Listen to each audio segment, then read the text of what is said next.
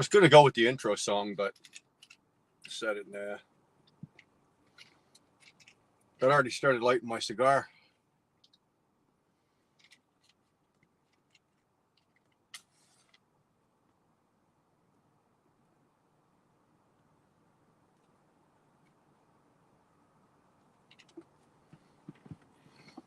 There we go. There we go. Now we're cooking. There we go. Now we're cooking. Uh-oh. There we go. Now we're cooking.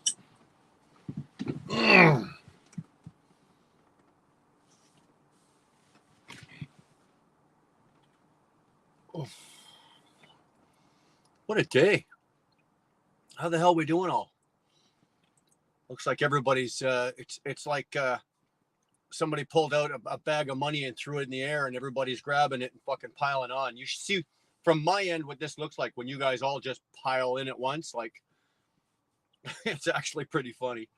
All of a sudden there's one name, there's two names, then there's 10, then there's 15, and then there's like 20 of you all going, hi.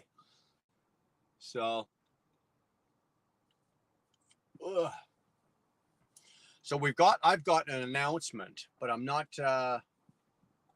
about to let it out yet. It's gonna come out in a little bit. I want more people to come in here. Something we're doing, and I'm just gonna make an announcement. And you know, obviously it's for you guys. It's not for me. So I'm just gonna wait a bit before we do. And in the meantime, let's see who popped in here so far. Obviously, Dar's in here. Like, look at this, eh? IH guy comes in first. Pooh Hauler comes in. Yo, Dar's sitting at home. She knows. I was just texting her before I got in here, before I hit the go button. She writes, hey, and then she writes, what's taking so long? She knows I'm sitting here trying to eat, right? I'm just having a quick bite to eat before it's like, Jesus. Yeah, you're hilarious. 21, brother. My brother. 21. 21's a member. He's a good guy. I appreciate that. Organized Chaos, another member. There's another one. Good guy. Appreciate your support. Both you guys. Thank you very much. Pooh Hauler, yo, eat fast. Fuck off, eat faster. Dude, I eat once a day. And because of this thing I've been doing with my weight and everything like that, I've been very cautious about like eating during the day. So I'm not snacking. Like, I don't have the bag of Oreos sitting on the seat anymore. I don't have the, now I've got like little pieces of cheese and kibosha. And so, dude, when it comes time for me to eat, by the time I'm ready to eat, I'm hungry and it's time to eat. So, 21 saying hi to Dar. Craig Hall, how you doing, man? Good evening. Havana, hey, look at this. I actually went cheap tonight. Look at this. This is a Don Thomas Classico. I've never smoked one of these before, but it was like a fucking $4.50 a $4.50 cigar. It's a Robusto, and it's not a bad stick, although it's fast burning. Like, I just lit this thing and it's burning off fast. I'm gonna have this thing done in about 15 minutes. So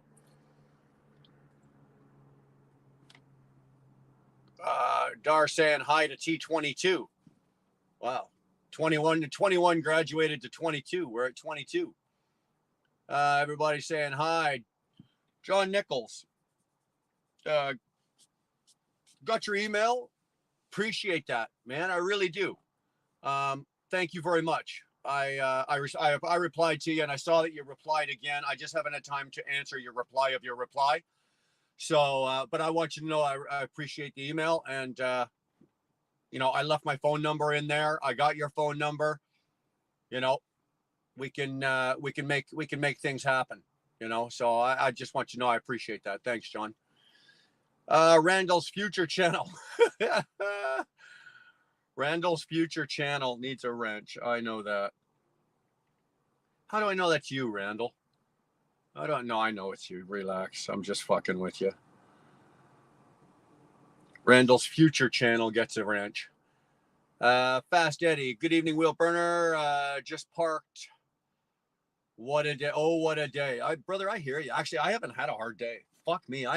Yesterday was a barn burner. I drove the wheels off this thing yesterday. I ran out my Canadian clock, which is a 16-hour day, right? We're allowed in Canada, we're allowed 13 hours of driving, and we can be on duty for 16. And I ran out my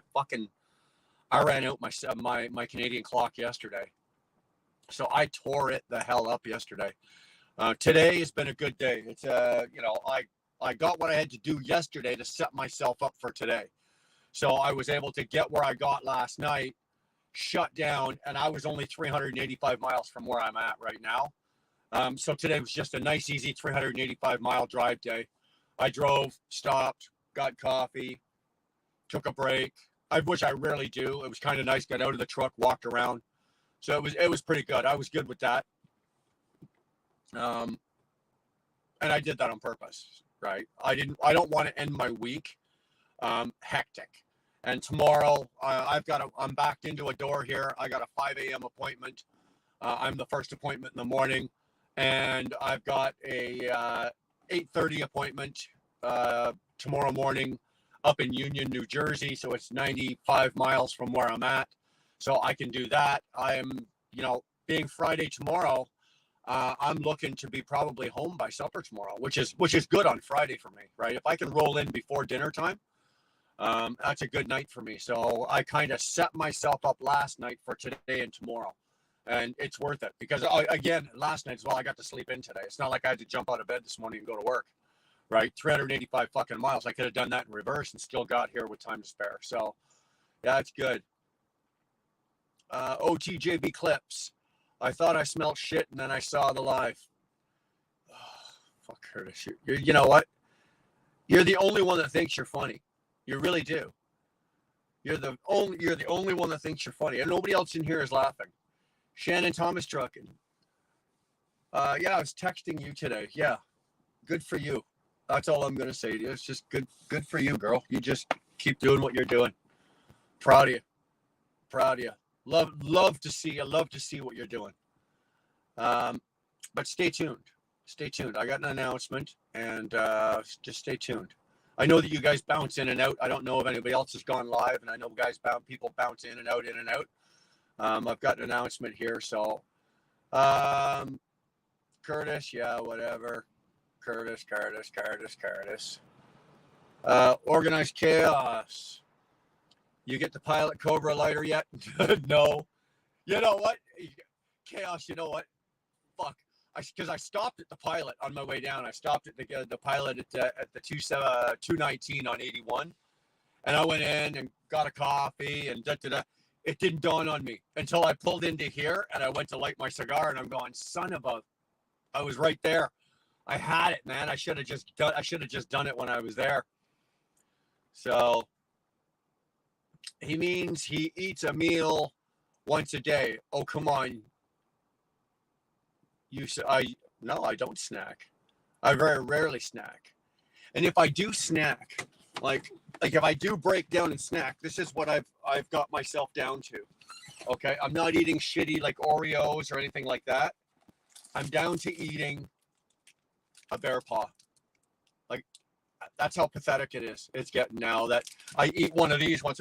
Now, Dar put this box. Dar bought this box for me beginning of this week, and there's 6 in a box, and it's Thursday, and I've still got 4 left. I've only eaten 2 of these. So for me, that's good, because usually if she sends me with a bag of like President's Choice double chocolate chip cookies, I leave on Sunday, and by Monday they're gone.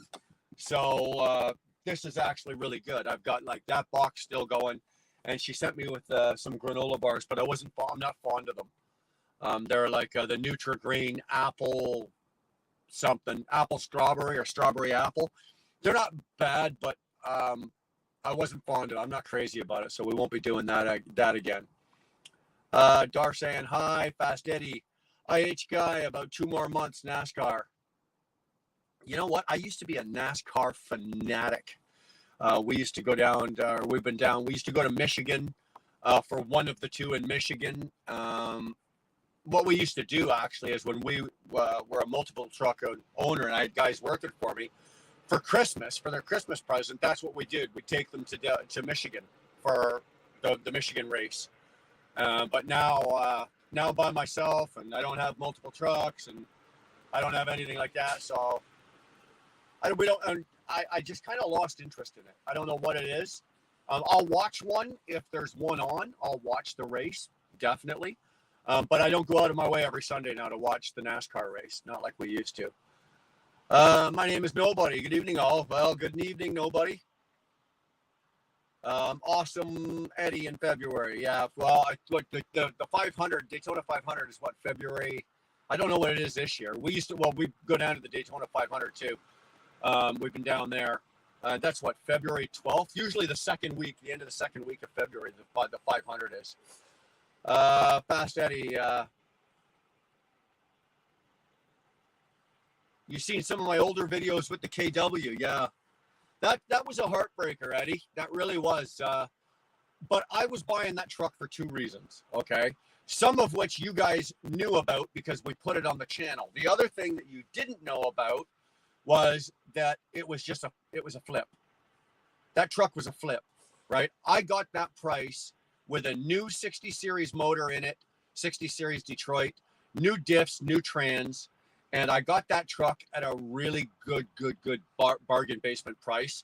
And I knew at the price that I had it, I could ride it for 90 days, 100 days, and I could flip that and make a profit.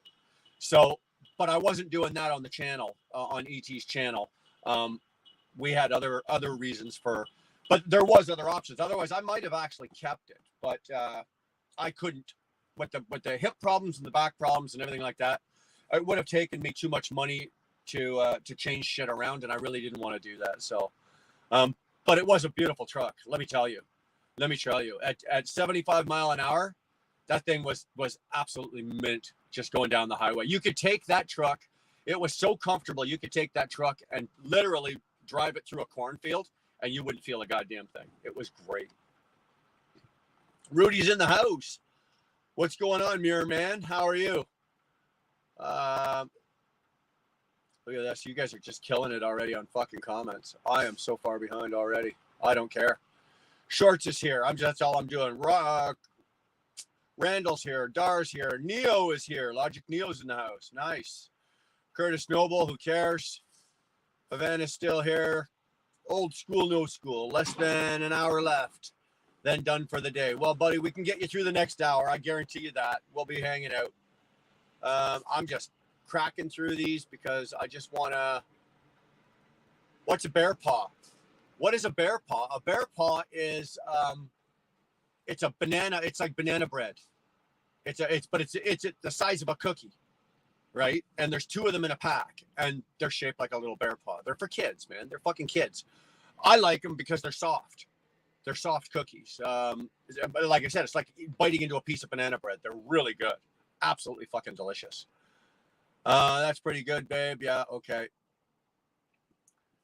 No, not like a moon pie. No, that's not. I've never heard of a bear paw. Well, dude, you have not lived until you've eaten a bear paw. Although I do bust Clips' ass, I got to give Curtis. He is a member, so we do got to shout out the members, and we appreciate Curtis spending the money and on the membership. Thank you. Nah, I'm not saying that. Ah, yes, I will. NASCAR is gayer than James Best. That's a stretch there, Shorts. That's pretty fucking gay, man. I don't know which one finishes the gay finish line first, James or I'm just shitting. Havana, I hear it too, Dar. Mark Lewis, spanners everywhere. I think you meant spammers. Banana Puss is in the house. The man with the coolest handle in YouTube, man. All the way from over in England. Thank you for tuning in, bro. Chicken Hawk. What are you doing? Dude, I thought for sure you'd be sitting on the beach, drunk. By this point now, you got to be too drunk to be fucking walking and talking. Bear paw is probably a Canadian thing. You know what? Actually, hold on a second. It just might be. Who makes these damn things? They're made by Dare. Do you guys have Dare cookies in the U.S.? I don't know. I don't have a clue. But for all you Americans, I dare you to read that. There's the French side. Go on. Let's see you all stumble over your fucking tongues reading that one out.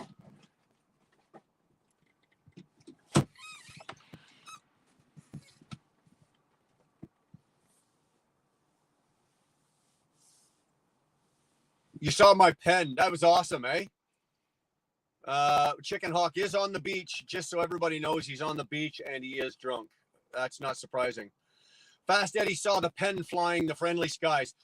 That was awesome. And I really, really, really appreciated Chicken Hawk doing that. You know, he didn't do it because he was trying to get views, or he just thought it was cool. He's driving along, he's flying across the Everglades, and he did that with the wheel burner pen. And I really did appreciate that. That was awesome.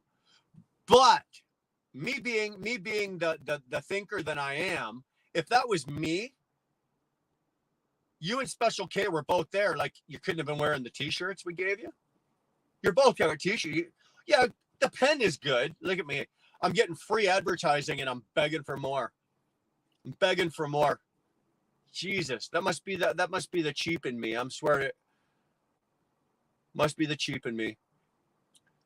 Logic Neo Bear Paw. Yeah, I'm gonna eat one.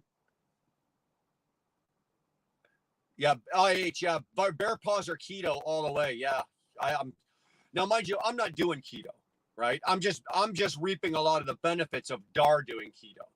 I'm not doing keto, but since she's been doing it, my weight's been dropping too. So I'll be curious to know. I know that I weighed 220, I think 226 when I left on Sunday.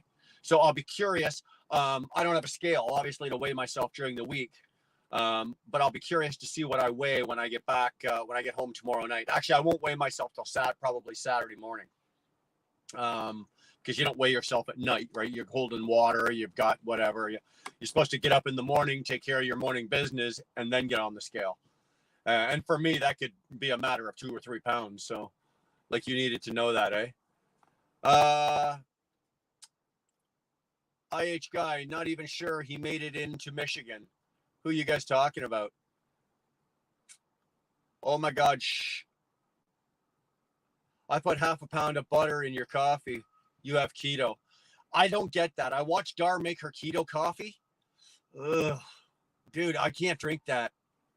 I can't drink that. I tried it. Like, I'll be honest with you. I'm not going to say, oh, that's gross, and I've never tried it. She makes the keto coffee, and I did try it, and I couldn't choke that down. I couldn't choke that down. It was not the greatest. Change your name to Whiner, Brian. Shut up, Curtis. You know what, son? You're gonna get a fucking beating when I get home tomorrow. You are. You're just gonna. I don't care how bad you got beat up at work today and how bad your boss rode you today. You're gonna get an ass ripping when I get the fuck home tomorrow. You better be downstairs and your door better be locked. Yeah. IH guy, butter is milk. Well, not when you're putting butter in coffee. Chicken Hawk, you live in Florida. That was part of town, not Port St. Lucia, Stuart. Oh, fuck, I can't read that. That's Daddy. Logic. Coach Wheel. Thanks. Chicken Hawk. I know we will fly with the shirts. Sorry, stupid me doing flight planning and CG weight. And yeah, well, do all that on your own fucking time. If you're going to bring me into it, at least wear the goddamn shirts. I don't give a shit about, the flight planning and the fucking all that kind of important shit. That's not important. That's not important to me. What's important is the shirts.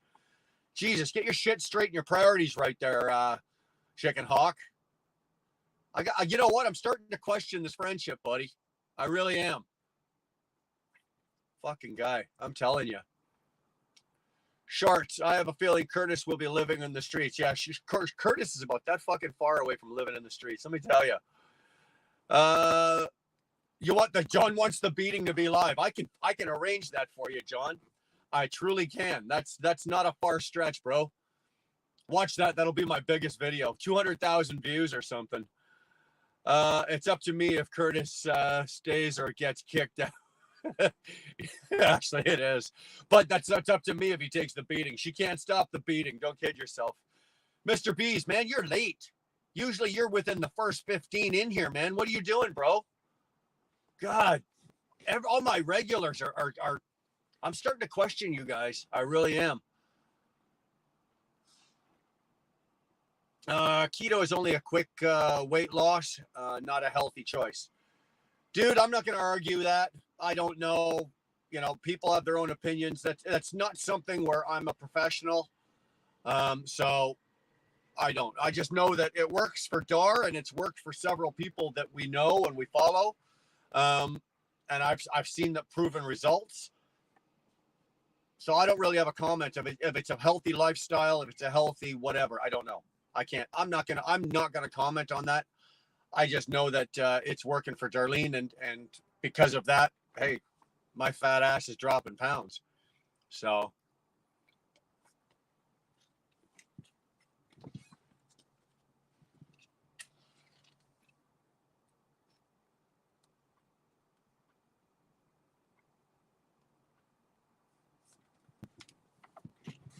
So this is what we're doing. Okay. Now, I talked with Dar about this, and the reason this came about is we got a couple of emails. Okay. And then on top of a couple of emails, we actually have a friend of ours. Well, I have a friend of mine. He's been a longtime friend of mine, and he's just recently gotten into a relationship with a new lady. Now, he's known this lady for years, and she's great. We've met her. Dar and I love her, and she's awesome. But she's known what he's done all his life, but she's never been in a relationship with this. And she's doing the ups and downs right now of being and they live together. And she's doing the ups and downs right now of being the truck driver's wife, the long haul truck driver's wife. Now, with that it all kind of coincides because we've had a couple of emails that we've been talking to these people going, yes, maybe we'll look at this if there's enough interest. So now it looks like there's enough interest, and this is what we're going to do. I'm going to go live probably. I don't think I'm going to go live. I say I'm not going to go live Saturday, but who fucking knows? But it won't be on Saturday. My first live next week, it'll probably be, I would say Monday or Tuesday, let's say, okay? What we're going to do is we're going to open it up. It's going to be a discussion, okay? Because we sit out here and we talk about trucking, and we talk about truck driving, we talk about trucks, we talk about trailers, we talk about this and that and the other thing. And there's a good portion of about the trucking industry that doesn't get talked about. And they don't get a chance to talk, and it's the wives.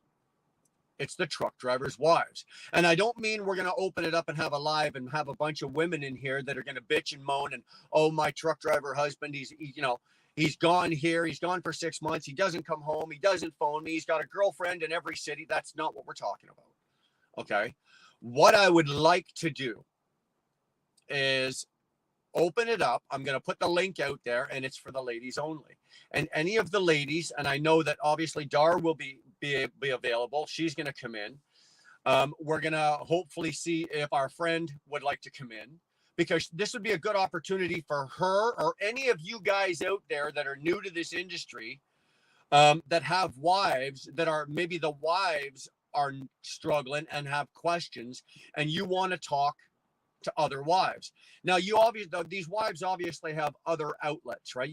And a lot of them, including our friend, she goes online and she gets on these trucking forums with the trucking wives, but 90% of that is a bitch fest. I'm not saying that there's not good, that these women don't do some good, and they do, but you'll also find a lot of bitter, angry wives in those rooms.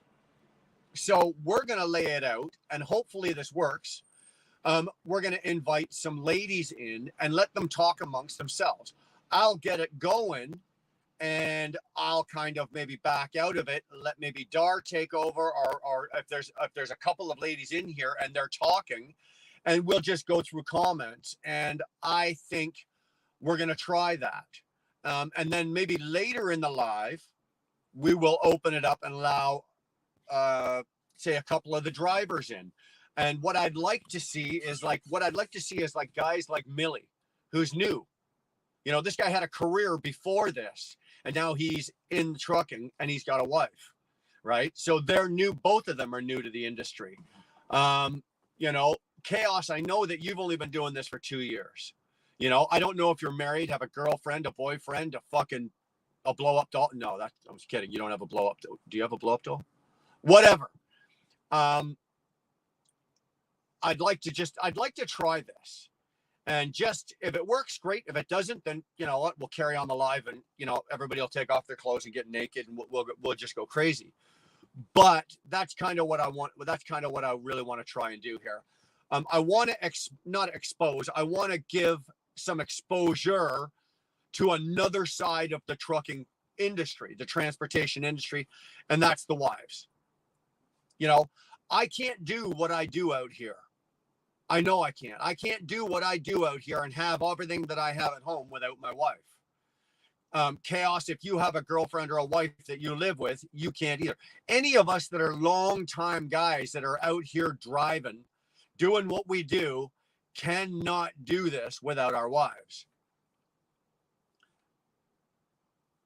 Tyrannus, that's a good question. Maybe, you know, if we get some wives in here, find out if they got wives.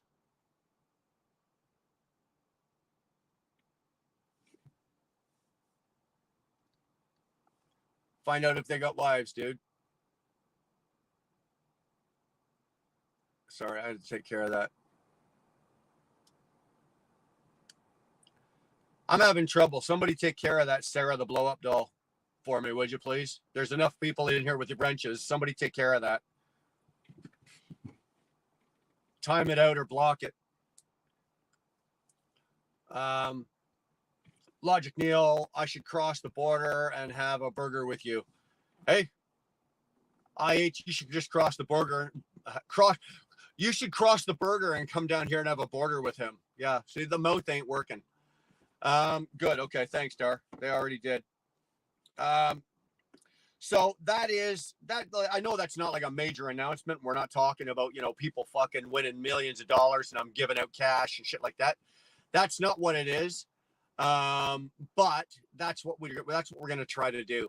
I think a couple of times a month, what we're going to try to do is we're going to try, when we do one of our lives, we're going to try to explore other areas of trucking that don't usually get talked about, whether it be, you know, we've already kind of covered a couple of weeks ago. We did mental health. We had a really good couple of hours on that. We're going to talk about stuff that in our industry that affect us and the families and the people. Don't get me wrong. We're also going to talk shit. We're going to talk trucks. We're going to talk. I know, Mr. Beast, that you are here and you're really interested in trucking and everything like that. And we are gonna do that. Sorry, I've just got to move my shoes. We are gonna do that, but that's just kind of where we're going. You know, I'm trying to keep this. That would be a border burger. Yeah. I love people's names for dog. I have a dog. Hold on, what was that? I have a dog. Her name is Heidi. You know what? It's fucking hilarious. You guys want to hear something? Okay. So you know that Dar owns a small little business and it's dog walking and pet care and everything like that. So it's funny when I listen to her, and my daughter works for her. And it's funny when I hear Dar and Brianna talking to each other, right? So this is what the conversation is. Dar will start talking and big bang. So yeah, I was over at Frank's. I had to do Frank twice today. And then I ran over to Bobby's place and I did Bobby. Then I did Mary. And then Joe canceled, but we're going to do Joe twice on Thursday. If you didn't know that it was a dog walking service, because they talk about the dogs by their names. That's what all those are, dog names, right? If I didn't know that my wife ran a dog walking service, I would think that she was like a madam, right? That she was running a call girl service because she's going over to do Bobby twice today. Well, goddamn, lucky Bobby, you know, and then she's going to finish with Bobby and then she's going to go over and do Joe. And then, you know, Brianna's gonna do Fred in the morning, and Dar will do Fred in the afternoon. I'm going, oh, fuck, lucky Fred. You know, I think it's hilarious. If I didn't know what, like, the lingo and what they were doing, and thank God I do.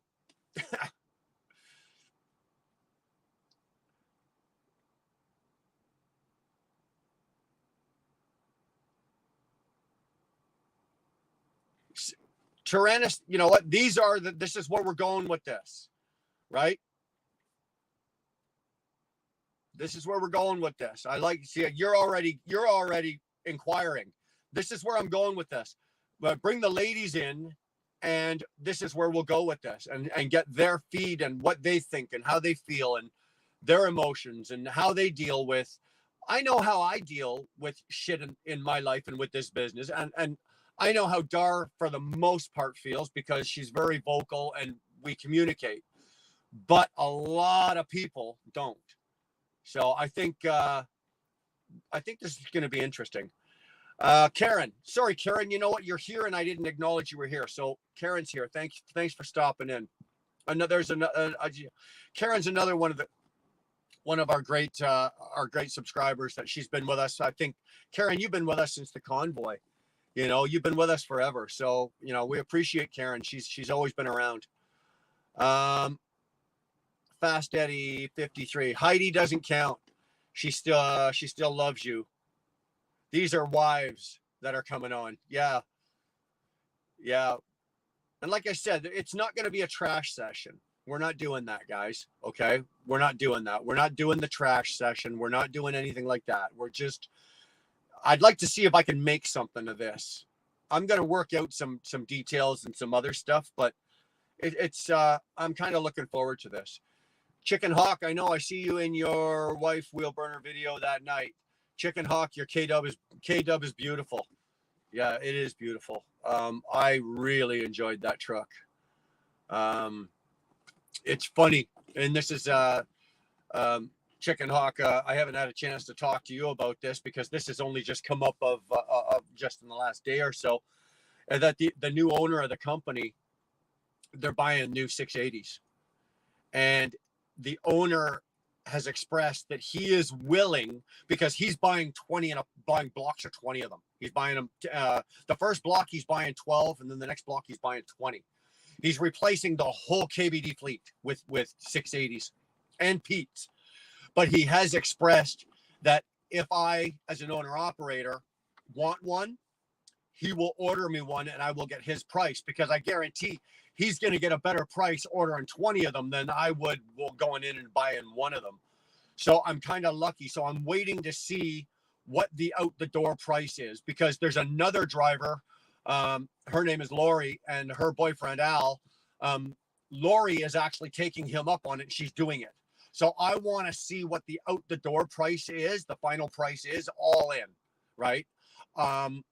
And based on that, then I'll be able to make a decision, because that's a hell of a deal. I can't compete. If he's buying them 20 at a pop, he's getting a better price than I am, or you are buying one single, right? So I think it's very cool. And I think it's very gracious of him. He's willing to do that and sell us, sell trucks at his price. So I'm kind of really happy about that. Rudy, have a drink. Rudy, a drink of pine needle? No. I tried that stuff. It is horrible. Chicken Hawk 21. I'm behind in the comments again. I really am. Sorry, guys. Give Mark a wrench. That's how far I am. Somebody's probably on. No, there he is.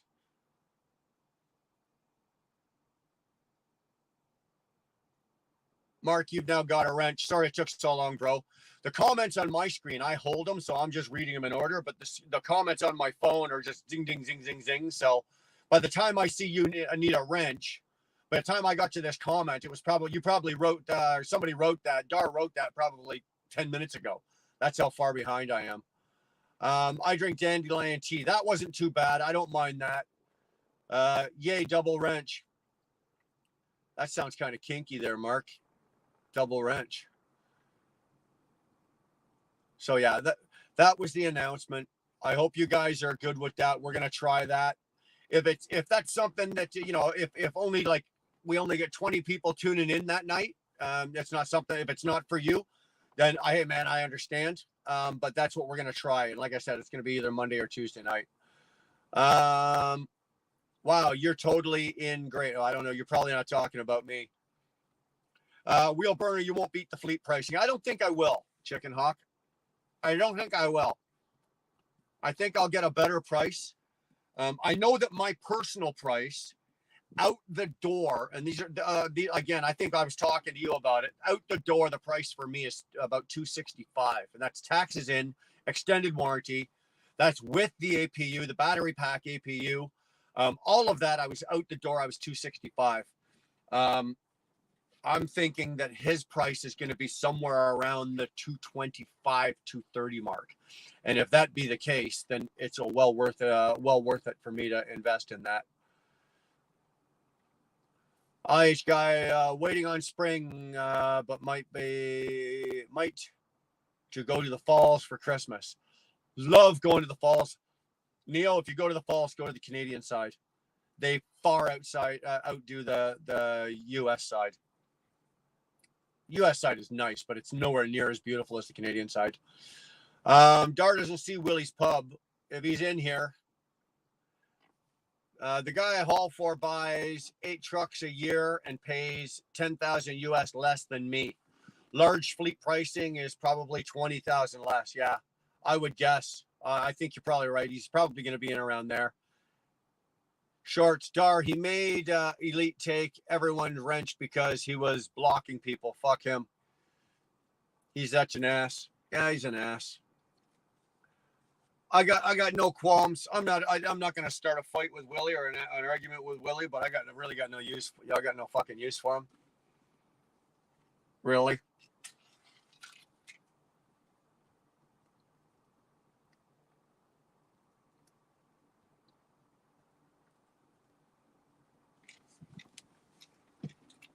He's got as much right to be here as anybody else, or he's got as much right to be on YouTube as anybody else, and he's got as much right to his own opinion as anybody else. But myself, I don't give a flying fuck about him.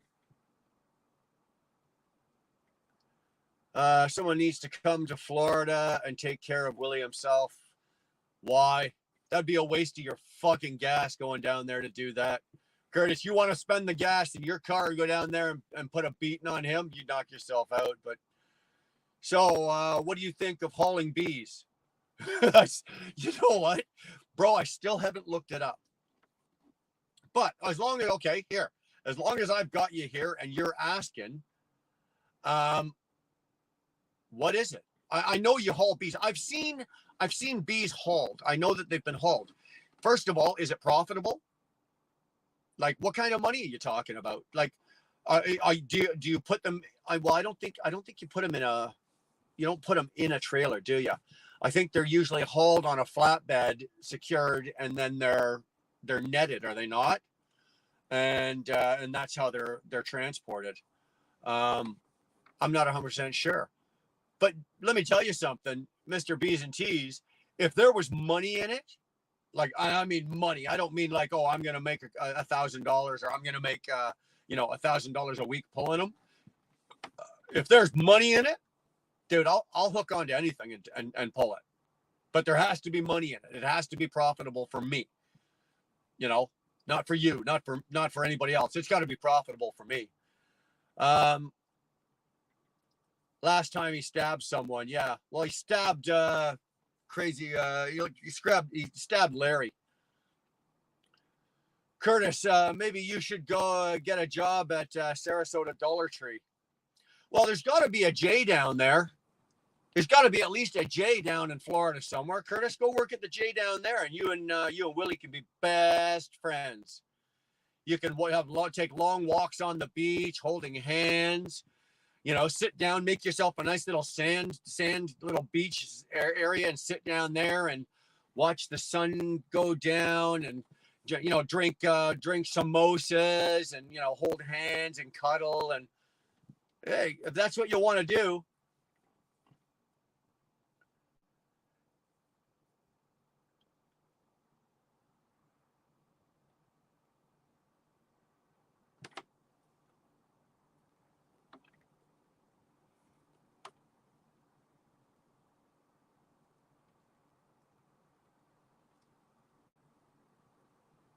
Bees was on Joe Rogan today. Jeremy, elaborate on that, would you? What do you mean he was on? You mean the guy that's in here, Bees and Teas, was on Joe Rogan? Or they had somebody in there? Okay, that's why he's saying, okay, that's why I'm saying look it up. Shit's crazy to haul bees. Yes, tons of money in it. And it's best to do a team setup. Okay.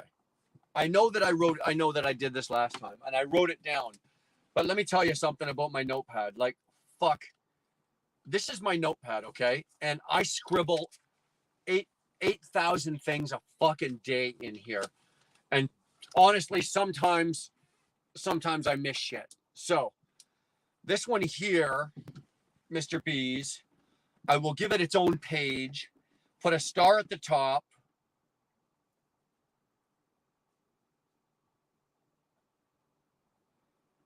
That way it doesn't get forgotten. I will look at this tomorrow, okay? You have my word. I will look at this tomorrow. So, because it is important. You keep bringing something to my attention, and I don't want you to think I'm ignoring you or I don't have time for you. I do. But I get scatterbrained just like everybody else. Hubby told me last night, tree up this weekend. I'm getting happy. Then next week is baking for me. Oh, Jesus Christ. Karen, our tree went up, I think 3 weeks ago. 3 weeks ago, our tree went up. I would haul bees if it's good money. I don't need honey because I'm sweet already. No, buddy, you're not sweet already. You know who's sweet is that Special K you got there. You're the sour one in the truck. Special K's got the sweetness.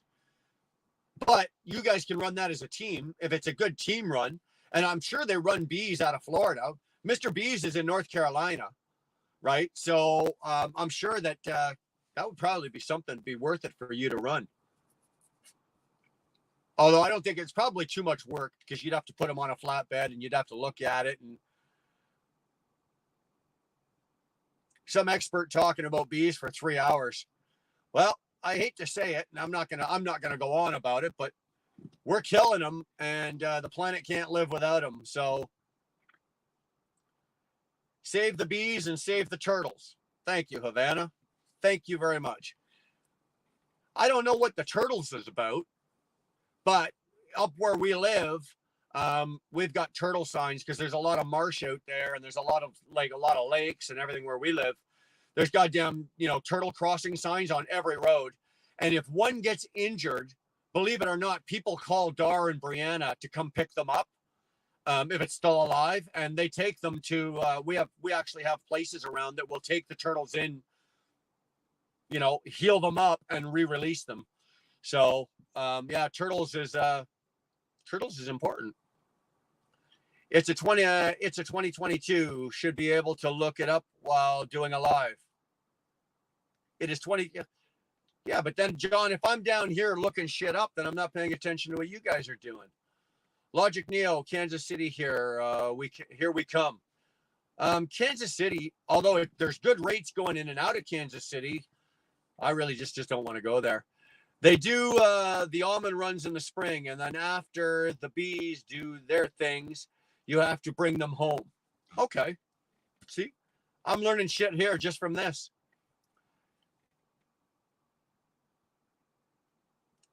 Have you turned in your guns yet? Profane truth. What do you mean have I turned in my guns? Just because guns are not legal in Canada, if they don't know you have them, doesn't mean you have to turn them in. Right? That's the funny misconception about people, Americans have about us Canadians. They go, oh, they're so nice, but they're not allowed to have guns. And you're right. We're allowed to have hunting rifles. We're allowed to have hunting rifles and equipment like that. But are we allowed to have, Glocks and Berettas and 45s and shit? No, we're not. Are we allowed to have handguns? No, we're not. But that doesn't mean that they're not there. Like, you guys all think that, you go up to Canada and nobody's got a gun. Don't fucking kid yourself. Just because we're not allowed to have them doesn't mean that they're not there. It doesn't mean that people don't have them. And it doesn't mean, oh, you know, the cops say you got to turn your, yeah, right. Yeah, right. What they do is they show that, okay, we've made this gun illegal. So all the guys that had all these hunting guns, hunting rifles that are now illegal, yeah, they had to hand those in. But are you telling me all the criminals that are walking around with weaponry that's probably nicer than the U.S. military's, you think they're walking up to the nearest police station and handing in their weapons? Not a chance in hell. Any weapons that, you know, if I've got guns, not saying I do, but if I have guns and the government doesn't know I've got them, what do you think? I'm just willingly going to walk up and say, oh, here you go. Here's my guns. Fuck off. Not a chance. So Special K's is better looking and sweeter than me. Yeah, you said it, dude. I didn't say shit. You nailed that one. Dar agrees. Of course, Chicken Hawk. Of course she is. Havana. And save the whales. Christ, Havana, you're really pushing it here tonight. Save the turtles, save the bees, save the whales. I can't do much about the whales. You know, I don't have an ocean close enough, and we don't get many oceans in the Great Lake, or many whales in the Great Lakes. There's a few on the beach, but there's none in the water. So, agreed. Save the whale. Okay, we'll save the whales too. Havana's she's on a mission tonight. Tell you what, Havana, take John's next paycheck, send it to me, and I'll distribute it to the whales, the bees, and the turtles. Okay, I'll make sure they all get it. Exactly, Chicken Hawk. Thank you, Havana. We can't save everything. We can try, Chicken Hawk. We can try. I stop for turtles. Yeah, I know. Dar does. So do I. We all stop for turtles. No, hunting rifles are illegal. Not every hunting rifle. I don't know. Profane truth. I don't know what the caliber and what the models are, but not every single hunting rifle in Canada is illegal to have now. You can still have hunting rifles. I'm assuming, Neo, you're agreeing with me about, you know, not handing in your guns. Pretty much all guns are illegal now, including hunting rifles. Well, sir, I beg to differ with you. I beg to differ with you because I know people that hunt. I know people that just did whitetail. Fuck me, I'll get my goddamn mouth working. Whitetail. I know people that did whitetail this year. I know people that are doing moose this year.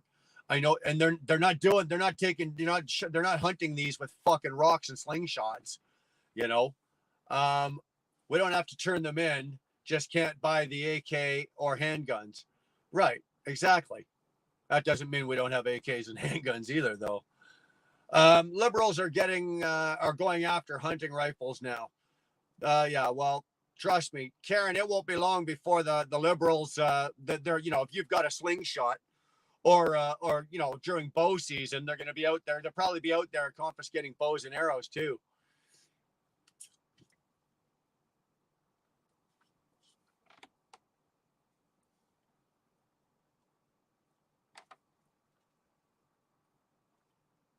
Logic Neo, I'll sell you an AK or a handgun. Hey, Logic, I'll sell you an AK or a handgun or an AR. You like Glocks? Can hook you up with a nice Glock. On myself personally, I prefer a Beretta. It's just I like the Berettas. I actually like the older Berettas, the 92Ss, 93Rs. Those are, look them up if you don't know what those are. I will keep that in mind. Hey guys, save this link.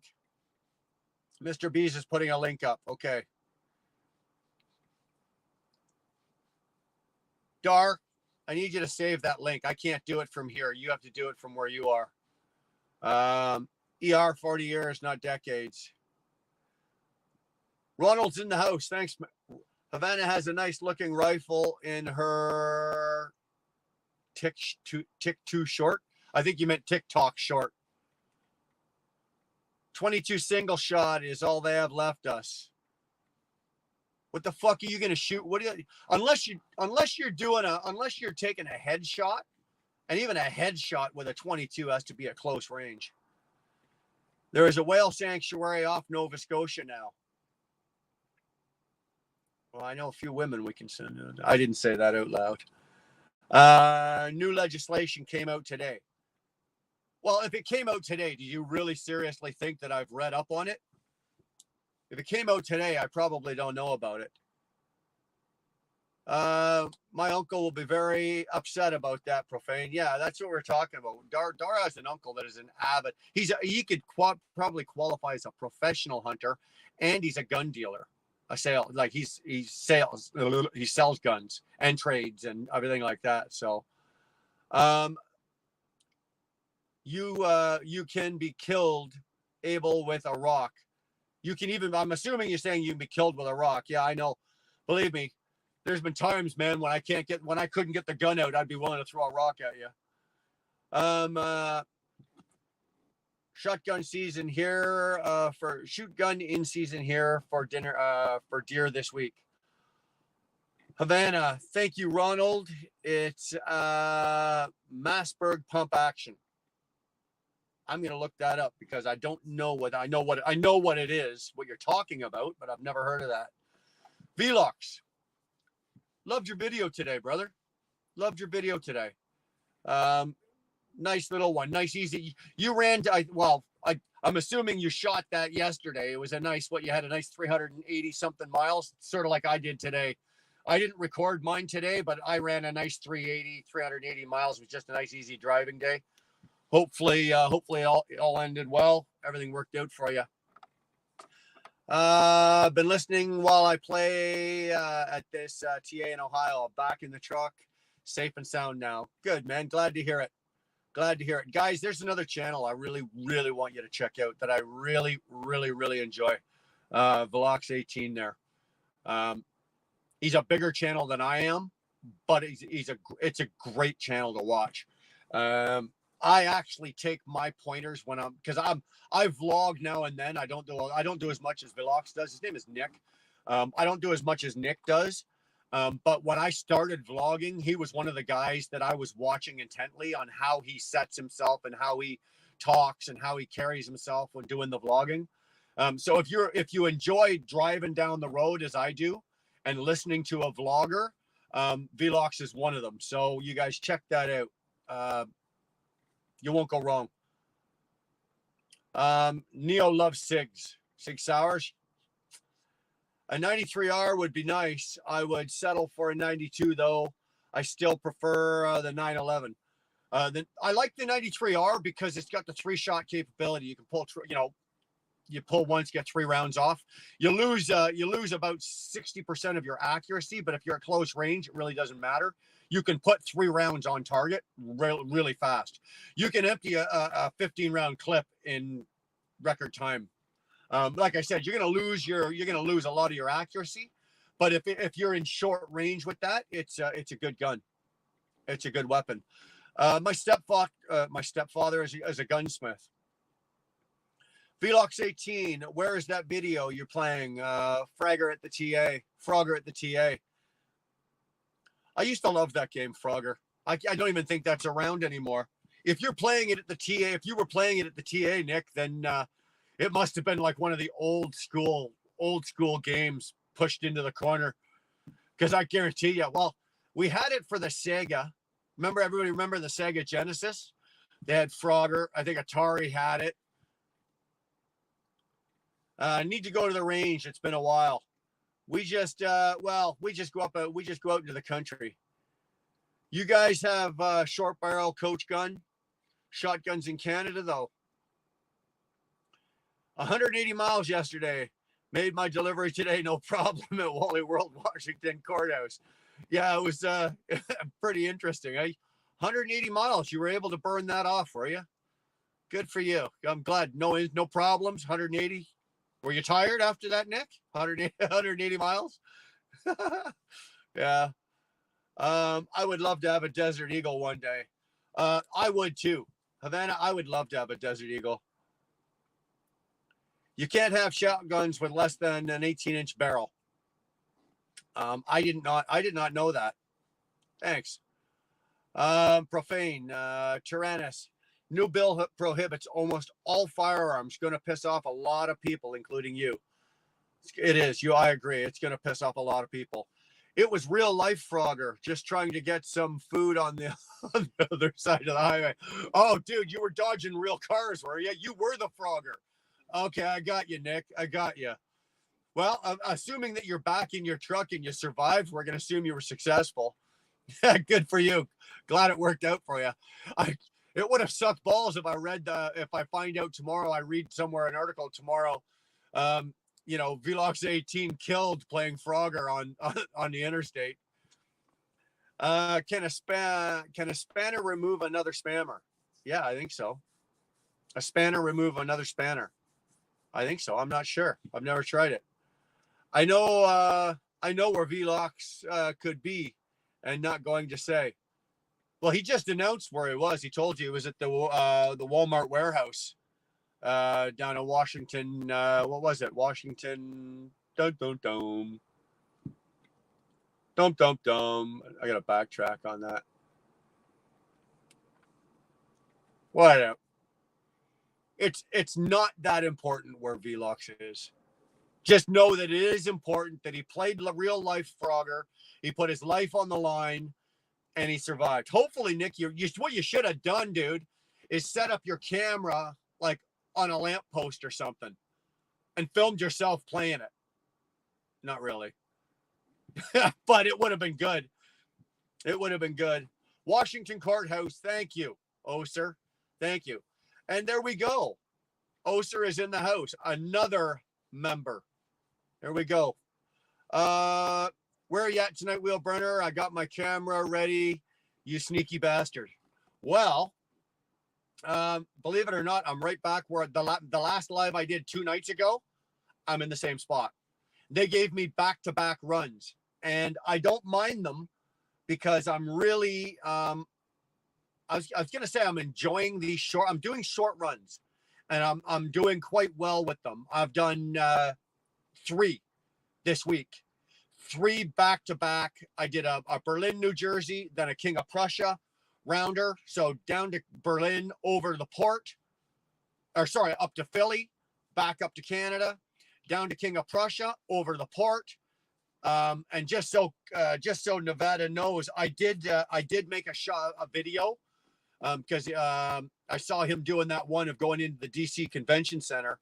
I did make a video going into the port. But there's 2 ways to go in. There's the easy way, which I filmed that one, and I assumed that I'd be going into the port again tomorrow, and I was going to take the difficult way and film it and show both. But I'm not. I'm not going into the port tomorrow. I'm going up to Union, New Jersey. But I'm not gonna release the video going into the port until I have both versions of it. It'll be going the easy way in and the hard way in. So. But right now, to answer that's the long answer to your short question, Oser. I'm back down in King of Prussia, Pennsylvania.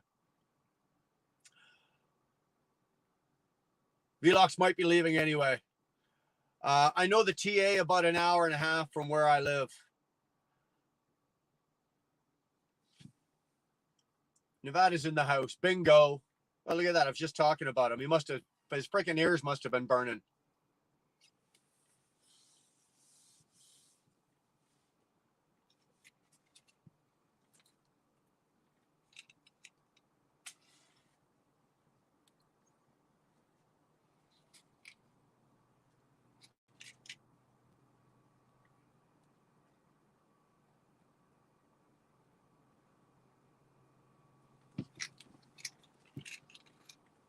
But Oser, stand by. Keep that camera handy. I run, when I do the East Coast, now I don't know for next week where I'm going to be going, but I do know that this week I was on the East Coast. I ran the 81, 476, 276, 95, 78. Those are the major interstates that I covered this week. I was on all of those. in and out of the port, into New Jersey, into PA, into New York. Now, obviously, Oser, you're not going to catch me up in Canada. We're not up there, but that's where I've been. So this week, that's where I've been. Obviously, I'm still in Kutztown, not far from you. Just make sure you're not sneaking around the corner. Oser, have you ever won anything? Did you ever win anything? I think you haven't won anything from us yet. And you're a member. Did you get your package for being a member? I can't remember. I'm not responsible for that. I leave that all in Dar's hands. So I'm going to hope that you did. You played Frogger to go get Chipotle? Felix, are you out of your mind? I hope it was worth it, man. Who knows? Guns might be handed out like chocolate milkshakes. Dude, who knows? Who freaking knows? I'm hoping that when our conservative government comes in, it's not if our conservative government comes in, and our conservatives would be equivalent to Americans would be like your Republicans. They are going to win the next election. The Liberals are cooked, done, out down the road. I'm hoping that they are going to repeal and change and get rid of a lot of the crap that the Liberals have done. I'm really hoping they are.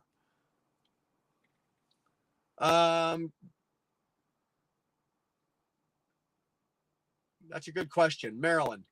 Good evening, sir. Please don't call me sir. Sir is my father. Do they ask for proof of vaccine if we cross the border from Canada to the US? No, not anymore. No, that's done. You can cross back and forth. If you're crossing Maryland in your personal vehicle, just your passport. That's all you need. They might ask you, have you been sick or do you have any symptoms? I haven't been asked in ages. If you're crossing with your passport in your personal vehicle. But the answer to, again, the long answer to your short question is no. You are good to cross the border now as many times as you like. That one is good one, or was it? I don't know what you're talking about. Greg, man, glad you're here. The lake froze where you are. Well, just don't tell me you're going ice fishing, because I was on Fate Trucking last night, and Fate is Scott is an avid ice fisherman. I mean, he takes it seriously that he takes time off and they go on camps to go ice fishing.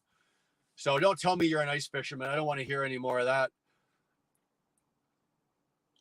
Dar's hi, Greg. Greg is hi, Dar. Dar, are you guys going to Vegas in April? No, Havana, we is not.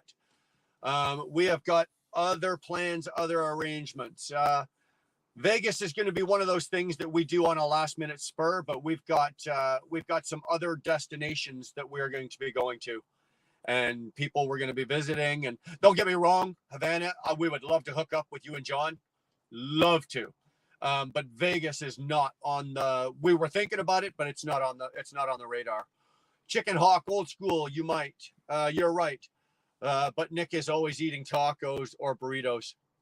Love tacos. Tacos are their own food group. Burritos, not so much, but tacos, if the taco was its own food group, I would vote that in. You know what? Our Liberals are so freaking stupid. I bet you I could put that forward. I could put that forward into the House of Commons, and those idiots would vote it in. I got the initial member package, albeit a little late because the postal service, but the wrong address. But I did get it. Okay. All right. Sorry, bro. Wrong address. Throw Dar under the bus. That's Dar's fault. Chris Freestone. I want a Coca-Cola. Yo, back in the 80s. Chris, we all did. Remember those days back in the 80s? You pop the bottle because we got bottles of Coke, right? Remember the what was it, 200 or 300 ml bottle or whatever the hell it was? And if you peeled off the rubber liner out of the inside of it, right? It would give you, oh, you want a free. And as long as you gave the bottle back, right, your deposit, whatever it was, 5 cents, you'd get another one. We used to have that down to a science that we'd attack the in Canada it was either a Becker's or a Max Milk. We'd attack the store with like 5 or 6 of us, and we'd all go in and buy. That way, at least 1 or 2 of us would win, and we'd just keep going in. And dude, by the time we were done, we probably cleaned out 20, 25 bottles of pop, and we only paid for probably 5 or 6, 7 of them. We used to love doing that. Those days are long gone. Marilyn, you are welcome. Marilyn, are you subscribed to this channel? I'm sorry, but I've never seen you before. You're a new name. I don't know. Are you wrenched? You do not have a wrench, so I've not seen you before. I'd like to give you a wrench, but I don't know who you are. Marilyn, if you can tell me my name, my full name, first and last, and tell me how many kids I've got, I'll give you a wrench.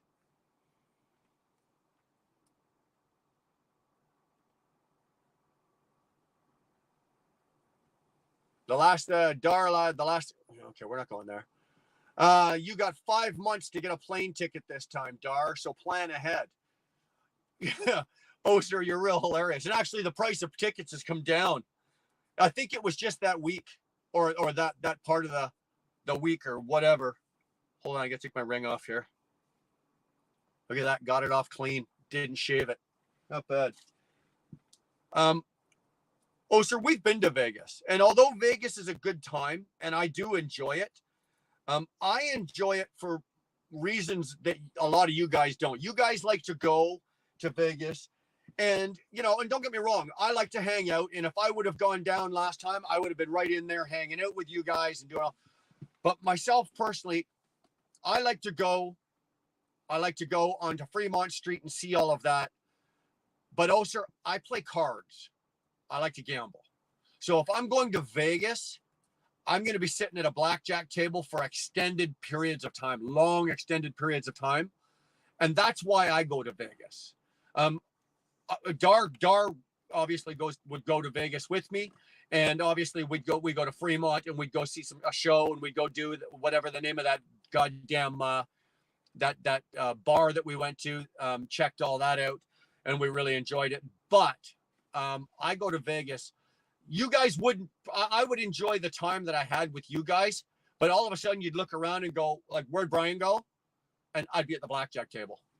So it's almost not worth it. We aren't going, oh, sir. We have another spring trip planned. There you go. Take Dar's word for it. I'll never forgive or forget what they did to the unvaccinated. Tyrannus, I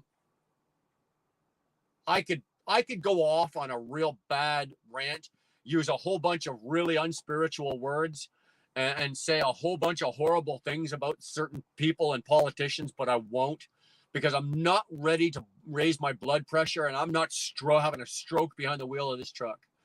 But dude, I hear you.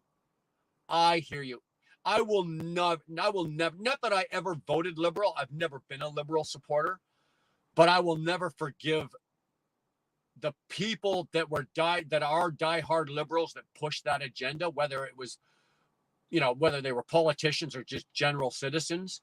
I find that very, very hard to live with. I do. Tyrannus, same here, man. Chris agrees. Oh, sir, will you want a gift certificate? I won a gift certificate for a bike at Christmas when I was 13 and a community raffle for kids. But that's about it this year. Okay, so that explains why you're driving around with your camera out. Walk the dog. Dar, oh, so yeah. Look at Dar's sympathetic. Brian just goes, oh, yeah, okay, yeah, next. Good times. The only thing liberals vote on in agreement is taking rights from the public. But that put in hand days work, yeah. Put in a hard day's work for half out of gross revenue. Ronald, the liberals have never put a hard day's work in. I don't mean liberal, the people. I mean the liberal government. None of those fuckers have ever put in a hard day's work. Ever. Dar saying, just give her one. Yes, been watching you when you were in Ottawa. All right, Marilyn. Marilyn gets a ranch.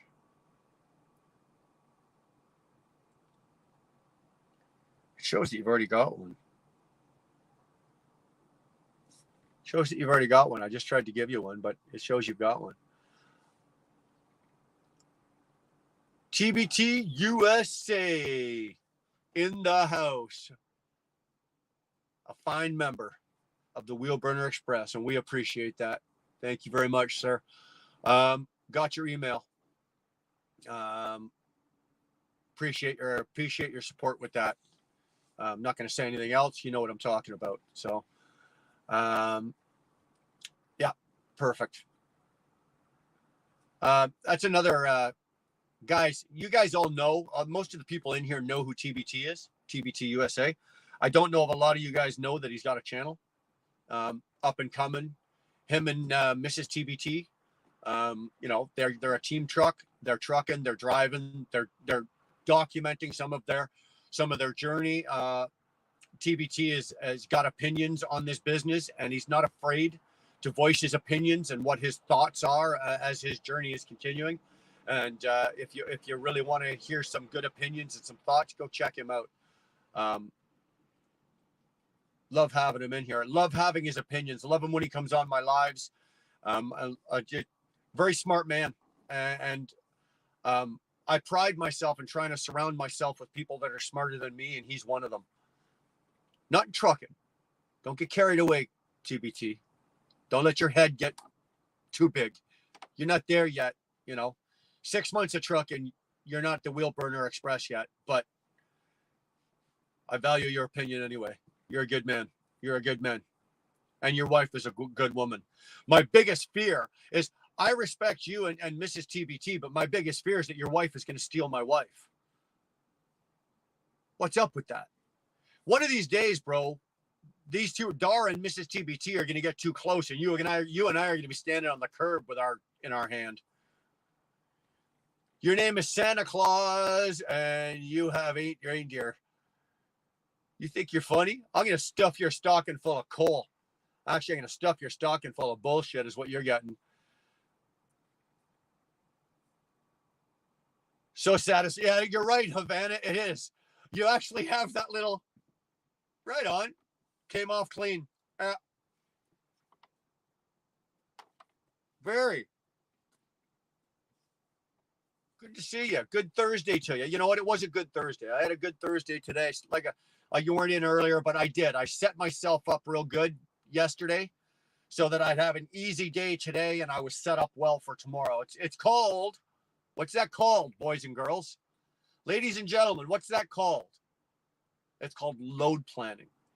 It's called good logbook management. And I set myself up yesterday for 2 days, for today and tomorrow. And it paid off. It paid off.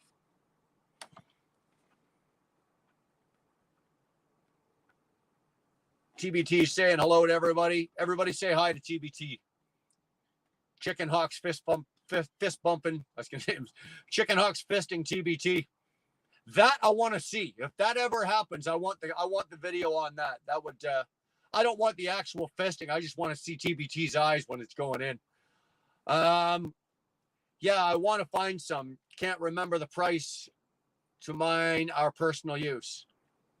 Sorry, Karen. You're talking to somebody else because I don't think that's me. Look at this. Look at this, TBT. See, this is what I'm talking about. Dar don't give a rat's ass about me, and she's bypassing you. It's like, yeah, hi, TBT. Oh, say hello to Mrs. for me. See? I'm telling you, Jack, you and me, one day, we're going to be standing there.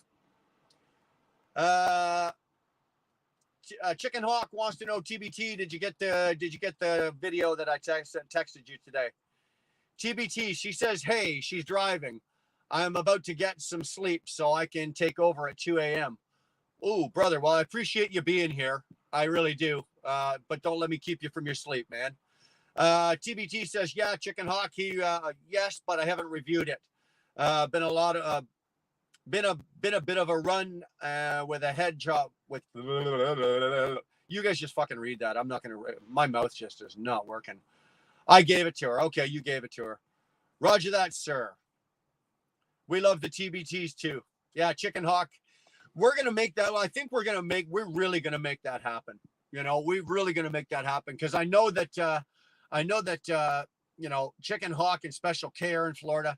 TBT and the missus are in Florida. You guys are fairly close. We're coming down to Florida. So we're really, I would really, really, really like it. It was such a pleasure to meet Mike and Karen, or Chicken Hawk and Special K. But it would be really good if the 6 of us could hook up and make a couple of days of that. I really would.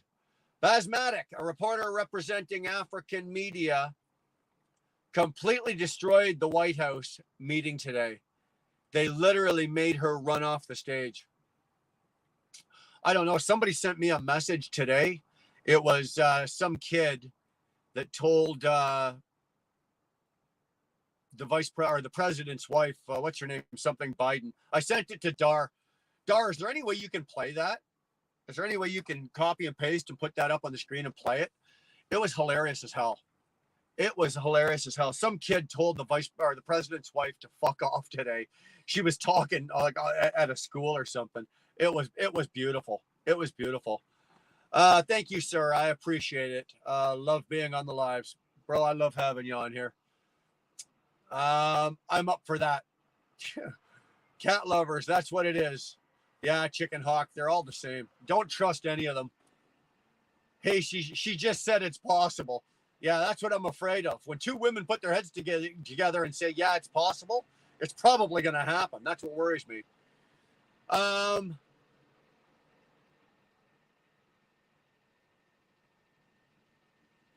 I could go to Vegas and never gamble. Just as easily, I could spend the whole time doing nothing but gambling. You know what? I like to go. I like to gamble. I like to catch a couple of shows. like I said, I like to hit Fremont Street because that's just a blast. I can get myself into a lot of trouble on Fremont Street. I have, and I do. Thank you, Chicken Hawk. Feelings mutual, my friend. Yeah, you guys are awesome. TBT, hey, Karen, Organized Chaos. Are we doing the link? What do you just drive? Because you're probably where you're supposed to be. You're probably at your delivery and you're just driving around in circles waiting for me to drop the link, aren't you? I don't know. Anybody got anything important they want to talk about tonight? We can drop the link if we want. If we're going to. If anybody's got something to say. Oh, sir. I go to hang out with people and meet new people. Different people every time makes the experience completely different. You know what? You're a pretty sociable kind of guy. Kind of social kind of guy. Sean, how you doing? Hi. Well, back at you. Hi, Sean. I'm not lonely. I'm not lonely, sick temper. No, Dar's not lonely.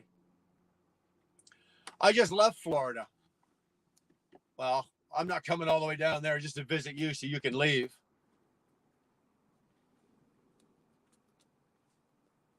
Although it sucks that I'm not going to Vegas because you live in Vegas.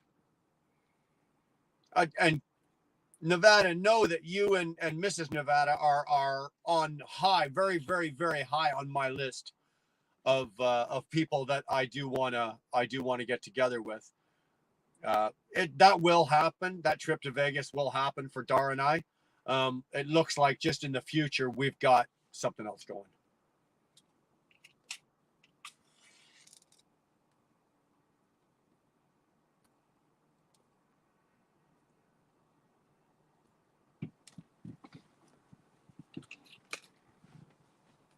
We love Nevada. We love Mrs. Nevada.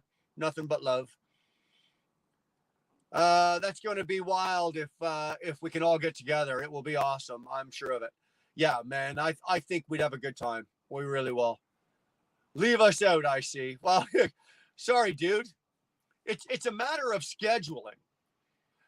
When Dara and I know that we're going down, I'll tell you what, this is what we'll do. I'll even sweeten the pot, Kyle. Okay, I'll even sweeten the pot. When Dara and I know we're going down, and it's got to work with Chicken Hawk and Special K, and it's got to work with TBT and Mrs. TBT. You and Danny take a load into Florida, and the rest of us will promise that you don't have to spend too much money. That way it's worth your while to get back out again. Okay? We'll kind of take care of you while you're there. So the time that you're there having fun, relaxing, eating and drinking, we'll take care of a good portion of that for you so that you can take that $1.22 load back out of Florida.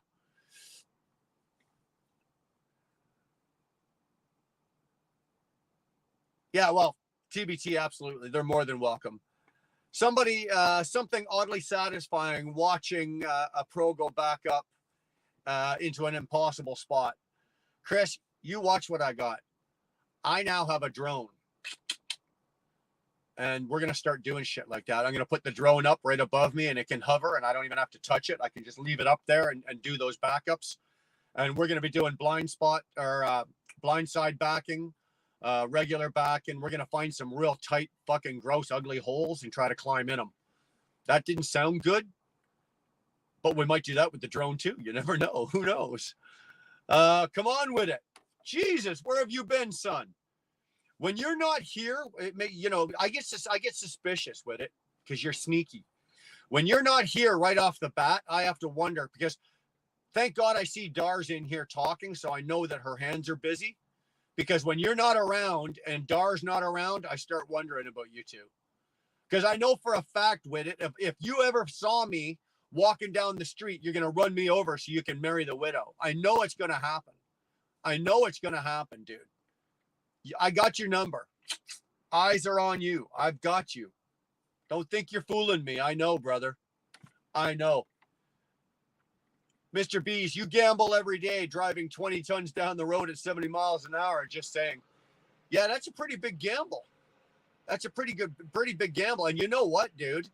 Funny enough, the house wins most of the time. Me being the house. Yeah, see there. Look at that. Look at Dar. Control yourself. I swear to God, Darlene. You hear that? Now you know I'm serious. I'm not calling her Dar. It's like Darlene. Watch it there. Like my mother called me Bri, but when she was pissed off, it was Brian. Well, Darlene. Chicken Hawk, can we to Vegas too? Dude, if I'm going to Vegas, you're welcome to go to Vegas. Although I don't think Kyle and Danny or Nevada and Mrs. Nevada are going to put you guys all up too. Because if I'm going to Vegas, I'm staying at Nevada's place. I'm not going to Vegas to stay in a hotel. There's no excitement to that. I want to visit. I want to hang out and visit the people. I want to socialize with the people or my friends or my, I don't want to go fucking sit in a fucking hotel. Can we go to Vegas too? Randall, you want to find your way to Vegas? Knock yourself out. Havana Holt. 36 days to Vegas, baby. You know what? You guys go. Make sure, but Havana, make sure that you take video. Right? You saw what was going on with James and the boys last time. Make sure you get that. Because actually the last time that you guys that they all did that, I was live and I was showing it live as it was happening down there in Vegas. It was really actually kind of worked out. I had polyurethane bushings installed in my rear end. The ride is amazing. You guys should try the smooth ride. Well, let me tell you something, dude. I'm not really interested in what you've got in your rear end. But if you're saying you're a good ride, I'll try anything once. I'll take you for a ride. Bring it out here. We'll turn the cameras on and everybody can watch me ride you. Now, I don't take responsibility for the condition I leave you in after I ride you, but that's entirely up to you, bro. In Nipawin, Saskatchewan, the town just put in a new bylaw. Nobody is allowed in alleyways after dark.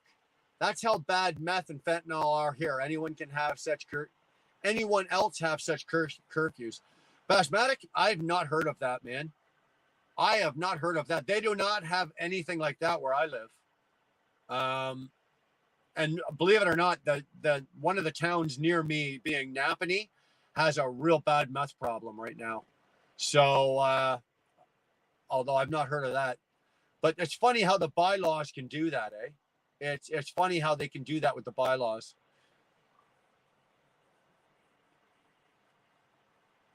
The polyurethane articulates much better than the rubber bushings for real, huh? Hey, you know what? I've never used rubbers. Oh, wow, Bassmatic, that's crazy. Chicken Hawk, come on with it. How do you shit with the bushings? That's, you know, that's kind of where we were going with this, right? Do you take them out? we we have outways. Come on, we have our ways. Yeah, I thought so. They can go to Vegas even without you, Wheelburner. Oh yeah, anybody can go to Vegas without me.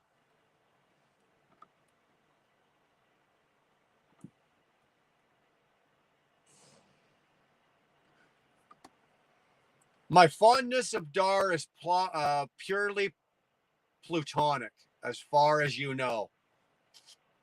Gotcha. As far as I know, it's purely plutonic. Don't let me know otherwise. My theory is simple. As long as my side of the bed isn't warm when I get into it, it's all good. 6 dogs will be your friends. Jesus, Nevada, we got no problem with dogs. You ever come to my place, you're gonna have how many dogs we got? 2 dogs. We're down to 2 dogs. We had 4. We're down to 2 dogs, 3 cats, couple of kids. Da da da da da. Dogs ain't nothing. 6 dogs will be your friends. No problem. Yeah, Dar'll just love them to death. Your dogs will be a lot happier when Dar's there. Trust me. They won't be there for this trip. This will be for my 30th. Havana, you don't look a day over 29, babe. You don't look a day over 29. I can't see 30. You're holding steady at 29. Nevada has a cool house. I think I was the final person to get the full tour. Rogue Knight and I think. Well, you and Rogue both went to Nevada's. Jealous. WC Finvader. Hi, Wheelburner. Hope you're all well. You sound very energetic tonight. You know what, man? I had a good night. I had a good day today. I got a full night. Actually, I saw you and we were messing around, and I wanted to say to you, I was hoping you'd come in here. I wanted to say to you, you said a lot of really nice things about our channel over on Fate last night on Scott's channel, and I wanted to just tell you, man, I appreciate that. Thank you. It was very kind of you. It was very gracious of you and very generous of you. And funny enough, we got a couple of more subs from it. So, dude, thank you. It was very gracious. Thanks for popping in here. We always love having you here. But it wasn't necessary what you did, but I want you to know I appreciate it. I was actually touched by it last night. You're a good shit, dude. You really are. Oh my God, he wants to ride somebody. Well, baby, I can only ride you so much, and then you get tired. Let's not go there. Dar, don't touch that. Leave that alone. But I will definitely take videos. Yeah, Nevada or Havana. If you go down, when you guys go down there, make sure your phone is fully charged and always get video. Come with it. Who's the father? Well, I know who the father of my kids are because they all behave like me. There's no fucking way it could be anybody else. Oh my. A new show this fall on NBC called Who's the Father? Who's the Father? Starring Brian and me. You know what, dude? If it gets ratings and pays me, 7 figures, I'm up for anything. Good thing I can't have any more kids. I made sure of that. Yeah, Dargo, we're both done, so. Oh, yeah, I forgot about Curtis, right, Chicken Hawk? Oh, Nevada's never going to come to my house now. Fuck, if Curtis is there, he'll never come.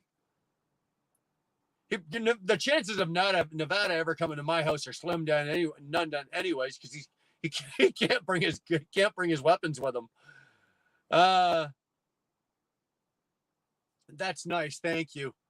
Death to my 20s. My 20s went out with my 20s died with a screeching halt. Trust me. 20s, 30s, my 40s. My 40s actually went out. They tried to hang on. I'm in my 50s. If we waited for Wheelburner to go to Vegas for all of us to go, snow would fall before that happens. Come on, Oser. I'll get there. I will get there. But I've been to Vegas, and I know that you guys have been to Vegas too, but it doesn't have the allure that it does for you guys, for me. Havana, you definitely look young. Yeah, Havana's holding it together pretty good for 57. I mean, for 30, turning 30. There you go, Usher.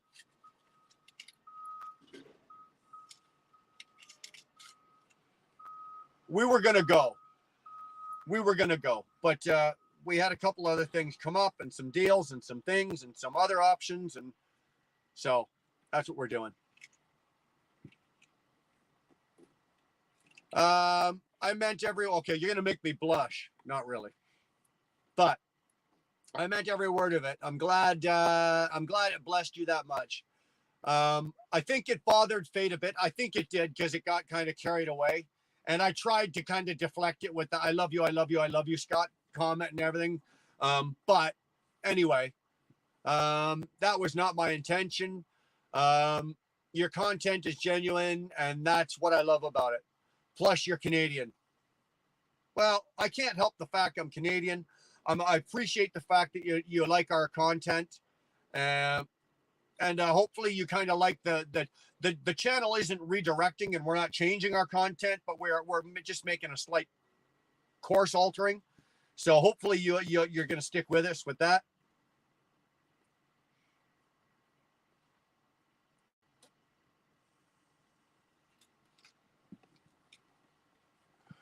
But I do appreciate what you did last night. It was pretty cool.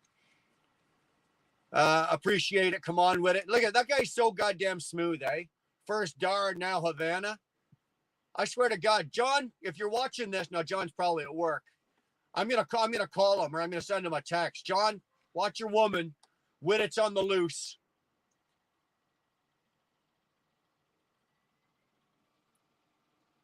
I did the rookie move and listened to the random McNally without double checking. Oh, TBT. I don't know if I want to read the rest of this. Put myself on a dead end on a hill curve. Had to back up on an uphill on a curve into a road.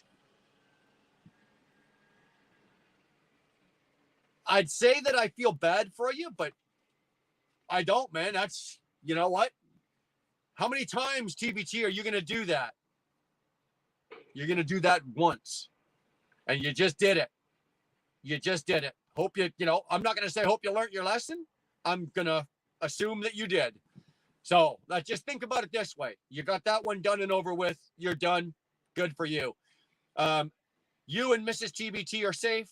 You didn't hit anybody else. You didn't damage any equipment, I'm assuming. Everything's good. All right. Everything's cool. Damn steering wheel holder. Don't be so hard on yourself. Kevin, Jesus Christ. We've all done it. More than once. We've all done it.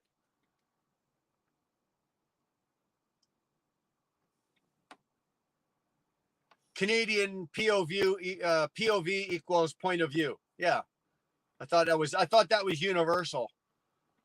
Okay, so September, October of next year should be penciled in as well. Fuck. Oh, sir, you're really going there, eh? You're really pushing this. You really want us to get together? Dude. Fuck. Hold on. I'll arrange this with Dar for, what are you saying here? September, October of next year. Okay, so February, we are booked. February, May, I think we're booked with something else. That'll give us June, July, August, September, October. That'll give us 5 months. So you want us to do Vegas in October. I'm assuming that's what you're trying to get to?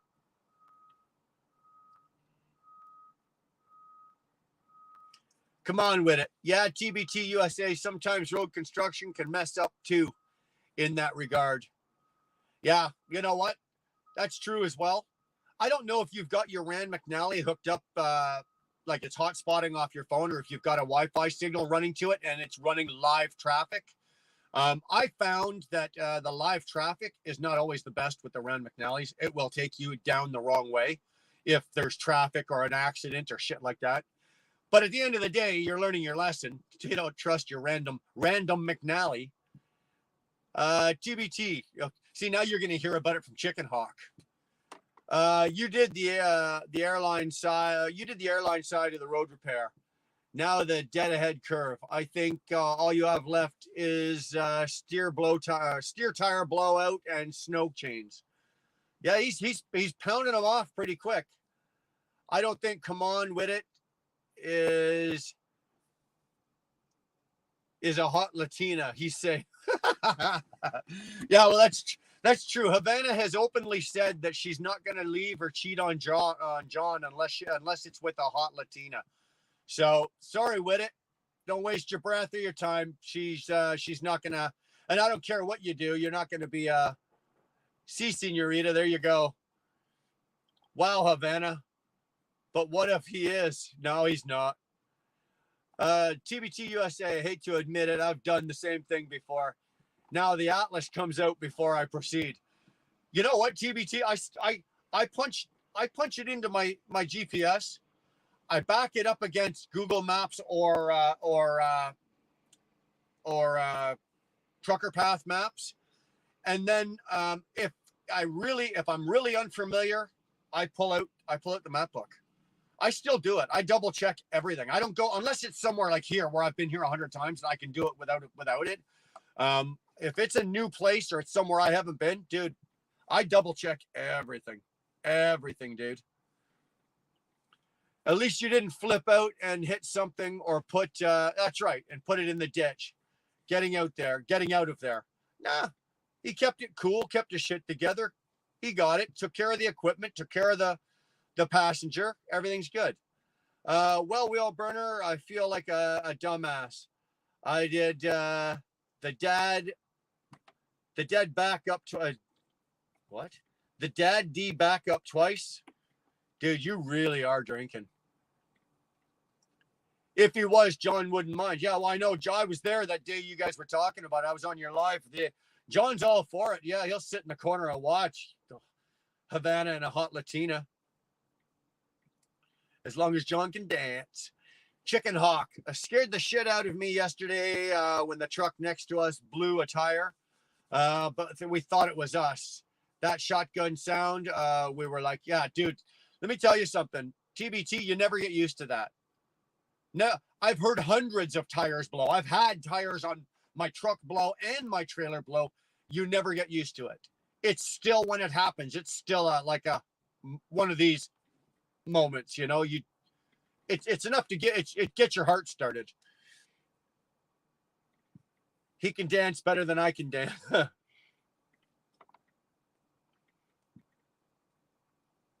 Heck yeah, Havana's always home in October for his anniversary. Yeah, I know. I felt bad because he invited us down and it would have been his week of his anniversary. And Dar was looking at me going like, you really want to go to their place? It's their anniversary. Like, we're kind of impeding on their anniversary, but he was good with it. So he was probably just going to fuck off and leave us in his house with his dogs and for his anniversary. Chicken Hawk, TBT. Yep. Well, wait till you get a steer tire blowout at 65. That will make your ass pucker. Yes, it will. Yes, it will. That is probably one of the most dangerous things that can happen to a truck driver. That, and if you're driving flatbed, your load shifts. But a steer tire blowing at 65, coming apart at 65. Yeah, you better have your shit wired tight that day when that happens. Let me tell you. I've had good experience with Michelin steer tires, so no problems. You know what? With it, I've run Michelin's, never had an issue. But right now, for the last few years, I've been running Firestones, and I am very, very, very, very pleased with the Firestones. Um, they're not as expensive. They're a higher end tire. They're expensive. They're not expensive as the Michelin's, but I'm good with the Firestones. I've never had one blow. I've had, believe it or not, I cheaped out and went with the Yokohama steers. Had one of them blow. Had a BFG blow. Had a Goodyear blow. But I've never had a Firestone or a Michelin blow. So I guess that tells you about the quality of tires those guys are putting out. Chicken Hawk, that exact thing happened to me when I was hauling doubles. Sent me clear across 2 lanes and a 3-lane section. Scared me to death. And of course, the wife was on the phone. Yeah. Yeah. You know what? It does. It does. I've had a steer tire go. I had a steer tire blow. Now, any of you guys, the last one I had blow on me was last year. Anybody that knows the 401 series highways in a series highway in Ontario running through Toronto, I had one blow. I was coming down the ramp of the 410. I was on the acceleration ramp coming off the 410 onto the 401, and the tire let go at the bottom of the ramp.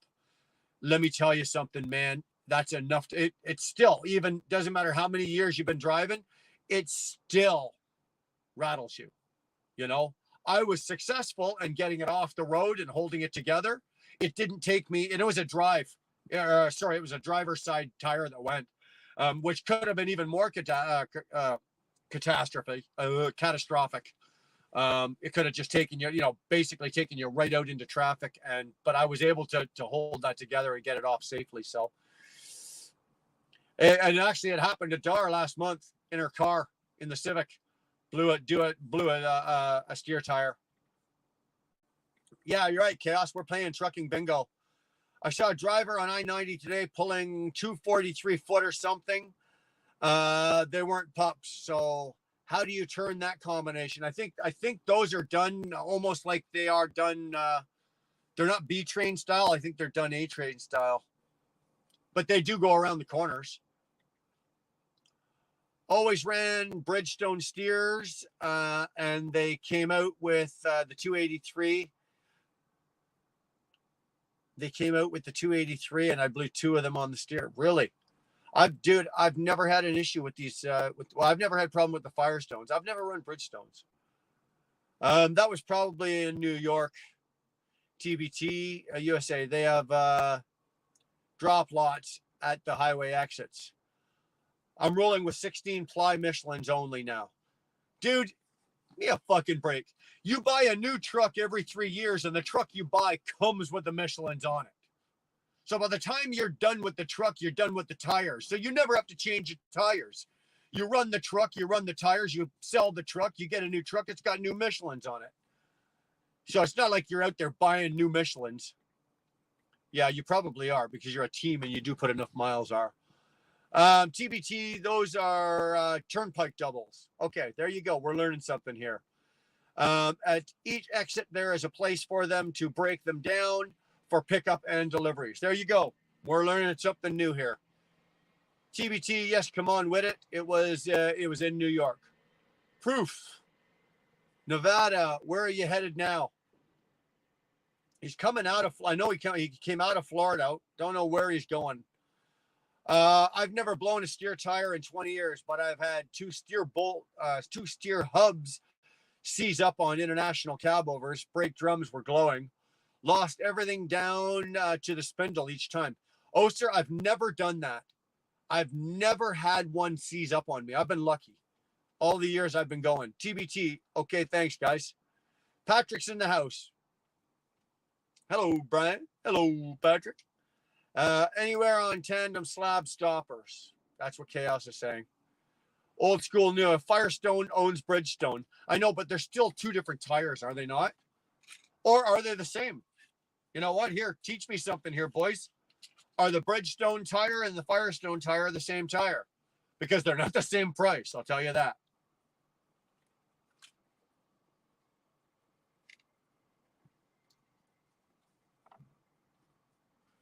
Chicken Hawk.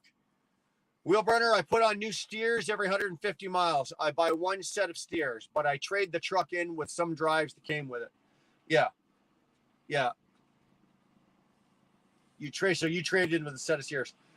I would like to get back to putting Michelin drives on. I run the Firestone steers, but I would like to get back to putting the Michelin drives on.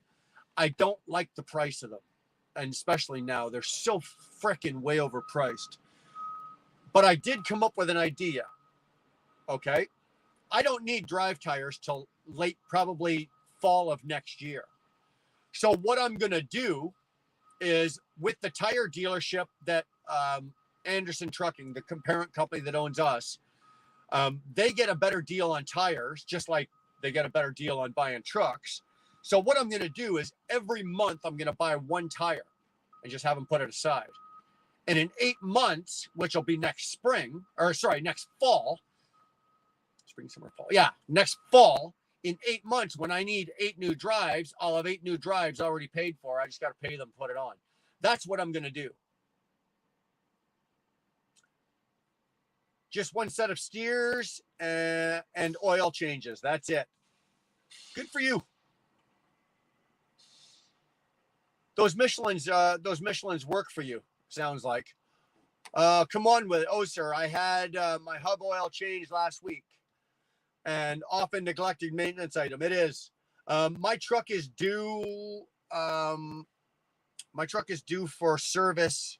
It won't be this week. It'll be the week after. So I'm due in about 2 more weeks. And now I have the sealed diffs, so I can't get the diff oil changed. But I am due for a full PM service. I'm due for a transmission oil change, so that's going to get done. I'm also due for a top set, right, a valve adjustment. So I'm going to have that done as well. I'm right at the mileage, like for the mileage points for my warranty. So I've got to get the top set done. So probably 2 weeks from now, we'll be taking care of all of that. Firestone is bottom tier. Bridgestone is middle tier tires. Okay. Wheel burner, my new truck and trailer has 18 Michelins all the way around. Look at you throwing your money around, eh? Just rubbing it in our faces. I've never seen anyone change out hub oil unless the hub or gasket or seal blows. Interesting. You've never seen that? The Volvos, if you're driving a Volvo, well, I know, Oser, you're not. You're driving a KW. Volvos, there was a maintenance. Like my Volvo had a maintenance. The hubs, both hubs oil had to be changed on the Volvo. I might do Yokohama drives and Michelin steers next time. I didn't have good luck with Yokohama steers. I tried them the one time and did not. They did not wear well, and I did not enjoy it. I'm not cheap. It's not cheap. It's called financial planning. I'm planning for the future. You buy one tire a month, right? Why drop $7,000 in 1 month to have 8 tires when you could spread that out over 8 months? That's all I'm doing. Plus, right, for my tax reasons, right, that means I'm getting credit I'm getting 2 tire credit every quarter. Business, buddy. Business. Think about it. Think about it. I've got to teach you everything, Chicken Hawk. What's going on here? Mikey Campbell in the house. Hello, driving home in my car for the night, listening to you. We were talking about you earlier. I don't mean the chat. I mean, Dar and I. We were talking about you earlier. I hope your ears were burning. I'm doing steers every 75,000. Well, that's probably because you drive at 75 miles an hour, and most steers are rated for 75 mile an hour maximum. That's the maximum rated for the speed. You're probably just wearing them out. Absolutely wearing them out. Nevada Trucking, Chicken Hawk, Nevada. What, every 75,000? That seems short. It does. I get about 120,000 miles before mine start to wear, or one will start wearing unevenly, and then you start switching them out. Hey, the children are the future. Teach them well and let them lead the way. You're talking about Chicken Hawk, aren't you? Aren't you? Come on with it. Just had my overhead ran last week too. New shocks and a water pump and power steering fluid, and dude, you got it all done. Fate Trucking just showed up. Boom! Fate's in the house. What up, WBE? Hey there. Will be 5 of us waiting. 5 of us waving to you from the frozen pond lake in the woods in February. I'm gonna be there, dude. I'm gonna bring my polar bear and my German Shepherd, and we're just gonna sit there. We're gonna sit there. I'm somewhere or another. I'm gonna find a way to mess with your fishing lines too. Gonna drag your lines into Canadian waters and watch them ticket you guys. Listen, Scott. I want to say something here, and I want to say something to you. WC Fin Invader was in your live last night, and I was in your live last night, and that was a great live. Loved seeing what you were doing with DIY there. That was awesome. But it did get a little carried away with the wheel burner. You know, Invader said something and then said something again, and then somebody else said something, and it seemed like part of your live got hijacked. And I noticed that you weren't getting pissy or anything, and I get that you were being a good sport about it, but I want to say I apologize. I don't put my 2 cents in on anybody's live because I'm trying to get attention. I was just joking around with you guys in the poker, and I was just putting my 2 cents in like everybody else. It just happened to go that way, and bro. Obviously, I know you don't, there's no hard feelings, and I know you're not pissed off at me or anything like that. But I just want you to know, dude, that it did get a little carried away last night, and although I did appreciate it, it was nice. It certainly doesn't hurt my channel, but we don't need that going on your channel when you've got your own thing going on, because you had a nice groove going last night. Although I think you were keeping up on your comments better than I am, because I'm just falling behind here. Splitting bars in the house. I've only ever driven Freightliner, Century Class, Cascadia Sleepers, and Day Cab International, Cab Overs, Cab. Never drove a Volvo. You don't know what you're missing, Oser. They're nice trucks. My new car happened to come with a Michelin's. My tractor at work happens to have Michelin's. I'm feeling pretty good about that. You're feeling pretty good about yourself, aren't you? There, big man. Got Michelin's. Yeah, okay. Kyle drives 80 miles an hour, or he is parked. No in between. Check it. Yeah, no shit, eh? No shit. I did tell James several times before I started here to buy Just Trucking's old Volvo. He didn't take my advice. You know what? I had that Volvo. I ran it for 6 years, bought it brand new, ran it for 6 years. Yeah, I blew a motor out of it, but that was my abuse. That truck wasn't a bad truck. It was just a bad year. I bought a bad year. I bought a 14. It was a bad year for injectors, fuel rails. It was just not a good year for that. So if I would have waited a year and bought a 15 or a 16, but the drive on it, the performance of it, and the handling and the ride and the comfort, second to none. Loved that Volvo. Okay, back. Just got hubby's supper cooking. Nice. I'm sitting here. With the amount of time you were gone, Karen, you could have come down here and made some dinner, Jesus. Dar wants to know what's for dinner. TBT, Fate never sends me a link to go live with him like Brian does. I'm starting to think Scott doesn't like me. Just saying. I don't know if, you know what? I like the fact, like, I throw my link up and I allow anybody to come in. Sometimes I do and sometimes I don't. Sometimes I just send certain people. I like that Scott does that. I like that Fate does that because you can be more focused. There's times when you throw the link up and you get 6 or 7 people in here. dude, I can't keep up with 6 or 7 people and the comments. It does benefit. No hard feelings, Fate. I didn't mean any negativity towards you. Yeah, no, you know what? WC, I don't know if that's a name. How do you say that? Wickfin Vader? Wickfin Fader? I don't know. But anyway, Invader, you know what? No, everybody, I know you didn't have any hard feelings and you didn't do anything on purpose. That's all good. I know Scott's a good sport and I'm sure he's fine with it. Pork loin, baked potatoes, and sour. Oh, there's these goddamn people with the sauerkraut again. What's up, y'all? Plays on the freeway.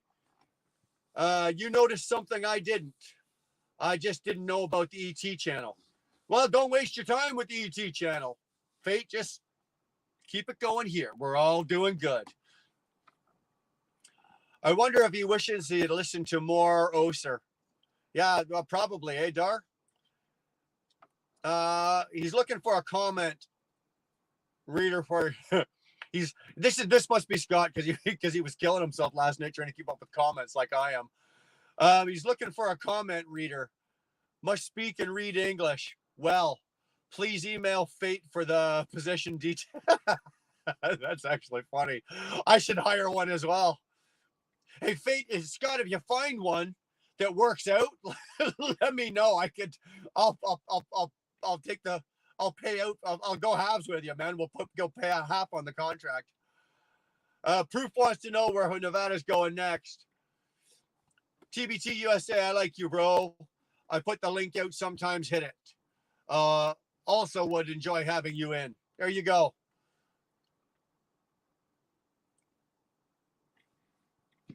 Cash calls him Vin Vetter.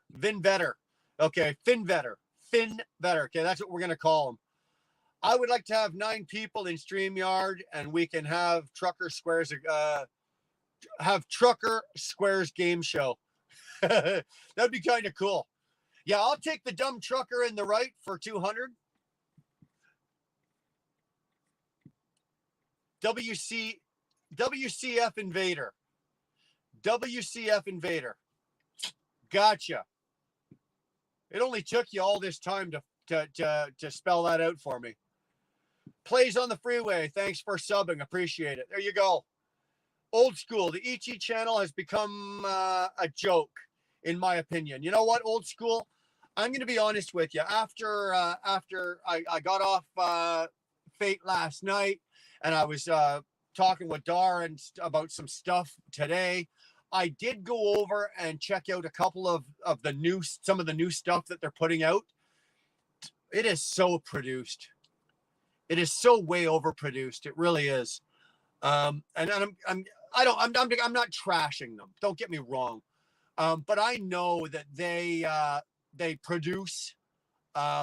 They have like 2 full-time videographers that video everybody. It's all produced. It's scripted.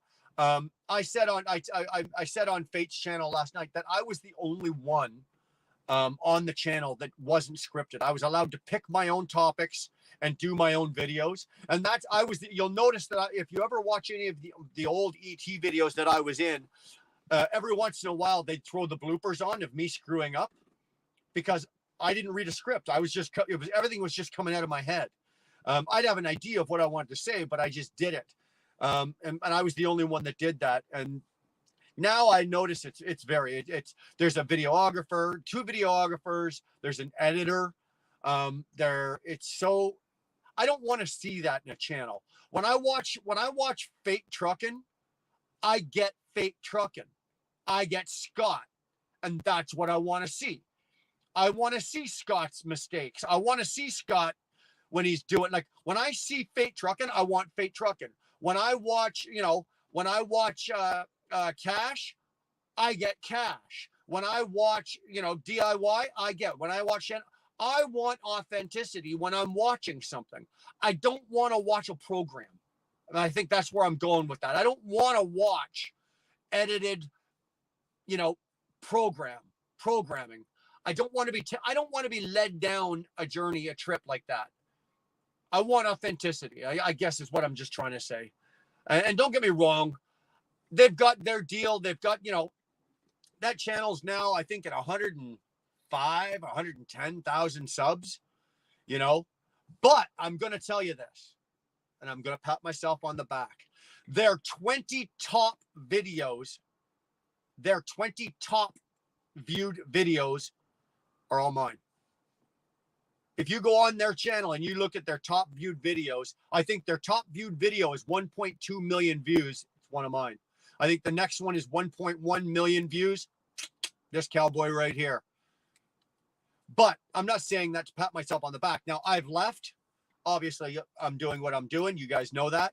But I did check out some of the new stuff, and it is very highly produced.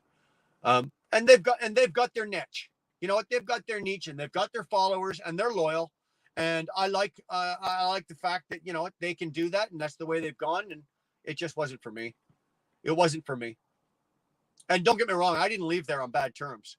Ronan and I didn't turn into oh, you, oh, fuck you, and I'm leaving. None of that ever happened, in case anybody was ever wondering. I left ET's channel, and I left ET Transport on good terms. I can call Ronan right now. I could pick up this phone right here now and call him, and he'd answer the phone and go, hey, how's it going?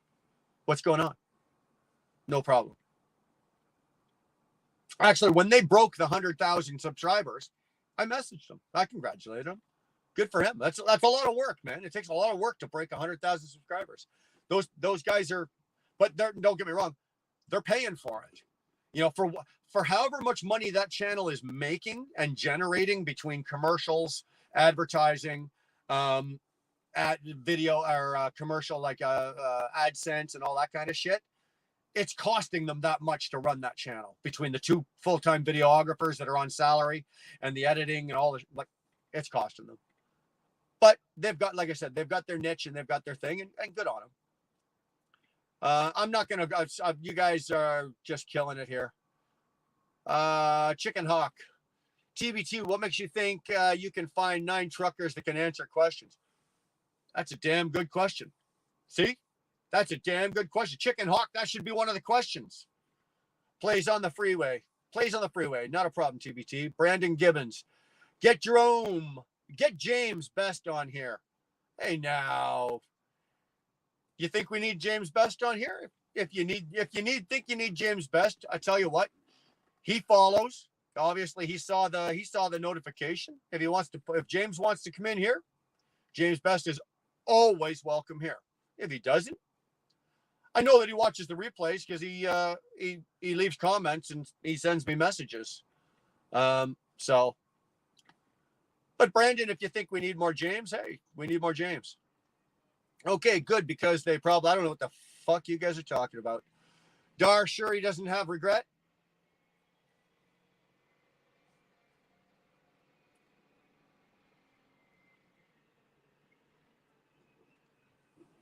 Okay, you guys are talking about James. All right. Well, ask me a trucking question and see if I'm an idiot. Okay, actually, I'm gonna ask you a trucking question that you should know. The answer is in a video that I put out yesterday. First of all, how many feet are in a mile? How many feet a second do you move in a truck?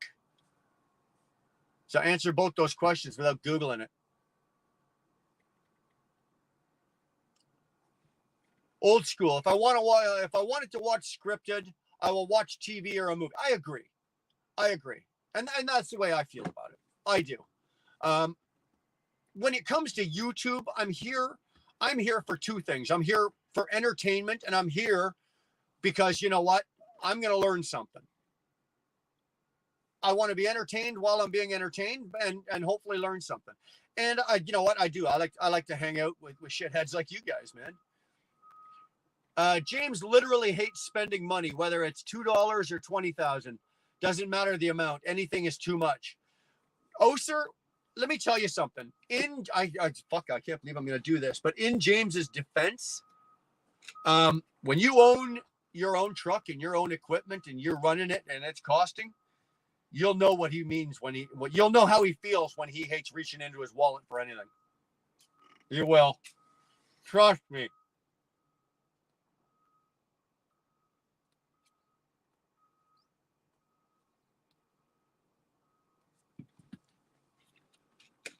Now, don't get me wrong, I'm not that cheap.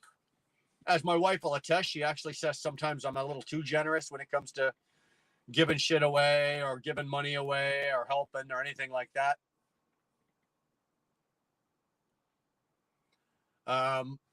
You know, my wife says I'm a little too generous at times. But when it comes to the business of trucking, dude, let me tell you, I'm all about the pennies. All about the pennies. Fuck the dollars. The dollars will take care of themselves. Right now in this industry, in this business, it's all about the pennies. Nickels, dimes, and pennies. Let me tell you. Come on with it. Trucking is definitely not a subject you're an idiot about. I enjoyed our conversation we had a few weeks back. Enjoyed the information. No, Whittit is a smart cookie. I'm just messing with you, Whittit. Bulldog. You been here all night, Bulldog, or you just popping in? Fake trucking. Is he talking about JT? Come on now, be nice. I am a fan and a friend of JT, so we are JT friendly on this channel. Yeah, TBT agree. James is too busy with fantasy football bullshit to be on YouTube that much anymore. You notice that, eh, Oser? He used to drop 3 to 4 lives a week. He's down to doing what, 1? Watch this. He's gonna go live now. His fantasy football is over. Yes, I watched your videos on ET as they show up on my YouTube. Well, you can stop watching me on YouTube, on ET, Karen, anytime now. I honestly stopped watching them when you left. You leaving was the worst thing to happen to ET Transport Channel. Well, WCF Invader, I appreciate that. Thanks, man. Thank you, TBT USA. There you go. You guys are showing a little love. I like to see Fate working the parking lot at Vince Lombardi. Multiple income streams, I guess. Yeah. Well, he's a Minnesota boy, eh? Sorry, babe. He's a dick. Easy, dar. You know what? JT is not for everybody. If some guys do, some people like him, some people don't. I do. You know what? I do. I follow him. I listen to him. You know what? I got no issue with it. And then I like having him on my channel. Did you have a craving for Reese's Pieces when you worked at ET? No. I had a when I worked at ET, I had a craving for money because I didn't make any. He has made it so that if anyone writes the Wheelburner name on his channel, it's blocked. Yes, they have. Unfortunately, I don't know why they did this, because I'm of no threat to ET or ET's Transport's channel. Like, my channel is of no threat to them whatsoever. And I don't, like I said, I've never badmouthed them. I've never, I think what they were afraid of is what they found out that I left. I was going to drag a good portion of their viewers with them. But it doesn't mean that they would have left ET. They'd have probably stayed, subscribed to ET. And that didn't happen. It didn't happen. Like, dude, I got they got 100 and something thousand. I got 7,800. Like, I'm peanuts. I'm like that big compared to them. It's nothing. It's nothing. So I don't know why they did that, but they did. If you go on there right now, so any of you guys that have ever made comments over there, hey, how come Brian's not here, or what happened to Wheelburner, or if any of you ever have been over there and have said, hey, anybody that's interested, go check out Wheelburner Express, your comment is instantly deleted or blocked. It doesn't show up. If the Wheelburner name shows up in the comments, it's taken out immediately. That's unfortunate, because I don't have any hard feelings, and I got no problem. If Ronan called me tomorrow and says, hey, you want to do a project together or something like that, I'd probably do it. Yeah, no one can put my link in their comments or even my name. You can't even put Brian Brown, my name, or my Wheelburner, or the Wheelburner name. No one can put the link. I am Dar. You don't need to apologize for me. The missus does that already. No one can put the link and not even the name. Yeah, you're right. Haha, TBT.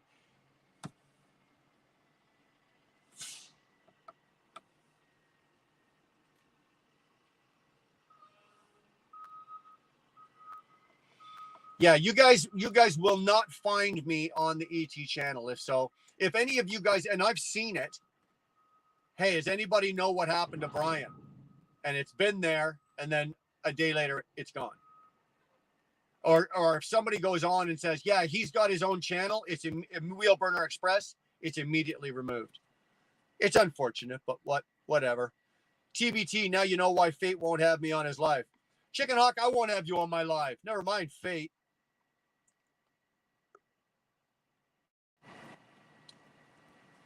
Dar's here. Oh, now she's not. Do you want to come in and say something, babe?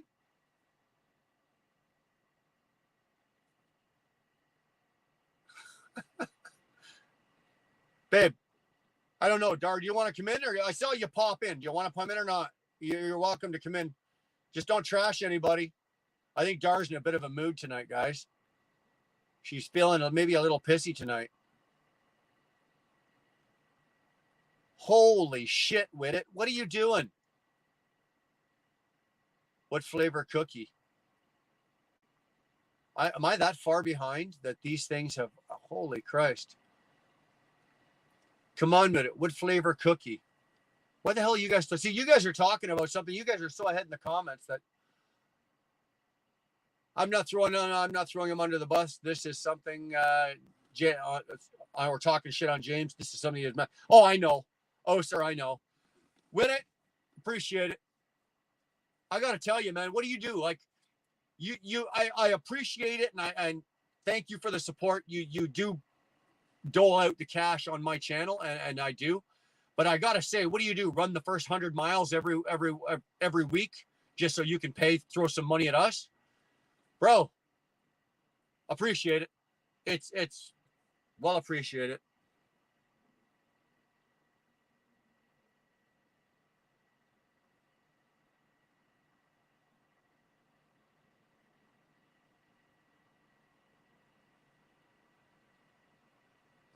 I don't know. Hold on.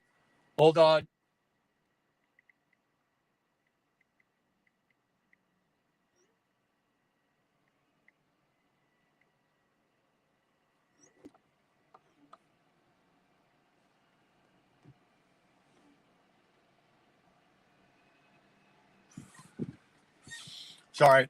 I guess I'm being a little fucking slow. There's something here I'm not missing. And with it, I don't want you to think I'm missing something here. At 60 mile, okay, let's just go back to this. Oh, I got you. What flavor cookie do you win? At 60 miles an hour, you'd move 5,280 feet per minute, multiplied by 60 feet per hour. There you go.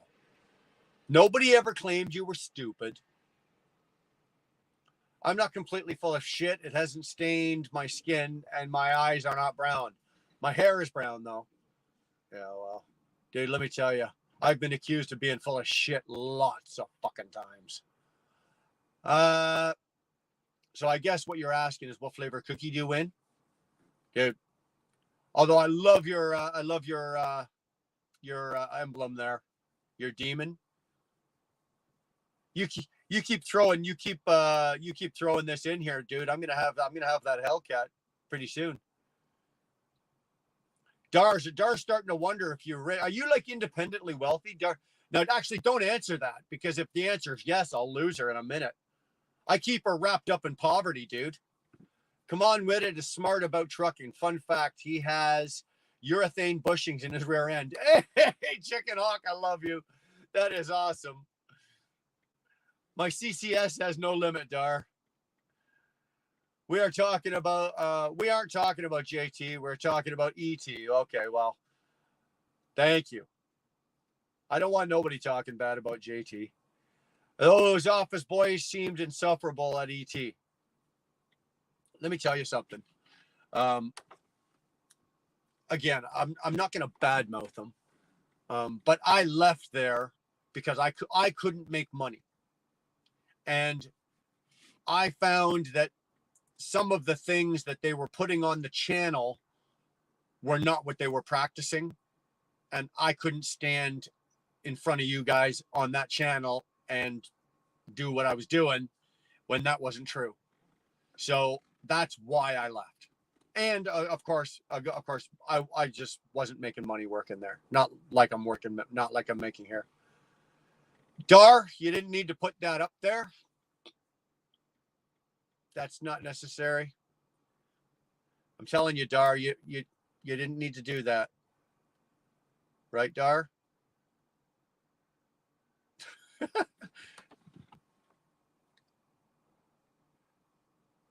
All right. Some people are spenders and some are savers. I'm more of a spender. Should just try to be a saver. Not as nearly as fun. Not as nearly as fun though. Dude, I hear you. I like to spend. With it, don't get me wrong. I like to spend. I do. I don't have to. Yeah, you're right. I have to be nice about them, but you don't. Okay, I hear you. Dar. Look at this. Dar's catching it. Dar. I came in to highlight the message since you weren't. Yeah, I know. Thanks.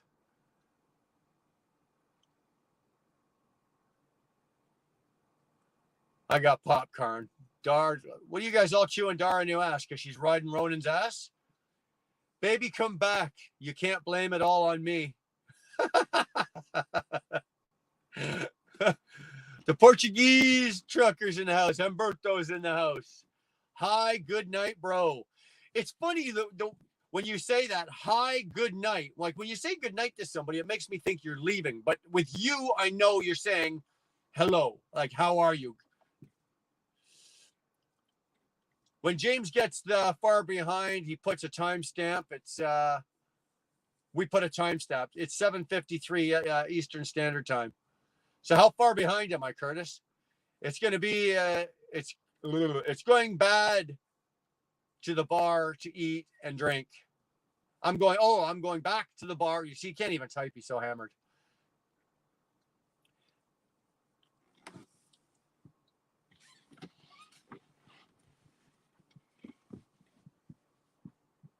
Tank Kelly, the trucking golfer. That is a handle and a half. This Alberta owner operator appreciates the chin waggling that goes on in this channel. Wheelburner, keep up the good work. Thanks, man. Tank Kelly, the trucking golfer. Dude, you know what? We have to check that out. First of all, I've never seen you before. So we know you're not wrenched. Let's go check out the channel.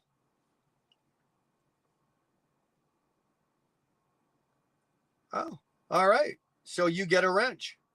All right, brother, you get a wrench. You are good on the wrenchable.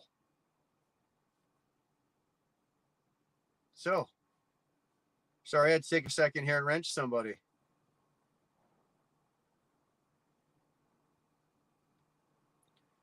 Tank Kelly, the trucking golfer. You now have a wrench. You are moderated, sir. Appreciate you stopping in. Appreciate your kind words. If you're an Alberta owner operator, we'd appreciate you stopping in a little more and some of your feedback. Being a Western boy and a Western operator out there, would love to see more of you in here. So make sure you're subscribed. Would love to see more of you in here, and would probably love to talk to you sometime. I saved over 1,000 on a mud flap earlier. You saved over 1,000 or 100 on mud flap earlier. He's a coyote. He makes the money. Yeah, I hear you. Sigh, poor Brown, so confused. Yeah, it's not hard for me to be confused. Let me tell you. Come on with it. 313 for diesel in Missouri. Dude, let me tell you something. I would very, very much I would very, very much love to be paying $3.13, even with my fuel discount. Well, I guess with my fuel, if I work it that way and work it backwards, because I'm a mileage paid driver, with my fuel surcharge, I pay less than that. But if I apply my fuel surcharge to my miles and then base it that way and then take myself up to like 240, I think this week right now I'm running, hold on. This week I'm running 239 a mile, all miles run, loaded or empty. So every mile I run this week, I'm running for 239 a mile, But if I did it the other way and applied the fuel surcharge to the pump and then took the discount, I would probably be paying less than $3.13 a mile. So for me to go, let me tell you this, Whittit. I wish I was paying $3.13 a mile and getting my fuel surcharge. How's that? That's called being greedy. Brian would be lost without Dar. Oh, Tyrannus, you have no idea. No idea. I was going to order a jailbreak for Dodge's last call, but I might pass and keep the old blue. I know I need to get one. I need to get one soon because the price on them is just going to skyrocket before when they bring out the electrics. Old blue has less than 4,000 miles on it. Yeah, wow. Keep it as low as you can, because that vehicle is going to be your retirement vehicle. You'll be able to sell that one day and retire on it. I don't even know what he's talking about. Even in the chats, Curtis Noble. Robin, he's like 1,000 minutes behind. That's 1,000,000 minutes behind. Well, whatever. Is this pre-recorded? All right, fuckers. Look at. I'll skip some. Okay, so I know Robin's in here now. Robin, I still can't see you. Don't know what's going on. You and Dar have been trying to work that out. Curtis says I'm 5 minutes behind. Okay, Portuguese trucker, where am I today? Dude, you know what's funny? The last time on the last live when you asked me, I'm in the same place. I'm in King of Prussia, Pennsylvania. Curtis, no, that's a sweet truck. That Coronado flat top, they are very nice.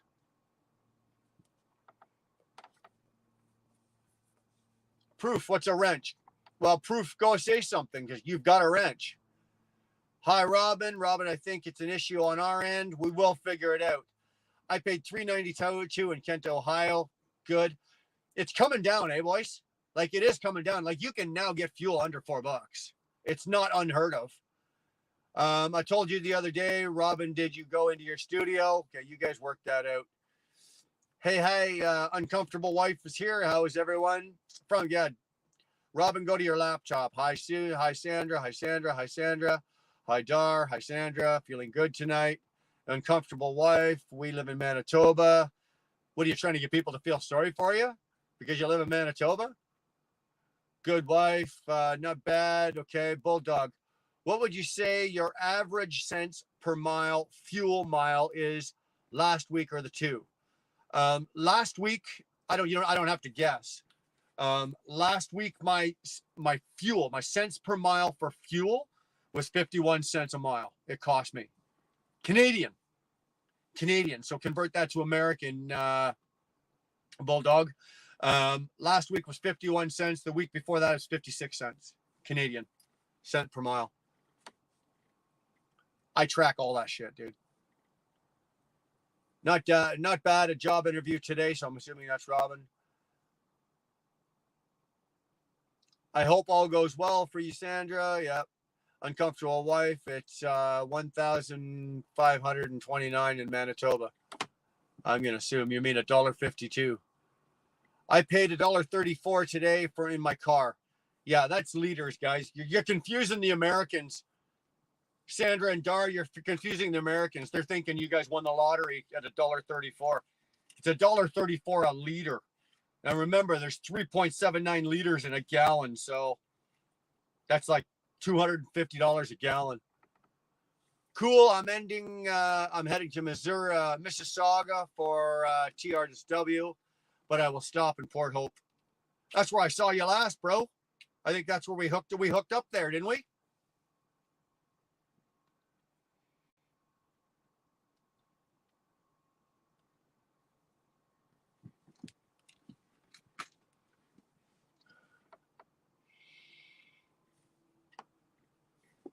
Curtis Noble, Saturday, if the prices keep dropping, I'll be able to fill up my car for the first time on Saturday. No shit. The King of Prussia Mall holds a record for having the most square feet indoors. I think it's big. The King of Prussia Mall. I didn't even know there was one. I know in Canada, the West Edmonton Mall for years was the world's largest mall. And then I know that there's one over in the EU, not the EU, sorry, over in the Emirates, like in Dubai. I think now has the world record for being the largest mall. I won't know for 2 weeks. I want to pass Toronto. You want to get, yeah, definitely. You want to get through Toronto. Definitely.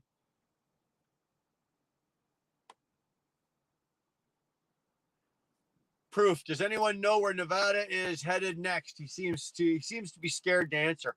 He's probably gone to bed. Proof. He drives all day and Danny drives at night. So it's 8 o'clock. He's probably either laying down, or he's bouncing around on channels. Nevada does a lot of bouncing. You will find him. You can see him on 4 different channels in one night. That's how fast Nevada bounces around. I think it will go down until Christmas because they want everyone to buy Christmas presents instead of tanks of gas. It'll go back up after the new year for sure. You're probably right, Oser. Absolutely.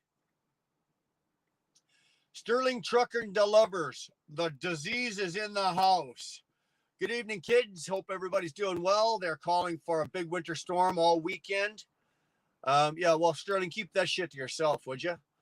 Actually, we're calling for some snow up at our place, I think, on Sunday, but we haven't determined how much we're going to get. No was the one when we came to Canada from 81. Oh, it was Mallorytown. Mallorytown. We hooked up in Mallorytown. You know what, dude? It doesn't really matter. They're all the same, right? Humberto, they're all the same. You can walk into one or walk into another. It's all the bloody same. Uncomfortable wife. Hi, Sterling. Dar. No, Robin. TBT. You were trying to find someone's location. Stalker alert. Ooh. WCF Invader. New member. Bro, appreciate that. You will get... Now, Invader, you need to go to... wheelburnerexpress@gmail.com and just leave your address or if a PO box or wherever you get stuff, and Dar will make sure that you get your appropriate for what membership you have will be sent to you. But don't forget, otherwise Dar's not sending it and she's not chasing you. She won't chase you. So if you do buy a membership, make sure that you do. Okay, you do that. Go to the wheelburnerexpress@gmail.com. Leave your address. You don't have to leave your real name. If you want to use your handle, that's fine. But we do need your address to send you your stuff. Wait, he's giving away wrenches. I'm not giving away wrenches. En route. Yeah, that's right. TBT, don't forget to ask for the pen. Yeah, I think you get a pen, don't you? Dude, it doesn't matter. Fuck, even if it's we'll give him a pen. Oh, that's right. That's right. That is absolutely right. Invader, you're going to be... Now you're entered because you got in for December. Now you're in for the members draw. We have the members draw. Only members for the month of December is going to be... it's going to be drawn just before Christmas. And it's going to be basically a bag of merch. Pretty much, I think Dar's got it down to basically one of everything we own is going into this, and whoever wins that's going to get that. But now you're entered in it, so good for you. Good luck, brother. Good luck.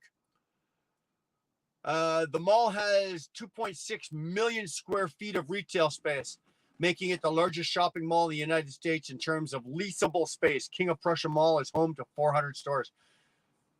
Dude, you know what I'm going to do is when I get off of here tonight, I'll just go Google where I am and then do this, the satellite view, and I should be able to see where the hell I am. I'm in King of Prussia. It's got to be here somewhere.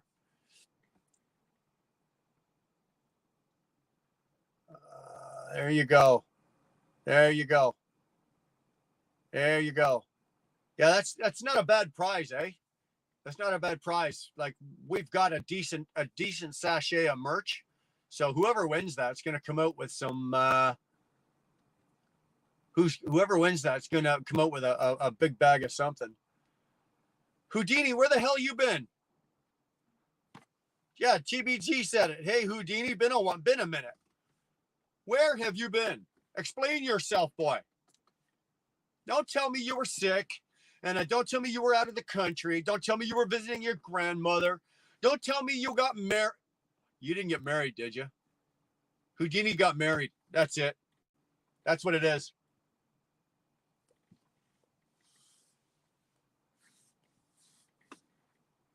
Oh, poor oh, listen to this. Listen to this. Everybody ready? This is the best Houdini could come up with. Working, man. We're all working, man.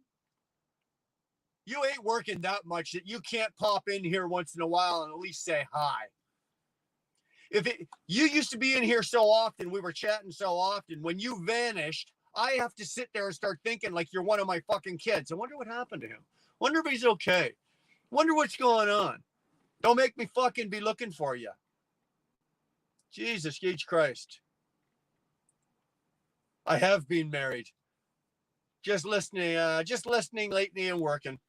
Dude, I hear you. I hear you. You've been listening. Corner's been that busy? Who haven't? We all been married. Yeah, at least once. I did say stray high in the last stream. Did you? If you did, then I'm sorry. I did not see it. Last stream, we were really busy. I had a whack of people in here. That's why I don't have a whole screen full of people tonight. But last week we did. Or 2 days ago we did. I did 53 hours and 43 minutes last week. It ain't much, but it's an honest week. 53 hours. Jeez. I got that. Dude, I've already got that done. It's only Thursday. What are you going to do with the rest of your week? What do you do with all the rest of your free time? You only work 53 hours a week. Come on now. He's pulling a disappearing trick. Yeah, I think so. Curtis, that's actually good. Dar's got your back, Curtis. I'm going to ride you like a one-hump camel, but Dar feels sorry for you. There you go.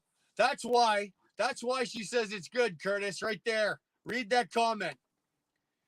You might want to keep your mouth shut about how much money, how many hours you're working, how much money you're making. There you go, motherfucker. There you go.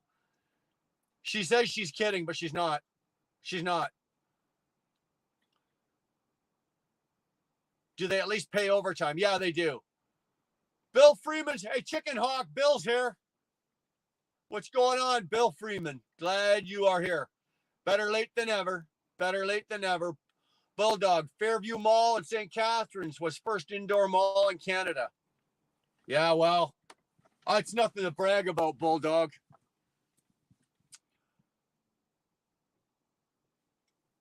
Fate trucking, $22. Dude, appreciate that.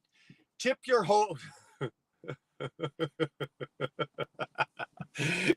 Tip your host. He needs bandages for rolling around with a polar bear. Oh, Scott, that's awesome. Thank you, my brother.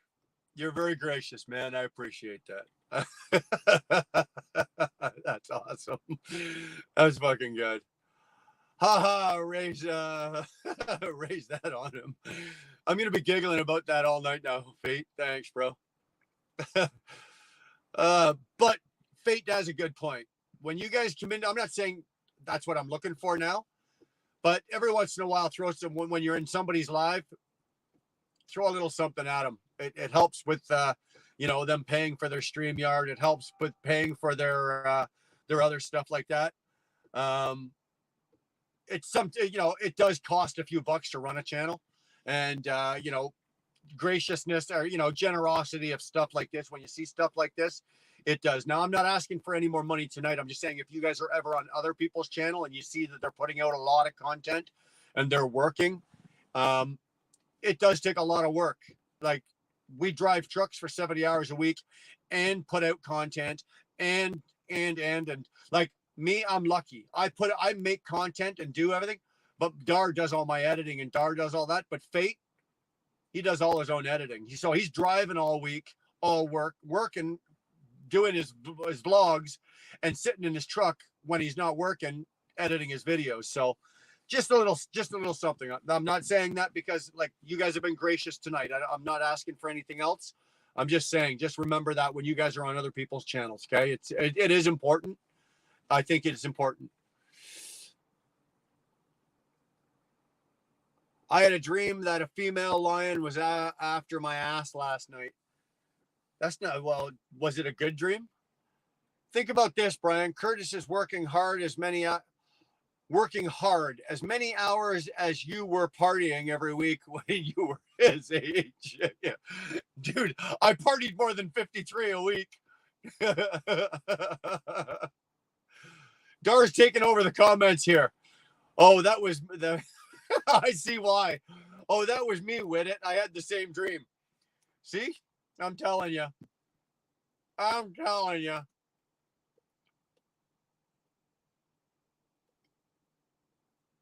Wife, he needs to go in and look at his band list. That's so true, sir. Curtis, you have the Seaway. How can you talk shit? Tom Woods. 70 hours is too much. You know what, Tom? I agree. I heard a guy the other day actually say, if they'd let me drive an 80-hour week, I would. I wouldn't. Are you absolutely out of your freaking mind? Are you out of your mind? I'm going to be honest with you. I've got, today's Thursday. I'm going to close out my week tomorrow night because I've already calculated the miles because I know where I'm going and what and da-da-da. I'm going to close out my miles tomorrow. I'm going to have about 2,900 miles this week, and I'm probably going to have about 20 hours left on my logbook. I'm not running out a 70-hour week. I'm going to work. I'm going to run my 2,800 miles, 2,900 miles. I'm going to run that off in about 50, maybe 55 hours, depending on my reload tomorrow on time and how long it takes. But dude, 70 hours is enough. And you're right, Tom, 70 hours a week is too much. It is.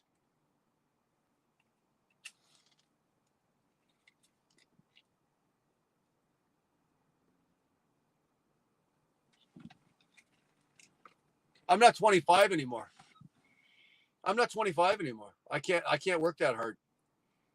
You know what? I'm at the point in my career and this is sort of kind of the direction I'm going, sort of a little bit with my channel and a little bit with my personal life and some of the work I do off of the channel with new drivers and everything like that.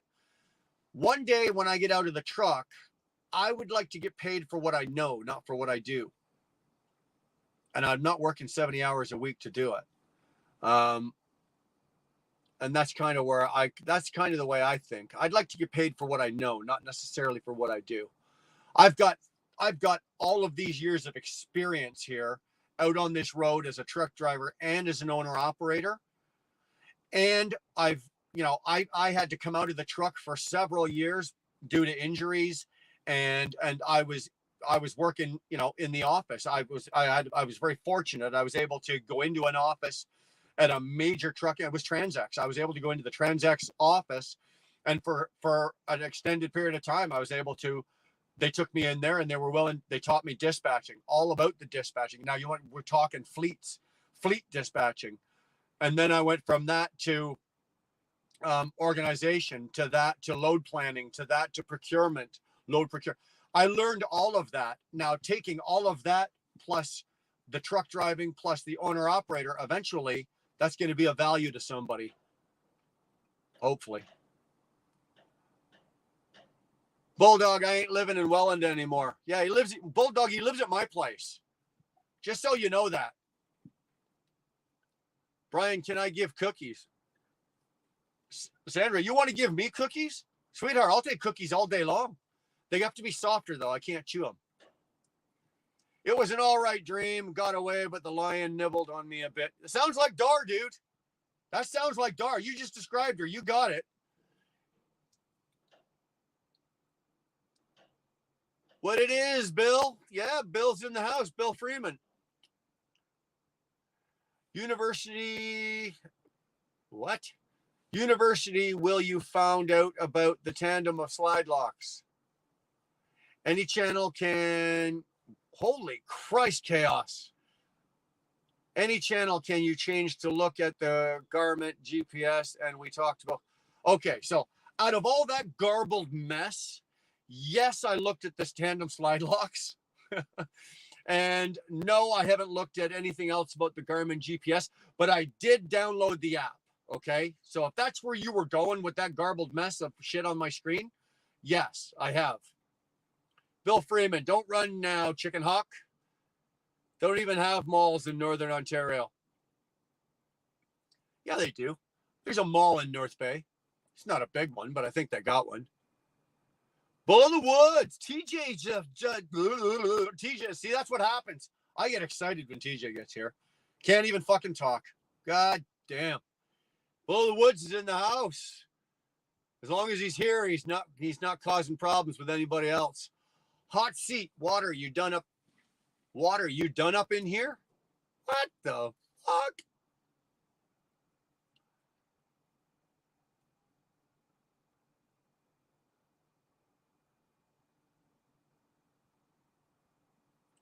The only time I was in King of Prussia, I saw a guy with a bucket of KFC grapes and a watermelon Arizona iced tea walking down.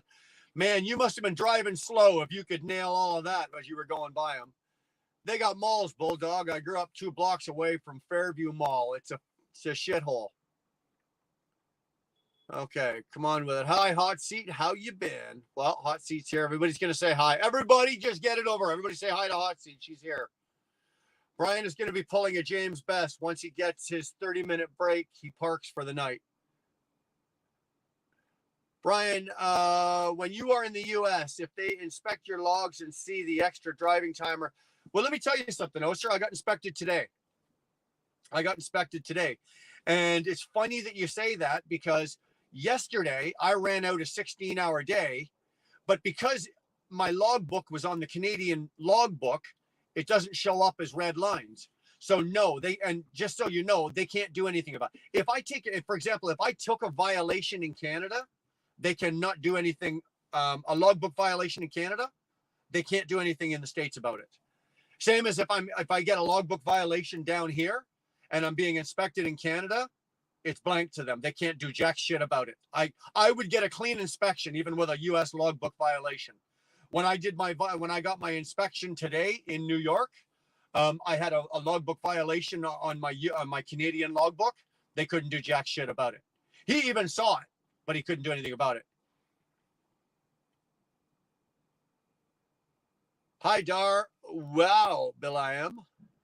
Old school. I used to run my hours out in 5 to 6 days, reset, then run again. That is about 80 hours in 7 to 8 days. Dude, I'm not working 70 hours a week. I'm not working 80 hours a week. Stuart's in the house. What's going on, Stuart? Glad you're here. What's happening, fella? And everyone in the chat. I love it when an Englishman says, Stuart calls me that, or he calls everybody that, actually, fella. What's happening, fella? That's a good British term. Stuart, okay, now everybody's going to say hi to Stuart. Curtis, you're digging deeper, LOL. Bulldog, where'd you grow up? I grew up around Port Dalhousie, but lived in the big apartments at Geneva at one point. I'm assuming you're talking, Bulldog, you're talking to Curtis, right? Bulldog, Curtis, Houdini, my grave is already, is it ever, dude? I got a hole. Mind you, it had to be a bigger hole. It took a little extra time. I had to pay a little extra money to the guy to have Curtis's grave dug, but it's there. Don't worry. I know it was in Canada, but it doesn't conform to U.S. laws. How does the DOT judge the variations? Just curious. There's nothing they can do about it. Absolutely nothing they can do about it, sir. Because that logbook day, that day of logging. Now, here's the thing, and here's the funny thing. I spent most of my day yesterday in the U.S. I crossed into Canada yesterday evening and then ran out my hours and then had the logbook violation, right? And then shut down in Canada and then crossed back in this morning. But because the violation happened in Canada on Canadian logbook rules, they can't do anything about it. And like I said, he picked it off. He saw it, but he openly said it. I can't do nothing about that, right? Nothing you can do. Sorry, buddy. Bulldog, I grew up in Old Pine Trail behind Laura Seacourt High School. Holy fuck. Were you guys going to walk down memory lane here? Holy shit. Curtis, Noble, yeah, Stuart. Everybody's saying hi to Stuart.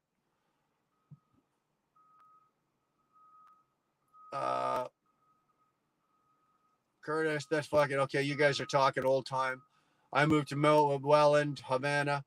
Precious cargo, Stuart. Stuart was talking to a guy at a plant yesterday.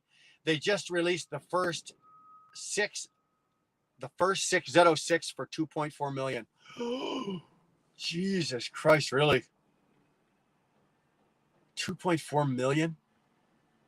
Tell you what, Stuart, we'll put our money together and we can buy a tire.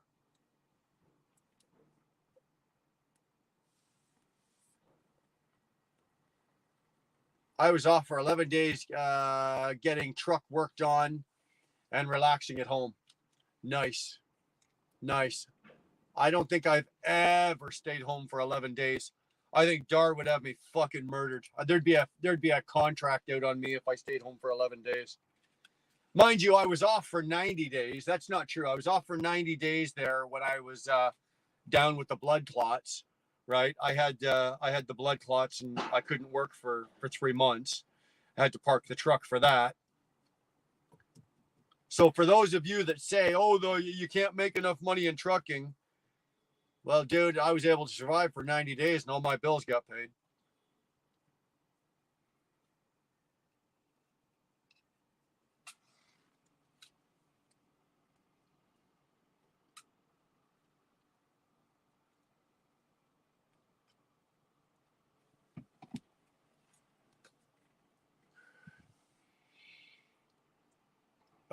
Old school, gotta get up early, start around 04 Central. Old school, go to bed, bro. He's probably 30 minutes into his sleep already. I'm so far behind in comments. I don't know why truckers brag about how many hours they do or why they want more. Makes no sense. We should be pushing for more money and less hours. Brother, that is a mouthful, and I agree with you. 100%. I don't, you know what? I joke around when it comes to Curtis, and some guy goes, "Oh, I worked a 50-hour week," and then I pipe in, "Oh, I had that done by Wednesday. What do you do with the rest of your week?" Believe me, dude, I don't work a 70-hour week unless I absolutely have to. Okay, I don't. I would, again, I am of the belief that every minute that I'm out here, because I own this truck, every minute that I am out here to make money. So I break it out in terms of I should be able to do all of my work in 5 days, right? The average person works 5 days a week. I should be able to run, right? If you look at it in this sense, if you run 2,500 miles a week, that's 500 miles a day. That is more than acceptable. You can easily do that, right? No problem. No questions asked. So if it's taking you 6 days to run 2,500 miles, now you just gave away a free day of work.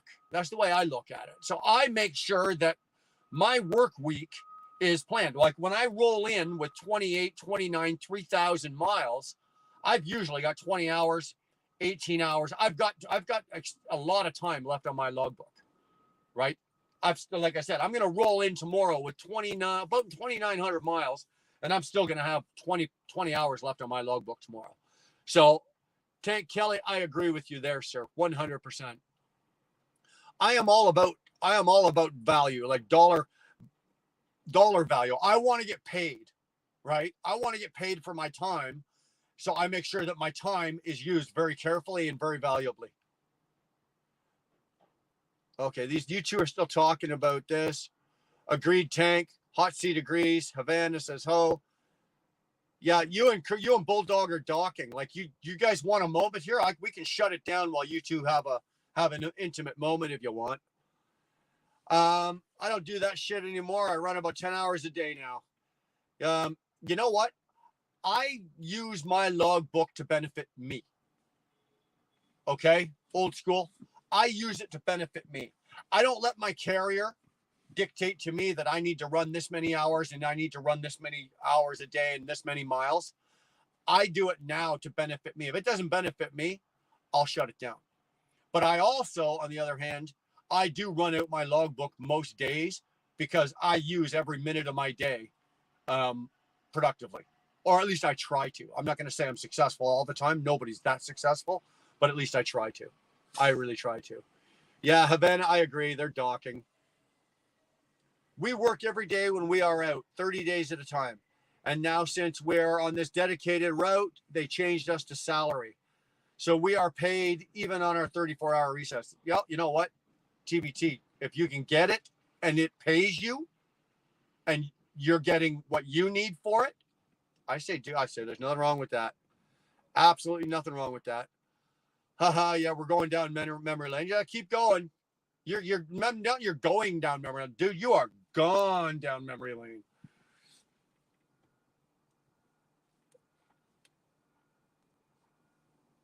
Yeah, Robert, I agree. More like trying to, we can all put our money together. We might be able to buy the lug nuts on that fucking Z06. Babe, you were home for dinner 3 months when you were almost home. We're home almost for 3 months. Yeah, see, that's so far behind in the comments now. Sorry.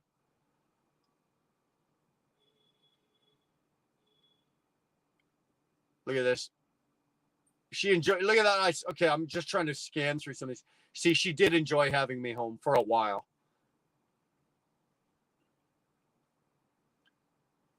Well, it was sad when I left. Why? Because I'd acclimatized myself from being in the truck and being a truck driver to being home.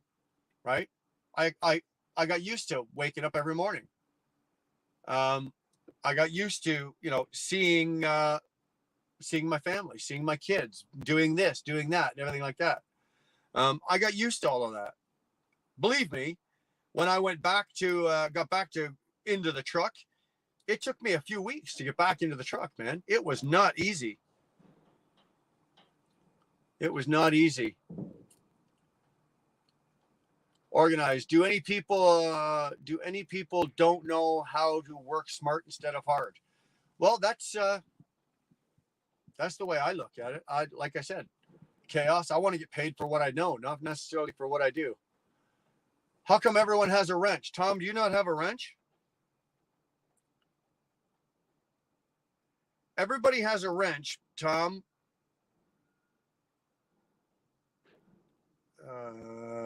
Tom, you do have a wrench. I thought you were asking like you didn't have a wrench.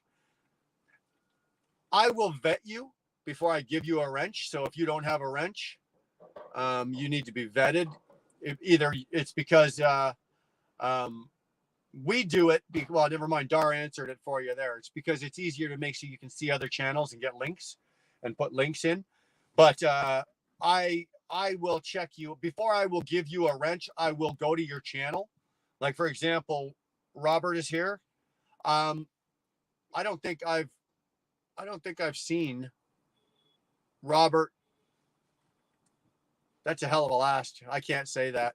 KE5ZZSW. I don't want to try to pronounce that, but I have never seen you before. So we're going to go to your channel and make sure you're a real person.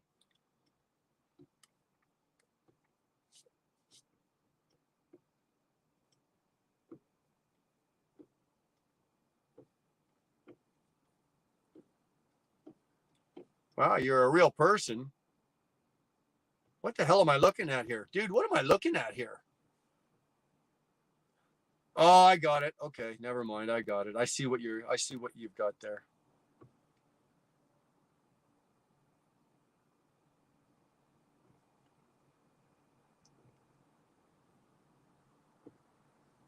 You've been around for 8 years. Everybody, what do you say? Do we give Robert a wrench? Let's give him a wrench. If he misbehaves, we'll kick his ass. I'm just kidding, man. I could beat my way out of a wet paper bag.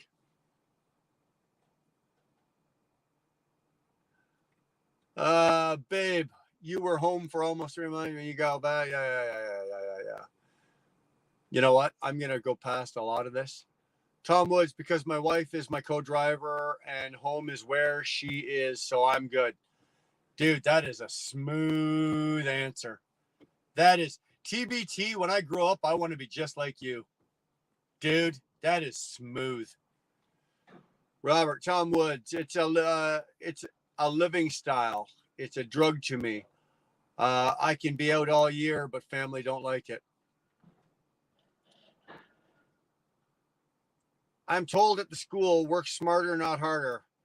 And they do everything harder. Well, dude, I don't do anything the hard way. I don't do anything the hard way. I did. I give him a wrench, Curtis. Hit the like if you haven't. Thank you. I did, Curtis. DD15, where am I? Where am I? I am in King of Prussia, Pennsylvania. I seem to be spending a dude. If I spend much more fucking time down here, they're gonna have to start sending me my mail, right? King of Prussia, Pennsylvania is where I'm at tonight. I was here. What night was that, guys? Like fucking Tuesday night. It was only 2 days ago. Yeah, Tuesday night I was here. I'm out of matches and I don't have a lighter that works. I need somebody to blame. Who do I blame for this? DD15, I'd like to rent you. Long haul solo driver from Ontario. Oh, you're an Ontario boy. DD15 is an Ontario boy. Got a couple of shorts. Playlist, no playlist. Channels. It's got. All right, man. Let's throw DD15 a wrench. Oh, no. Hold on here. Why are you not showing up? Add a moderator. Okay, there we go.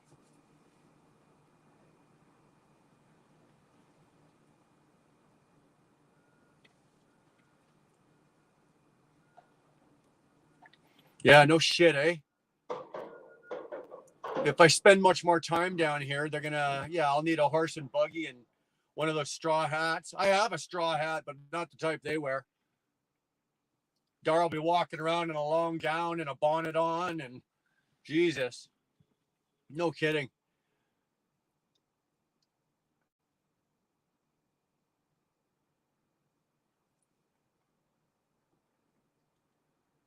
He took it by accident. Yeah, okay. Well, he's got it again. Okay, yeah.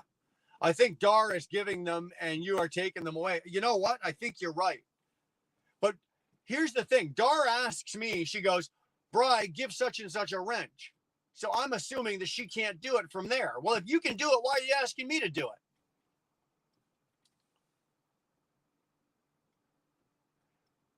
it? Okay, Dee, I got you now. Did you apply or did you check it out?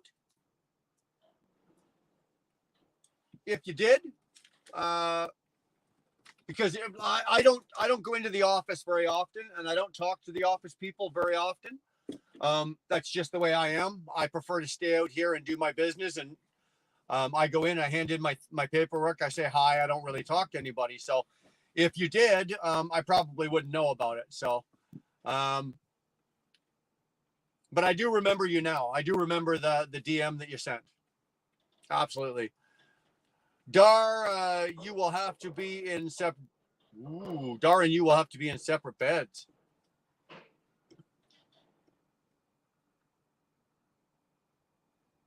I have switched to your account to do it. Okay, so you're on my account. See, I'm getting ridden here. My wife is riding me, not in a good way. I'm getting ridden the wrong way here. I'm actually getting pissy because I don't have.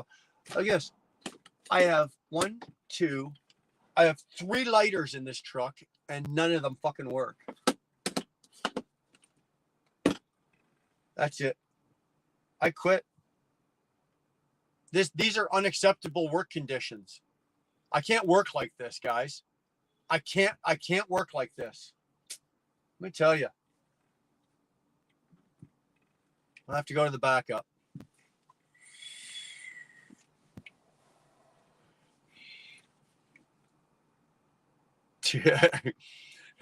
Dara's a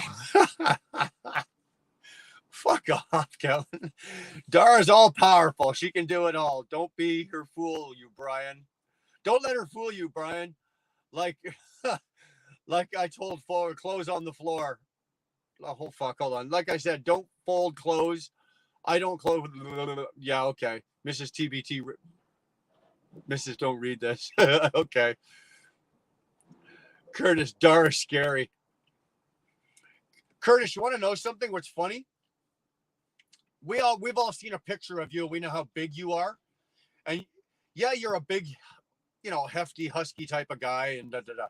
But the guy on the comment right below you, that guy's 6'5", about 350, and he's probably more scared of Dar than you are. Sorry, Mike, but yeah, Mike will agree with you. I guarantee you, Curtis. Mike will agree with you. She can, she can be scary. TBT, he mainly does his own laundry. I throw it in and he folds it all the way he likes. Yeah, TBT, she'll throw the laundry in, but I fold it because I like my laundry folded in a particular way for the bag, right? For the truck here. So, and Dar just doesn't bother. I'm telling you, Big Cobra butane lighter. I know. Fuck, dude, I'm gonna hear about this for the next 6 months. Everyone say Bill Freeman saying hi to Mike. I get it, TBT. I'm 39 with 2 young ones. Any more than one night out at a time, and I start getting itchy. Oh, not me. You need to start pre-tripping your lighter so on your 30-40 you'll have them full again. Right? Yeah. No shit, eh? That's actually not a bad idea. That's not a bad idea. Hi, Bill. Hi, Mike. Hi, Curtis. Hi. Oh, sir. The universe is trying to tell you something with the lighters. You know what? Oh, sir, you can do it that, eh? You can do it that. There you go. Curtis, there you go. That's what Mike calls Dar. Fuck, Brian, I'm trying to quit cigars, and this stream is killing me. I can smell it through the screen. Oh, bro, and that wasn't even a good one. That was something that was one that somebody recommended. It was like a $4 something cigar. So that was a $4 cigar, but it was really good. It was actually really good. Yep, recruiter reached out to me. I'm looking for a good deal now. Looking for a truck now. Don't want to get tied to 200 grand brand new truck, but I like the new Gen T680. Dude, you and me are going to talk because that's the direction I'm going. If you were here earlier, I know you guys already heard this, but if you were here earlier, DD15, the owner of our company, he's redoing the trucks. He buys 680s. He buys them in blocks of 20, right? So he gets a fleet price. He gets a very good price on them. And if you don't work here, so it may not apply to you, obviously, but because when I want to buy mine, he's willing to buy it for me. And then I just buy it off him and I get it at his price, which is probably going to be about 40 grand less than what you and I would if we walked into Kenworth and bought it. So that's the direction I'm going because I want the 680. I do. Millie! I don't know where that came from, man. That just fucking came out. He makes me happy. Millie's in the house. Hi, Millie. Dar. I can bring you a lighter, but it might take a few days. At this point now, plays on the freeway. I'll take matches. I'm tempted to run. There's a field right over there. I'm tempted to run over there and find 2 sticks, start rubbing together. Did your cigar? No, it didn't. I failed miserably. Oh, cool. Told Ulcer he's number 1. Yeah, no shit, eh? Oser is number 1. Enhanced flavor. Brian, I send you some big ass matches. Dude, I don't care what you send me. Send me a propane tank and a fucking match. I need something to light a cigar with. You mad because he told you that 100 times first, Curtis. Organized chaos. Curtis, you should have a lighter and fluid waiting with a bill for reimbursement plus tip. We do laundry together. Usually I am the transfer agent, washer to dryer, and removal person. She folds the laundry and I carry it. I carry to and from the truck. Not that anyone cares our laundry. Hey, you know what, man? At least you got a system. I drive a 23 T680. The body parts fall off all the time. Kenworth is going to do a recall after the first of the year. I didn't know that because I got a good friend of mine in here, Chicken Hawk. He got his like a couple of months ago. I did a video on it, Robert. 2 days ago. Go into my videos and check out Brian and Chicken Hawk, or Wheelburner and Chicken Hawk. I love that truck. I love that 680. Love it. Haha, oh sir, Bulldog. Those new T680s are sweet rides, man. The Volvos might drive better, but they are sweet units. You know what? I think it's a toss up. I've driven both, obviously. I think it's a toss up on which one rides better. But I for myself personally, for comfort and for quality, I want that 680. Damn uncomfortable. I'm assuming Robin's misbehaving. 680 is sweet. You'd have to get the PACCAR. I will not be getting the PACCAR. I will be getting the Cummins. I will be getting the X15 Cummins. I'll DM you regarding that. I'll buy one of KBD if owner can get me fleet price. I thought, no, it's our parent company. Our parent company, KBD, was bought by Anderson Transport. KB Dar sending me messages telling me to shut up about something. KBD was bought by Anderson Transport. Okay, so the original owner of KBD, Bruce Mullen, is still in place, and he's still working for the company and still running KBD and businesses. Nothing has changed about KBD. It's just that we were bought by Anderson Transport. But so the owner of Anderson, which is much larger than KBD, right? Anderson is way bigger than, much bigger than KBD.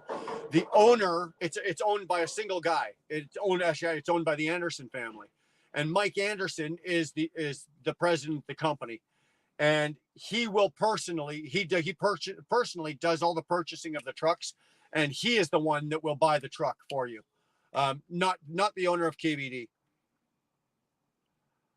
I am a trained propane operator, and I can confirm that just using a tank and a match will blow up a whole lot of shit. No PACCAR, X15 only. Yeah, exactly. I've driven them both. I've driven the 680 with the PACCAR. I've driven the 680 and been in one with the Cummins.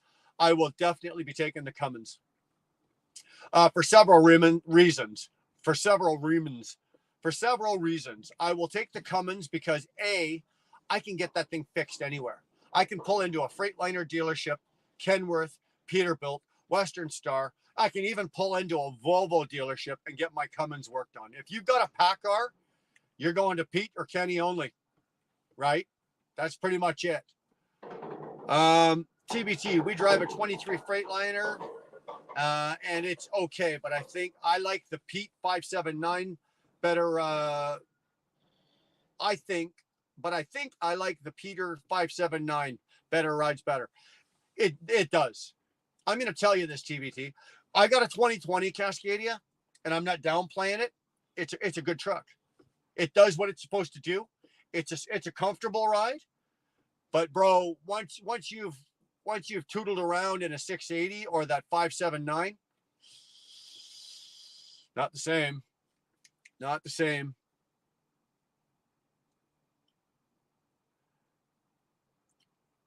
The bottom skirts come off and the small plastic pieces around the fuel tank comes off also. So what are you saying? They fly off? Like just as you're driving, they're defective and they're falling off? You guys haven't driven a 680 yet. Well, you will when you and me and Chicken, when Mrs. TBT and you and me and Dar and Chicken Hawk and Special K all hook up, we're all going to take turns driving his truck around. We're just going to leave the trailer and we're going to go bobtailing out, do some donuts. Bulldog, she's telling you to shut up about buying another truck. No, she's telling me to shut up about Robin, because every time I see something like that, I always assume that Robin's misbehaving, and he's not. I'm doing it more out of fun. I think Dar thinks I'm serious, so.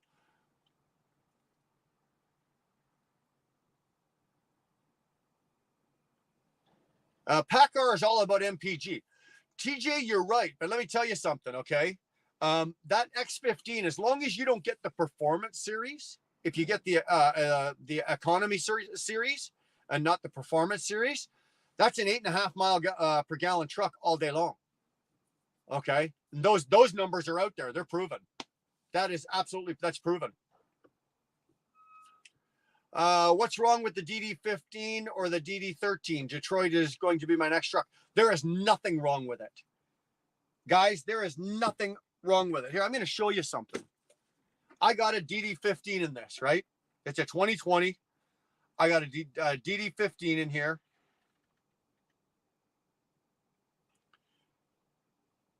I reset my gauge. I reset my trip odometer every time I fuel. Okay. So, and it resets everything. Now, I know this might be a little hard for you. So I just took a picture of it. Hold on. I'll get a clearer one. Hold on. And just so you know, I'm not full of shit. There's the time is on there. So, you know, I'm actually taking the picture. Okay. I'll blow it up. So with this load that I've got here, I fueled my truck up in Ontario, Canada at Prescott. I don't know if you can read that. Sorry, I know it's hard with the way this shit is. But I drove 353.8 miles. I got 9.6 miles per gallon. My average speed was 58 miles an hour, 6 hours and 10 minutes. That is on a DD15 Detroit engine. So there is nothing wrong with these Detroit engines. Okay? Absolutely nothing wrong.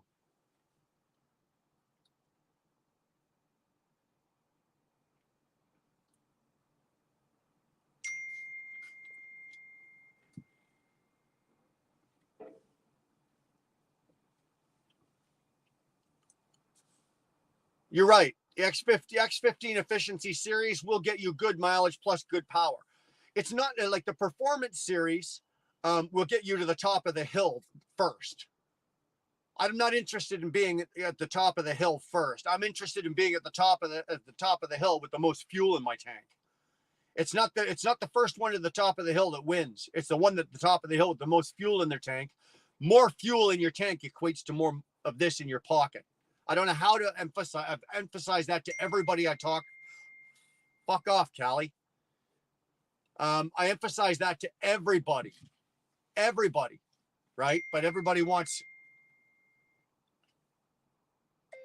I am live right now. Stop texting me. Sorry.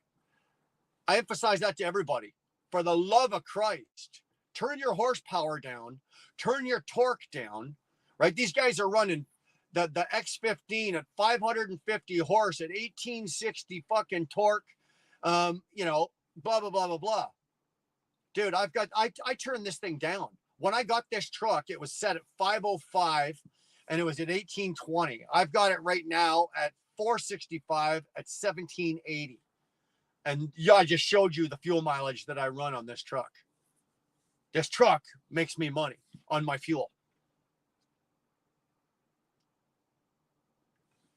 Yeah, TJ, the economy series is very fuel efficient on these Cummins.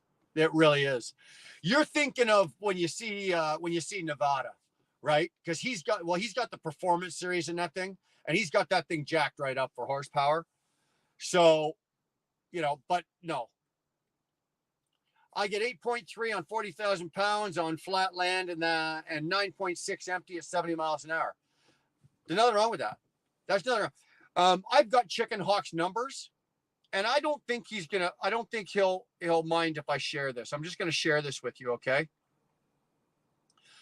He did his run the other day. He runs from Miami, Florida. He does one drop in West Virginia or in Maryland, and then he does 4 drops in Philly. Okay, so this is what he did.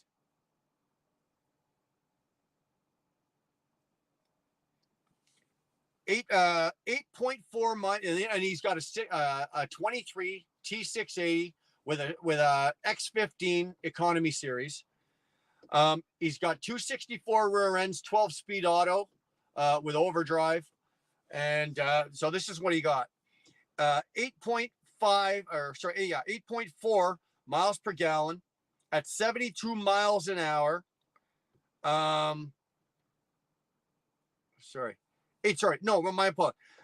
8.2 miles per gallon at average 72 miles an hour. 2,200 miles, and that's on 2,200 miles. So the round trip was 2,200 miles, and he had 16.5 hours of idling in there. So that 8.2 would have actually been about 8.4 if he didn't have the idling hours in there. That's not too shabby. Pulling fairly heavy. I won't tell you what he was pulling. That's for him to say. So it's not a bad deal. I've got no problem. I have zero problems or zero issues whatsoever. Going with the Cummins. I'm jealous of your fuel economy. I've been getting about 7.5 miles here lately. You know what, dude? And think about this, okay? I came out of Ontario. I came down 81. So I have all those hills through Syracuse, Binghamton, all the way down. Then I got on the 476. I don't know if any of you guys, how well any of you guys know the East Coast, but then you get on the 476 and you're like this, right?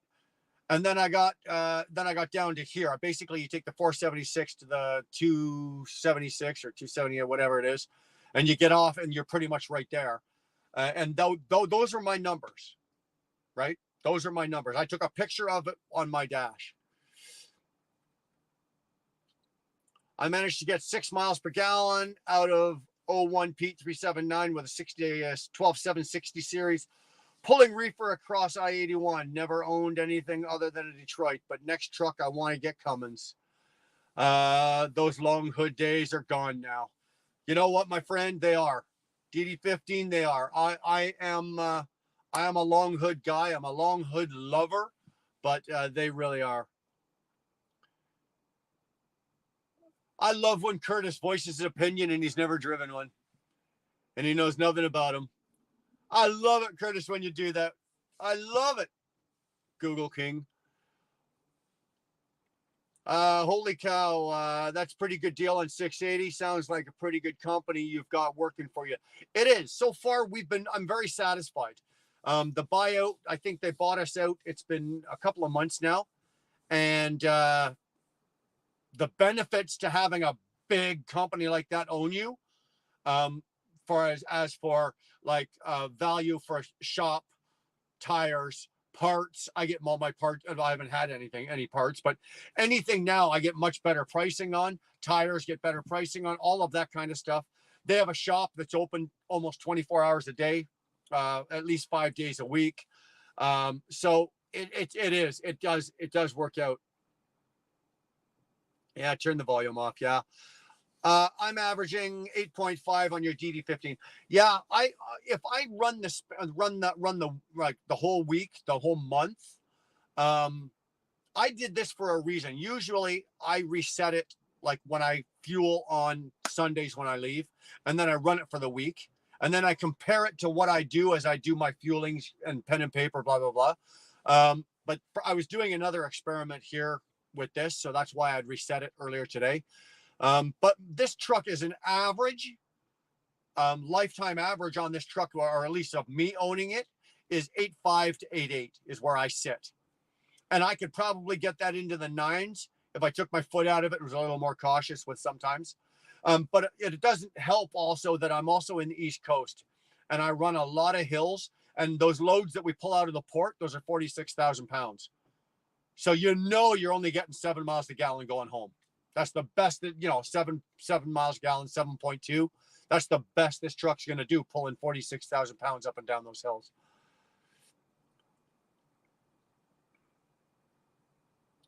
I have an old Detroit with massive power, and I get decent fuel economy running slow.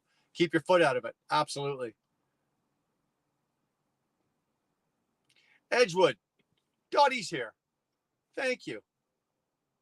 I'm glad you're here, Dottie. Thank God you're here. Thank God you're here, Dottie. Oh, thank God. Oh, sir, managed to get 7.97 miles on my last full tanks, but I had super light loads, 1,000 and 2,000 LTO loads for truckload pay. Hey, brother, that's not bad. I'm sure you're enjoying the fuel mileage. What's your downhill mile per gallon? How the hell would I know? Every time I go downhill, I turn the truck off and put a sail up with the wind behind me. Mahal. Hey, bro, what's going on? Wow, I'm going to make myself sound dumb, but how do you adjust the horsepower and torque? If you can do that to get better mile per gallon, I'll do it in a heartbeat. You got to take it to the dealership. They got to plug it in. It takes them not even 10 minutes. Takes them not even 10 minutes. They plug it in. They go into the program, and they go into the screen. They go into the horsepower screen. They go into blah blah blah blah. I stood there, watched while the guy did it. So it cost me $75. Best $75 I ever spent. Dottie. Okay, everybody's saying hi. Everybody's happy that Edgewood is here. So am I. Let's not get carried away. Edgewood's here. Okay. Okay, Edgewood's here, but it's not the shit. Yeah, okay, she's the shit. Edgewood, hi, Mr. Bill. I hate the dealer. Is that the only place I can go? I use a very small shop who does good work at reasonable prices.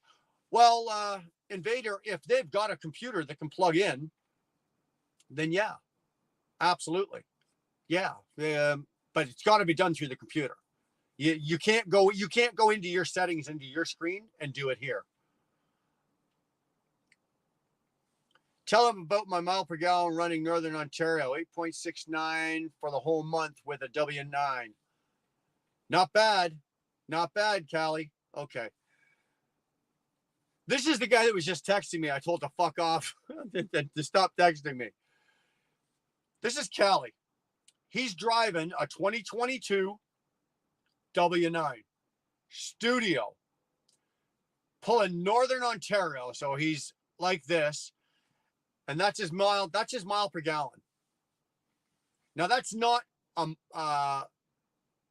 like a long term. What was that, Callie? 8.9 for the whole month with a W9. Okay, so that was his month. But believe me, it took me fucking 2 years of teaching this guy to get him to drive like this.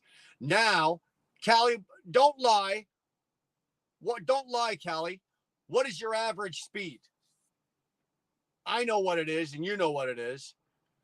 Any suggestions on setting up to tune a Cummins ISX at?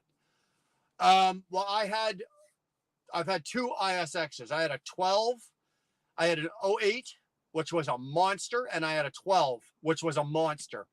I had them both set. They were both, one was at 550, one was at 500.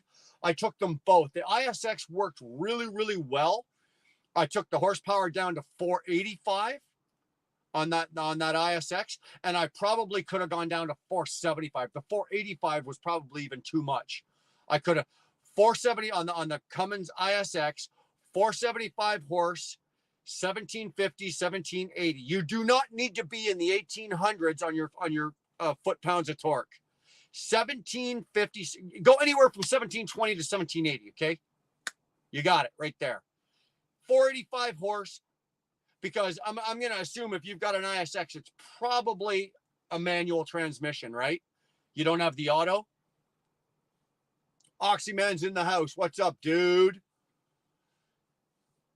Pittsburgh Power has been great to me. They can tune a computer to gain horsepower and torque for the power and have tunes tailored for economy. These programs are proprietary and not easy to find. If you want to take it, I got no problem to doing that, taking it into Pittsburgh Power. But if I'm going to take my truck into Pittsburgh Power, I'm having more than just that done. You can have one of their tuning programs like you're talking about installed, but you're talking some decent money, dude. Especially on one of these new ones. With it, you just said you're driving an older truck with big power. It's easier to tune those, right? You can go into Pittsburgh Power and have the Pittsburgh Power Turbo, the manifolds, like the ceramic manifolds. You can have all of that shit done. On these new trucks, there's no benefit to that, right? So it's the computer tune that you want if you're going to go to Pittsburgh Power with a new truck. It's the computer tune that you want, and it's the settings where you want it set. But if you just want fuel mileage and economy out of a standard truck like this, and you just want go to the dealership, adjust your torque settings and your horsepower. You can do it with that, and again, make sure you've got your gear, you got the right gear ratios, right? You're not running around with 411 gears, at 70 miles an hour, because your RPMs are going to be at like fucking 1800. I've had a lot of people brag on Pittsburgh Power with great results. They do. Pittsburgh Power has solid results. I will fully endorse that. Absolutely. It's not Google King. It's what it is. No, you're Google King. Okay. Curtis, how do you know that the Mac is Volvo junk? How do you know? I've driven a Volvo. I've owned a Mac. I've owned a Volvo. How do you know? Based on what? What you read in comments and what you see on other channels? Come on, bro. Google them and call and see if there's anything you can do to help. You'll have to schedule a time to get it in. Yeah, they are booked. Havana saying hi, Edgeworth. Bill's going to be right back. Don't take long, Bill. Same here, Robin. Saxton, PA, near Pittsburgh. Yeah, that's where they are. Bruce, okay, look at this. Wittit's actually throwing out some good info here. Bruce Mallinson owns Pittsburgh Power and has diesel experience back to the 60s. Robin, just make another account if this keeps being an issue. Oh, hold on here. I went to Pride Truck Sales out of Dixie Road. They asked me $250 for a 680 with a tri-pack APU. The problem, that's not a bad price. Is that $250 out the door? Like taxes in, everything. With a tri-pack APU, that's good, but I can guarantee you that didn't include your extended warranty. That did not include your extended warranty. So that $250, that's probably $250 the price. Now you're throwing tax. I promise you, if you're taking a new one out of Pride, you're not taking it for more than $300. You're not coming out with under $300,000. Taxes in, plus the extended warranty. All right, they're throwing the tri-pack in. Yeah.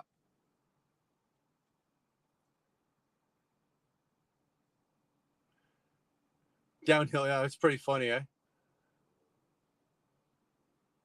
Yeah, there's Callie. He was getting 50 miles an hour.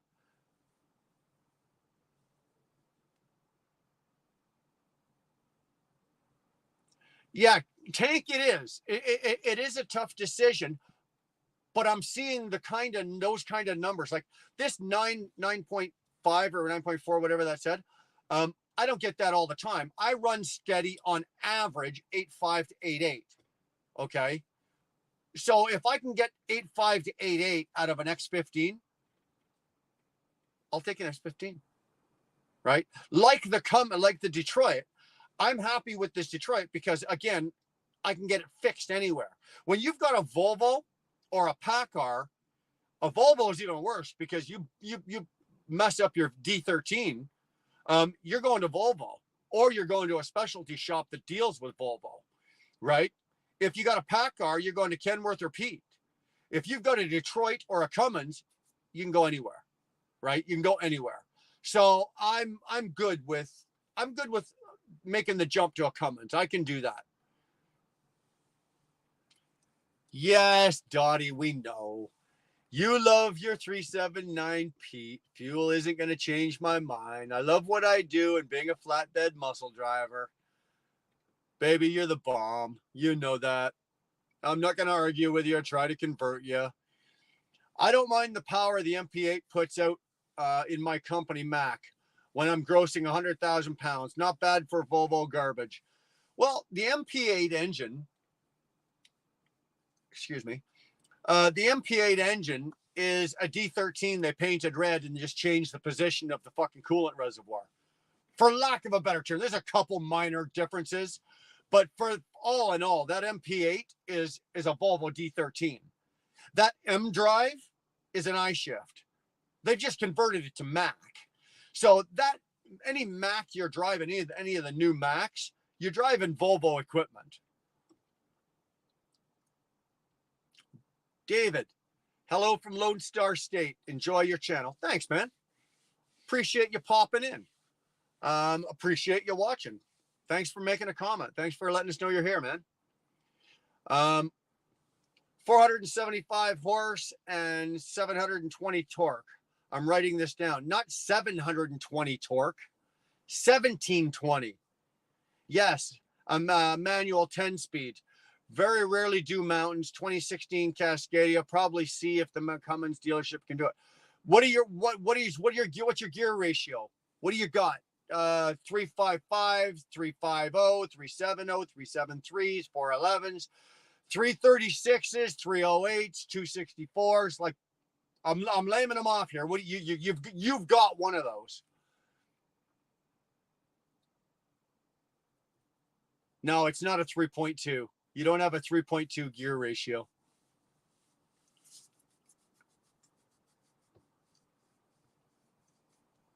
Okay, answer me this question, Invader. At 65 miles an hour, where are your RPMs? At 65 miles an hour, where are your RPMs? If you tell me that, I can calculate and tell you what your gear ratio is. It's going to take me 17 minutes to get down to that comment, though. Some loads of mine are overweight by thousands, so I need the extra horsepower. I hear you, Dottie. You just want to be the bully on the highway. I know you're not fooling me, honey. You're not fooling me. I got you. I got you, Dottie. You just want to be the biggest, baddest ass out there. That's all. I just want to drive my Pete. No. At 70 miles an hour, my RPM is 1,500.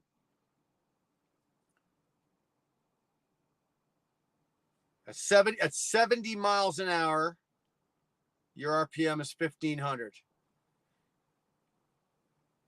You either have 336s or 350s.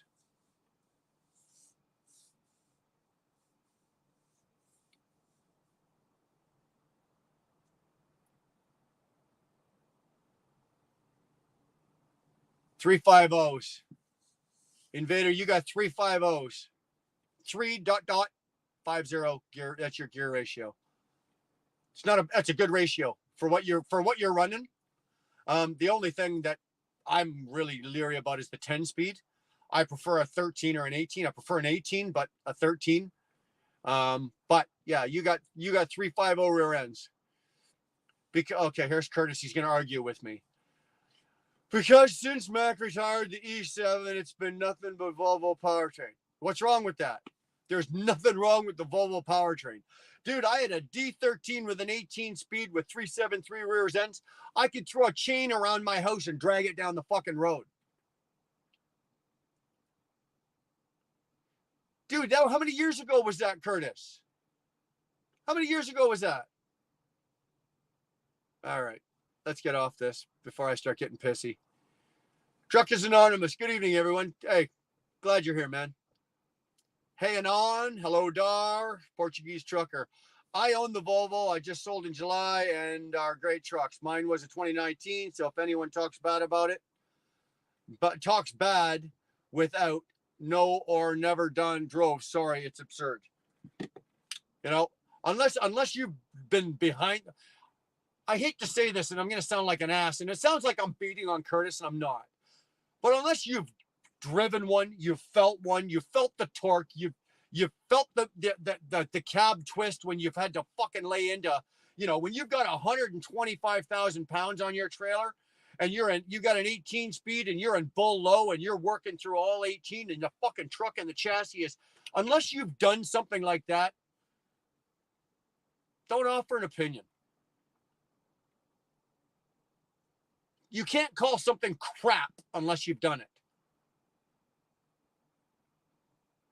Shoot, where do I find that? What the hell are you looking for? I'm probably gonna auction my my truck wheel burner, 56,000 and no bites. What year is yours, Sterling? I saw the video you did on it when you cleaned it all up and all this. And that's 56,000 US.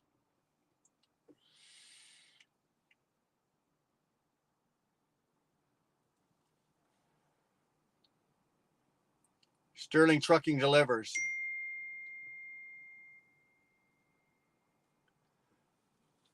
Mike Campbell, hey Anonymous, Invader, probably 1,400. Sterling 255.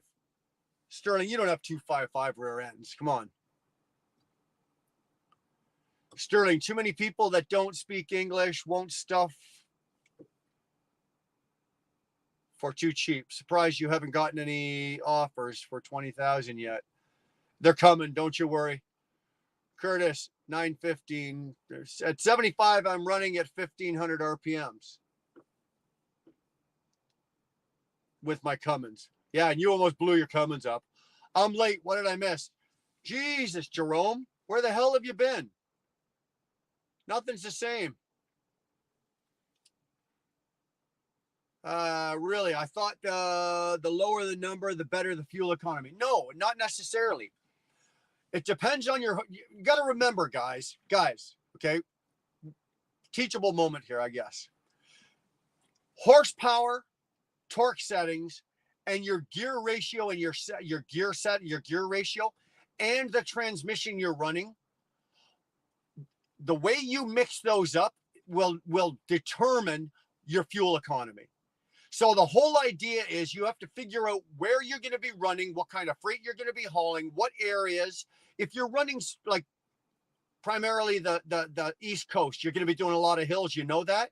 You're going to set your gear ratios, your tranny, your horsepower, and your torque at a certain setting for optimum fuel mileage. If you're running the Midwest and you're flat, you're going to set all of these settings for different. So just because you lower your gear ratio, or you get a truck with a low gear ratio, because you got to remember, if you've got a 336 rear end or a 264 rear end, the first hill you hit, you're dropping gears like granny's panties, boys, right? Or you better be doing 85 mile an hour when you start going up that hill, because you're only going to be doing 50 when you get to the top. It's how your truck is set up. I can't emphasize that enough. More guys out here, more young guys that get into this business, they decide to go and buy a truck, and they don't know this, and they just go, "Oh, I got a good price on a truck." But meanwhile, it's a 10-speed or it's a 13-speed. It's got 411s. It's got 411s. The horsepower is set at 550. It's at 1860 in torque. Well, you know what that guy was using that for? He was pulling foundations. That's what that is set up for. More people need to come out here and know what they're looking at. I could go on and on and on and on and on, but the transmission gear will affect RPMs and mile per gallon. You're right. With it does. Right. Generally, the lower the number, like you get down, like for example, I got 308s in this, right? So at 75 mile an hour, when this truck runs 75 mile an hour, I'm just below 15. I'm at about 1480. Mother Truck, official trucking channel. Ladies and gentlemen, the Asian Maya's in the house. This guy is responsible for blowing our channel up. He's absolutely responsible for blowing our channel up. When the COVID hit, it was between him and Nevada, and Alex was gracious enough to put us on, and we were doing we were talking about the convoy and the shit and the politics and everything. And because of the Mother Trucka official trucking channel, we are where we are today. Appreciate that. I absolutely love you, Brian. Hey, where are you? I'm in South Pittsburgh in West Virginia. I'm south of Pittsburgh in West Virginia. Dottie, I'm sitting over here in King of Prussia, Pennsylvania. We're in the same state, but we are miles apart. Hello, Robin, Curtis. Yeah, Curtis, Mother Trucka in the house. Edgewood, hi, Alex. Hello, Dottie. I am way behind in comments. Sorry, guys. With all the chatter of people chasing rates and trying to get the highest number of cents per mile, yada, yada, we forget the consistent revenue should be your goal.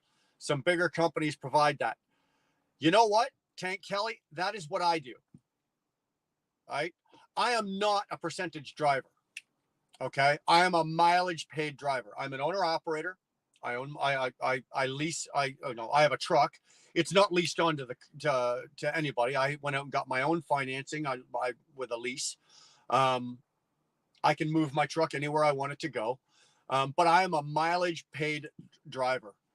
And I have always found when I'm watching these guys on YouTube that are, on the spot market, and they're running from here to here, here to here, here to here. I got this much per mile. I got this rate. I got this rate. I got this rate. Week after week after week and month after month after month, I consistently beat them. And I'm not saying that to brag. Don't get me wrong. That's not a brag, but consistency over the long term. There are going to be weeks where somebody pulling the spot market is going to make more money than me. But how much more are you putting in your pocket than me? No. You may generate more money than me. I'll just give you a roundabout idea here. You might generate $10,000 this week. I might generate $8,000 this week. But after you take out all of your costs, your fixed cost, your variable cost, you take out all of that, and then you compare that to mine, I'm taking home more money. Or because I'm a corporation, I'm more profitable. And that's just the way I prefer to run. And I've got my business geared to run that way. And I've been doing it. I've been doing it a lot of years. I really have. I don't know why Volvo takes a bad rap in the trucking industry when they make big ass machinery that they can literally drive over a PACCAR truck with. Yeah, I know. You go over to Europe or even in the US, dude, they got huge earth moving machines down here. Uncomfortable wife, happy he was having fun. Edgewood, Jerome's late, Brian, whack his PP. I ain't touching his PP, dude. Or babe, sorry. I seen that, sir. I am not touching Jerome's PP. Jerome looks like he could probably take care of himself. I'm not messing with him. I'm getting too old and fat to be doing that. I run a 2015 389 flat top glider with a 2000 C12. Pick up and deliver raw milk. 8 mile per gallon average, 80,000 gross. Now, I'm going to tell you something about that C12. Watch your head gasket. I had one. I know the C12s very well. Loved it. Probably one of the most fuel efficient engines the Cat made. Loved that motor. I had an 04. I had it in a T800. Great motor. It was set at 435 horse. I think it was 1675 torque. Great motor, but they had gasket issues with them. They worked great, efficient, torquey as hell, great little motor. But I'm not saying you're going to have that problem, but just watch that. I know what I'm talking about because I had one, had to replace one. You're teaching me a lot tonight, Will Burner. Appreciate it. It's trying to save fuel in any way possible. That's what it's all about, Vader. It is. Fuel efficiency these days wins the race. I make money on my fuel. I run 8.5 to 8.8 miles per gallon. And I have myself set up, and with my contract with the company that I run at, I'm making anywhere between 240 a mile and 255 a mile, depending on the fuel surcharge that week, because that fluctuates. So my weekly fluctuates, but I will make more money year after year consistently that way. Steady. But fuel mileage wins the race. Fuel mileage wins the race. Guarantee you. And if you do not believe me, call me and I will sit down with you and we will go through your numbers, every single one of your numbers, week after week after week, and we'll compare it to mine. And we'll see. We can work it. We can figure it out. That's why I get out of the way. That's why I get out of the way for trucks. I get out of the way trucks too. Yeah, Jerome Jones, international man of mystery. Bulldog, Mike Campbell, mother trucker, respect. Oh, sir, where on the truck would it list the gears that you have in the rear end? It all depends, dude. On my truck, being the Freightliner, it's on the passenger side. It's either, when you open your door, that little area right in there, it's either in there or it's on the door itself. On my truck, the gear ratios are actually on the door, on the passenger door, but my horsepower, torque settings, and all of that are on the driver's side. On the Volvos, it's right there on the driver's side, right here. You open the door and you look down right there. It's all right there. It tells you time, date of manufacture, when it was made, the color that came out, the chassis. Volvo lists a lot of info on theirs. It's really good. Some of us are working. That's why. That's no excuse, Jerome. I call BS on that. That's no excuse. Oh, sir, DM data tag in the glove box or door jam. I don't know. Okay, Sterling can help you out with that for you. Oh, sir, I don't know where they are in the Kenworths. Sorry. Bulldog, you're right, Curtis. Volvo has problems supplying the hood world with parts, the whole world with parts, while PACCAR is just hoping someone will need theirs. Hood. Yeah, I got you. Jerome, thanks for the hard work so we can be in here. There you go, Jerome. There's your appreciation, brother. You're out there doing it so we don't have to. We can sit in here and kill time and do this because you're out there taking the heat for us. Keep up the good work, Jerome. Good night, brother. Take it easy. Shannon Trucking. I am finally parked. So glad I was able to bring the load. With you all tonight. Left Tennessee with this load yesterday. Made it. Only 7 minutes left on the clock. Thanks for getting me through to Dallas. Oh, I'm jealous. At least you're warm. At least I think you're warm. Shannon, we're glad we could get you to Dallas.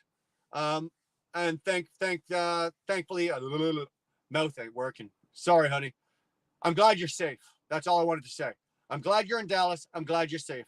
Now shut down, take a breath, have a bite to eat, do your keto, relax, go to bed. Go truck yourself. Paid $51,000 for my insurance this past year, being first year of authority. Jesus H. Christ, son.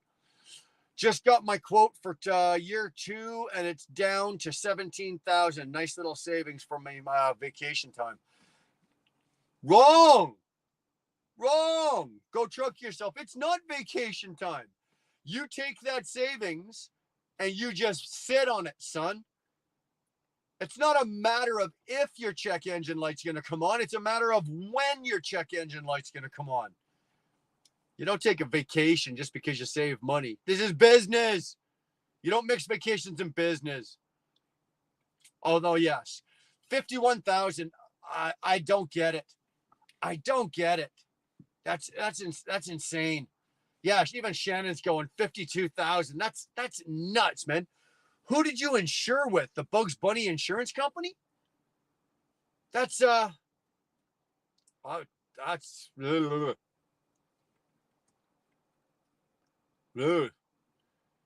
21's out. Have a good night, brother. Thanks for being here. 21's good night, good night, good night. Oh, sir. Congrats on Go Truck yourself. Keep up the good work. It will go down even more next year. Yeah, you know what? You know who's a good source of knowledge for this? Oser would be, but so is James, right? Because James really knows. I've been in a couple of his chats when he's done the insurance talks. He knows what he's talking about. So James Best is probably a really good source for numbers and talking and costs for insurance. He knows. Thanks, Wheel Burner. It takes me. Sorry, I'm going to get back to that. Bulldog, Wheel Burner, have you ever thought of being a trucking school teacher? What, teaching guys how to drive, like an instructor? Not really. No, I would be better teaching you the business of trucking instead of the trucking business. I would be better at teaching you the numbers and all of the stuff that goes on behind the scenes. But to take somebody and like work in a driving school, I don't know. I don't think so. Maybe I would. I'd have to try it and find out. It takes you some time to wind down. Oh my God, Dallas is always nuts. I hear you, Shannon.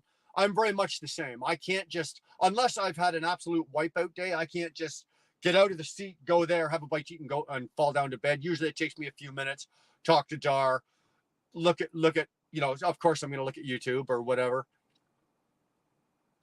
Yeah, I was just joking. I don't vacation.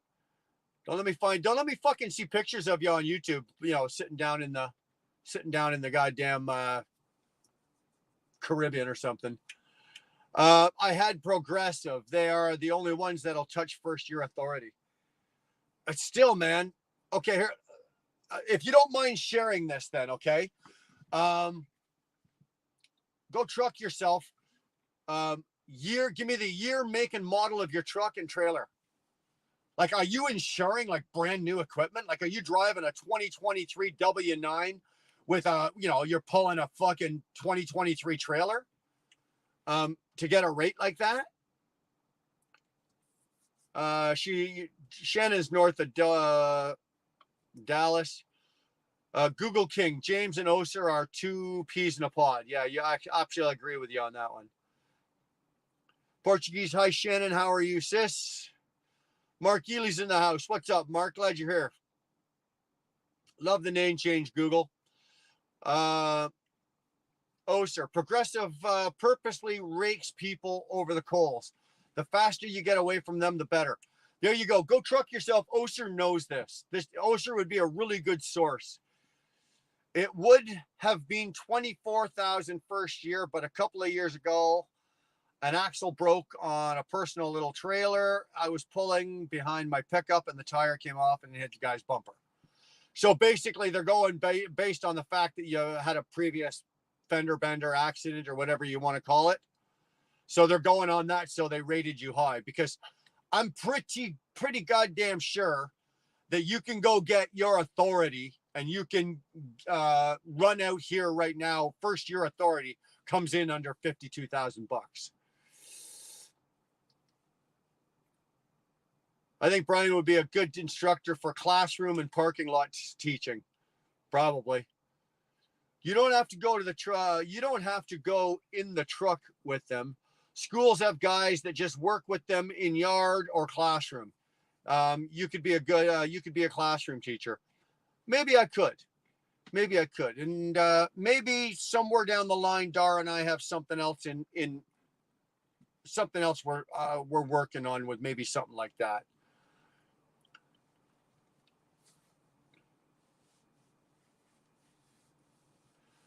What would be the most fuel efficient truck if I'm running the Midwest and some of the Southwest and Southeast areas?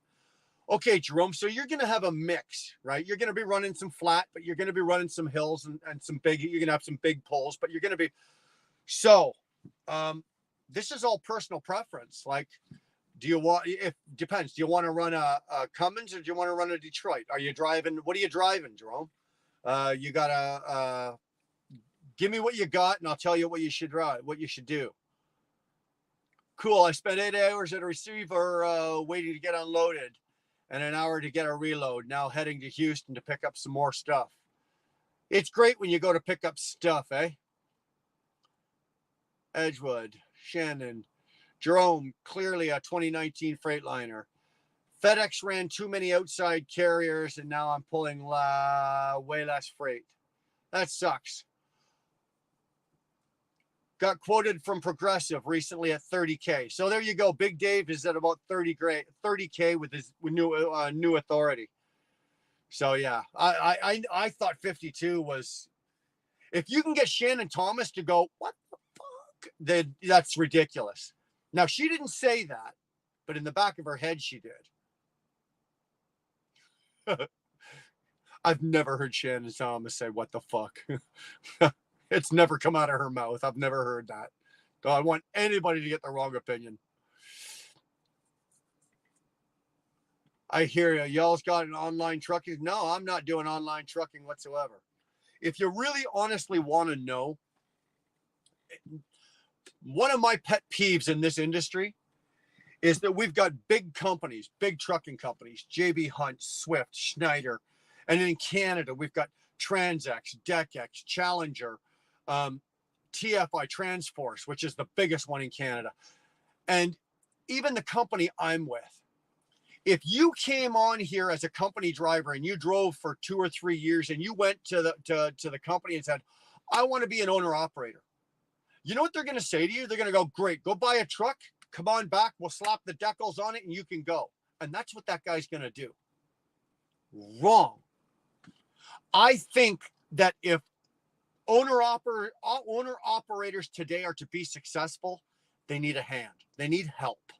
And I think we're going to kind of present options to companies that before you, when your company guys come to you and say, I want to be an owner operator, you're going to say, good, you need to go see, or you need to go talk to Wheelburner Express, whatever, and take this course. It's a weekend course or however we lay it out. Okay. And that is what we're going to do. And we are going to help you. Okay. I'm not claiming that I have all of the answers. I don't. But if I don't have the answer, I can guarantee you I know somebody that does. And we will at least get you set up and get you pointed in the right direction, because the failure rate of owner operators these days is higher than the success rate. So what is that telling you? That's telling you guys are coming into this business and they're failing miserably. And most of them that are going out with less than they came in with, meaning they don't have a wife, they don't have a dog, they don't have their house, they don't have shit, they don't have their life savings. Gone. That's not necessary. So that's what we're doing here. That's kind of the road I'm going to be going. And it's going to be a plan of when I'm kind of out of the trucker, I'm done with trucking. That's going to be an area I'm going to go into. I'm going to try the best I can to work with the new guys that want to be owner operators. And we will give you the platform. We will give you the series. We will take you step by step and at least get you pointed in the right direction and at least give you an honest start at it. So you're not having to fumble the first 6 months of your fucking trucking career and kill you and blow all that money. Okay, so enough about me. What'd you think of me? That came out of a movie. Some guy says to his girlfriend, all right, enough talking about me.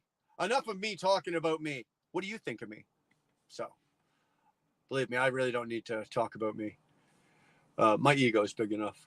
First year authority insurance is always high, but certain states like California, Florida are astronomical. Team Tiny paid a fortune in Cali. Stewart moved out of Florida partly due to insurance. Yes. Yep, it was going to be $24,000. It's that accident that killed you. Okay. All right. Okay, Jerome, you've got a 2010 Pete 386. Nice truck. I had a 2008 386. My 386 Pete was I had the ISX in it, but C15 Acer. Okay, so you've got a very, very, very, very, very torquey engine. For what you're doing, I need to know what gear ratio you've got. That's good, but I need to know what your gear ratio. Either way, for that engine there, okay, the C15 is it's a bull of a motor. So you're probably going to with a 2010 386. Hold on a second here.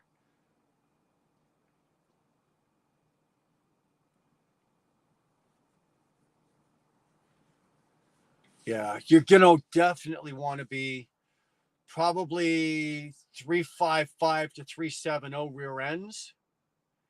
You're gonna want to be 375 or 385 horse, and you're gonna want to be anywhere from 1750 to 1780 in your torque. Jerome, write those down. Okay. Now, if you tell me you've got like 336 rear ends, that'll change.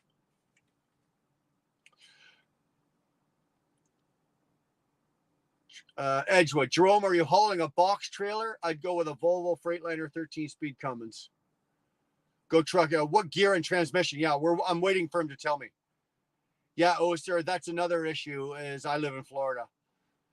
I don't like it. No offense, but I think owner operators are a dying breed. One-man operations aren't going to be able to last much longer. Bulldog, it's up in the air right now. You and I both know where the industry is going. Did I say 385? 485. Sorry, Google King. 485. Jerome, it's a 10. You got a 10-speed and you're about a box trailer. Okay. That's definitely right. You want 485. Set your torque at about 17, anywhere between 1750 and 1780. Okay.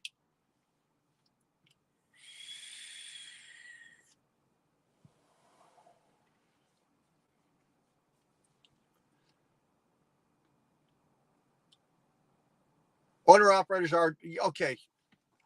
I agree, and let's agree to disagree. I agree with you into a sense that there's not going to be as many of them around, but I think the owner operators that can find the niche, or that can fine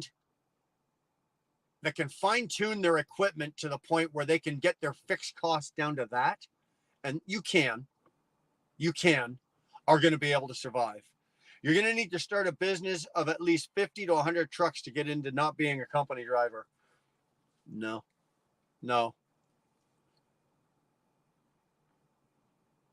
Yeah. Oser said it for me. I think it's Oser's close. It's 6% in the United States. Only 6% of the carriers are megas. That means 94% are smaller fleets. That ratio is not going to flip-flop overnight. It's going to take fucking years for that to happen.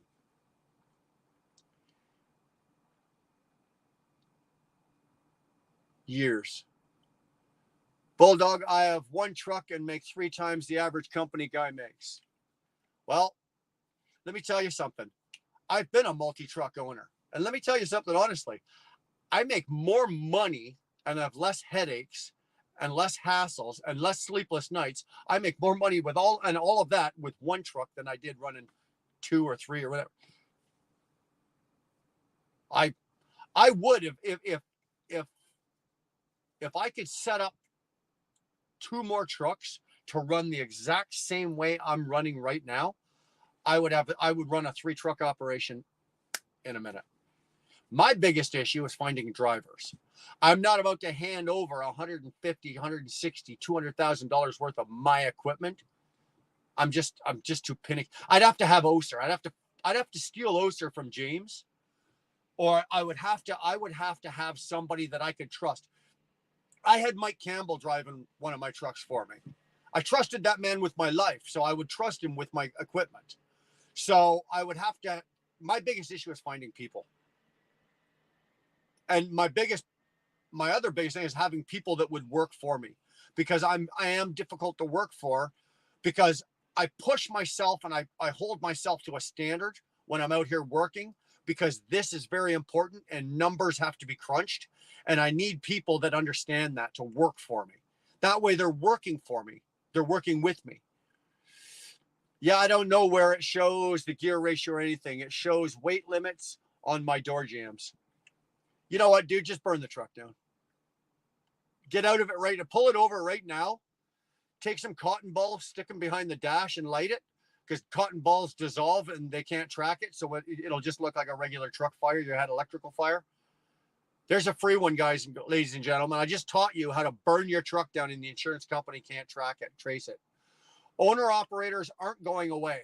What's going away are the idiots that get into the trucking industry to get rich with quick and almost zero experience. And Oser is absolutely right. Jerome Jones, you have 355 rear ends? Dude, you're good. 350s or 355s? I said 350s, but 355, you're fine. 355s, you set your horsepower at 475 to 485. 1780 on the torque, or 1750 to 1780. Dude, you will have a well-rounded truck that can run just about all the terrains. You can pull hills with it. You'll get good mileage on the flats. You'll be able to pull hills and get up the goddamn hill. You'll be all right. Oser, somebody actually agrees with Oser. Go truck yourself. Oser, 100%. Oser, Invader, what kind of truck? The guys that come in when rates were $5 are dropping like flies right now. You're damn right they are. You are damn right they are. I've watched it multiple times. Multiple times. Remember, go truck yourself. Dar and I, we had our bid. We were owner operator. Like, I was an owner operator in 2008 when the recession hit in 8. We survived that one. 2015, we survived that one. We're in one right now, and we're still surviving. Watching all those guys that do that came in at the $5 to $6 a mile, and then go out and buy themselves Corvettes and boats and trucks and cars and houses and all that kind of shit. Dude, you watch. Come fucking the middle of January of next year, fire sale. Fire sale. There will be shit going up for sale, and people will be selling it cheap. Have way more trucks than the 95%. Found it. Freightliner Cascadia 2016. Cummins ISX 450 ST, 1800 RPM, 247 ratio. Ouch! You got 247 rear engine that. Holy shit balls. 247s. Dude, that's an 85 mile an hour truck. That's an 85. You got an 85 mile an hour truck there.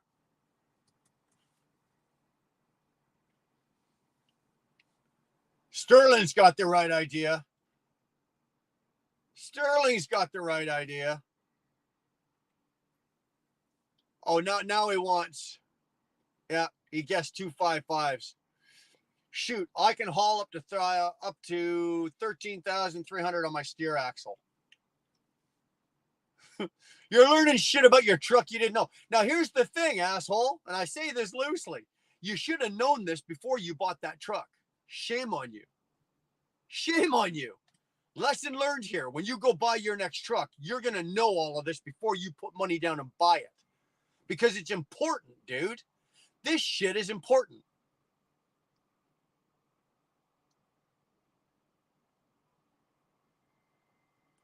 I'm getting another truck in the next couple of months. Finding quality employees sucks in all industries. Let me tell you, brother. It does. Sterling, go back to working on your old ass bug. Most people have never heard of a Marmon truck. Marmons, come on. Marmons are sexy as hell. I love Marmons. Love them. They were touted as the knockoff for the W9s. I think they're way sexier than a W9. Everybody in here is going to agree with me. Google King's Googling it right now. What's a Marmon? That saying that only the strong survive is a real thing. No, it's not. Only the smart survive. I don't give a fuck how strong you are. Only the smart survive. Forward thinkers and planners and smart people that surround themselves with smarter people are going to survive. Tyrannus is absolutely correct. All right, Tyrannus, for $1 million, where were they made? Where were they made? No Googling. It's not fair. I can't try to stump you guys because you guys can just fucking Google it. Oh, sir, they aren't dropping fast enough. Too many people have no idea. Well, that's the problem, oh, sir. They're not dropping fast enough, and that's affecting the rates. Chicken Hawk, what'd you do, man? You got drunk, you passed out in your lawn chair on the fucking beach, and now you just stumbled up and woke up and went, huh? Oh, Brian's still on. Chicken Hawk, I don't think you have 308 gears. I think you've got 264s. I have exactly the same truck with 308s. There you go. Edgewood loves Marmons. Just so you guys know, Marmons were Canadian. I am looking for a good job. I just cannot drive a big rig. Well, I can drive a big rig. I just need a good job. No, I'm just kidding. I've got one. I normally have about 12.3 on my steers. The funny thing is about your steers, Invader, there's, with the exception of Virginia, if you are overweight on your steers, and I don't mean like grossly overweight, but if you're a couple 100 pounds over on your steers, I don't get bothered anymore. They're more interested in what's on my drives and what's on my trailer. No, I went to the restaurant and bar. Yeah, okay. Go truck yourself. What kind of MPG do you get? Bulldog. Wheelburner has a nice gig as an owner-operator, but 90%, 99% of those 95% aren't making decent money. Well, Bulldog, some of that is their own fault. If you're an owner-operator in this business today, you are the owner and you are the operator. That means you're operating. If you're not operating properly or you don't have help with your operating, whose fault is it? You can't blame everything on the, what are you going to blame it on rates? You can't blame everything on the rates. You're going to blame the brokers? You can't blame everything on the brokers. At some point or another, the owner operators out here have to take responsibility for themselves and their own business, the way they run their business, the way they operate their business. And if it's not working for them, then get the hell out before they lose their business. But 99% of those 95% aren't making decent money. Then you know what? If you're not making money out here, then don't do it. Don't do it. You can, however, blame inflation. Well, you can blame Trudeau for that. Average close to 9 miles per gallon on average close to 9 on my IFTA every quarter. Damn, boy, that's good. Do you still suggest the same horsepower and torque settings with the 347 ratio? With the 347, no. Up your horsepower to about 500 and get your torque settings to about 1820. Otherwise, dude, it's killing you every time you climb a hill more than that, like bigger than that. Your miles per gallon probably goes from 7.5 down to fucking 4. And you don't even know it. In that case there, with your gear ratio that low. Yeah, that's what he said, Invader, 247.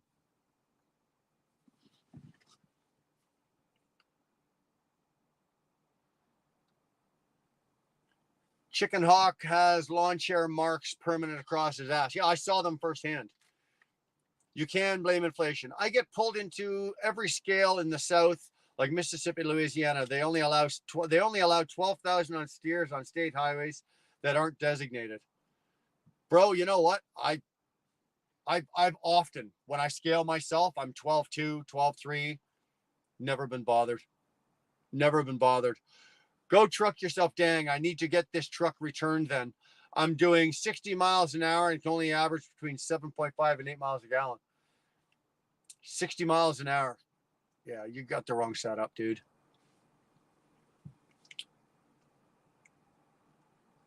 Chicken Hawk is an emotional bunt cake. No, that's Sterling. You need to come up with your own, Chicken Hawk. You need to come up with your own. You're awesome, Brian. Hey, everybody, give Demand a dirty thumbs up. A dirty thumbs up. Ooh. I don't know if I want a dirty thumbs up. I don't know. Not feeling the dirty thumbs up.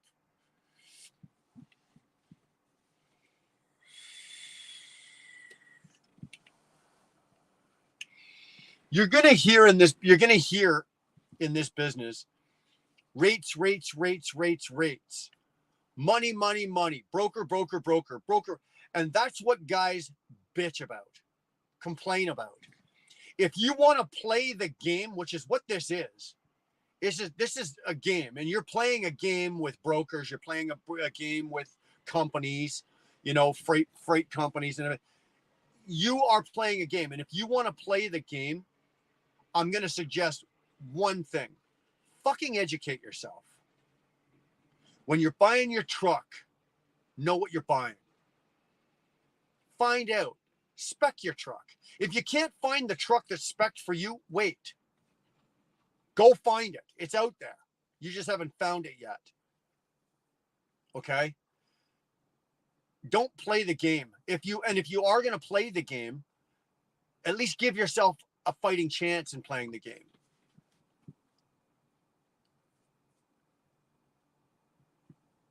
They always let me go, but I have to go through the scales. I don't get the bypass. Well, they always let you go. Bunt. Yeah, this truck hates hills. I build up speed before the hills. Yeah, exactly. But dude, you got a 60 miles an hour. You better be running that thing up to about 85 to get up the hill.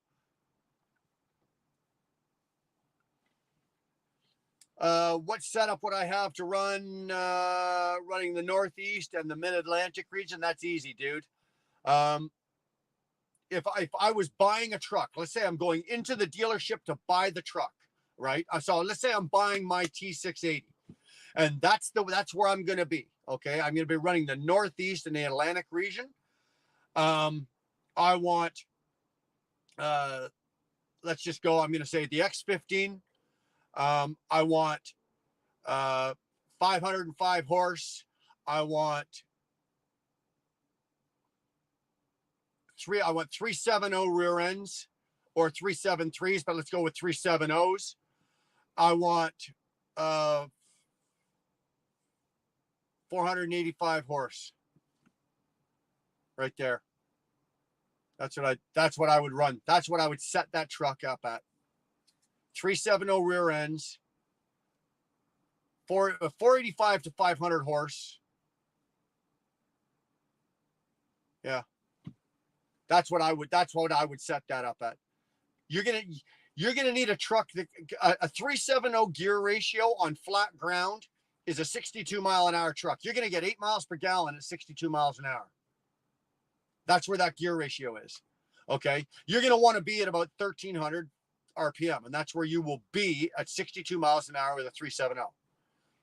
But with a 370, you can successfully get up and down hills without having to fucking drop 10 gears. If you've got an 18 speed and a 370, you can probably get down into about the low 16, the bottom 16, and get up most hills.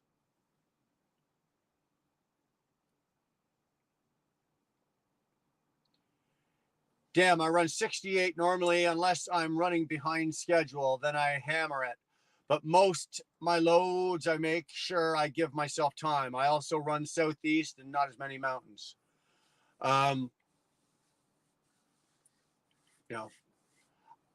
a big advocate of run what your equipment is designed to do.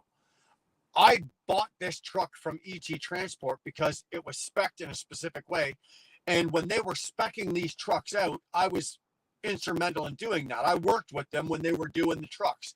All of the new Volvos that they got, you know, we spec'd them and we did the testing on them, and we found that, okay, we're going to get 9 miles per gallon running these regions if we run it this, and this. And that's how we set them up. They did the same thing with the Freightliners. So when it came time that I had the chance to buy this, well, actually, they didn't offer to buy it because I strong-armed them, and because this truck wasn't for sale. I made sure that it's spec'd for what I'm doing. It's important. Know where you're going to be working, know where you're going to be running, know what you're going to be hauling, know the weight you're going to be dealing with, you know, and buy the truck appropriately. I've been working, so now my hands are dirty. Chicken Hawk. Oh, thanks, Dar. I'm an emotional bunt cake. Sterling is a bunt.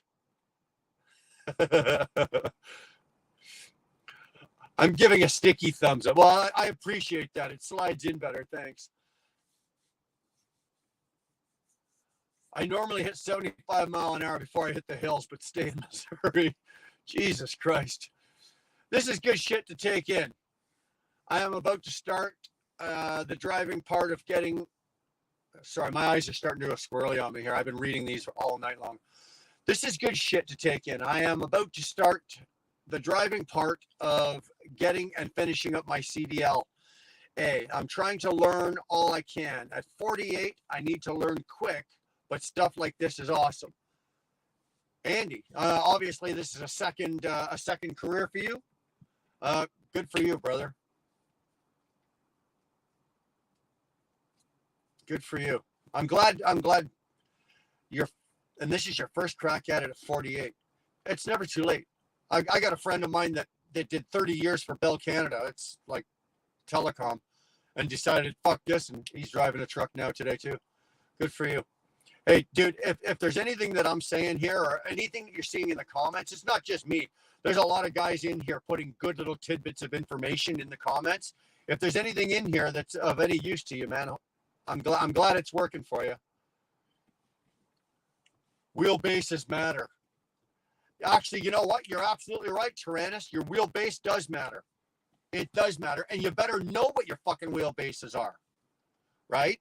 Wheelbases make a big, huge difference on the ride, the style of ride you're going to get, the comfort of ride you're going to get, your trailer, where you want to run. You don't want to run a long wheelbase, right? You don't want to be running a 388 or a 325 or anything over 300 and try to run through New York City with that. Thank you, Tyrannus. I never even thought of that. That's something I never even thought about.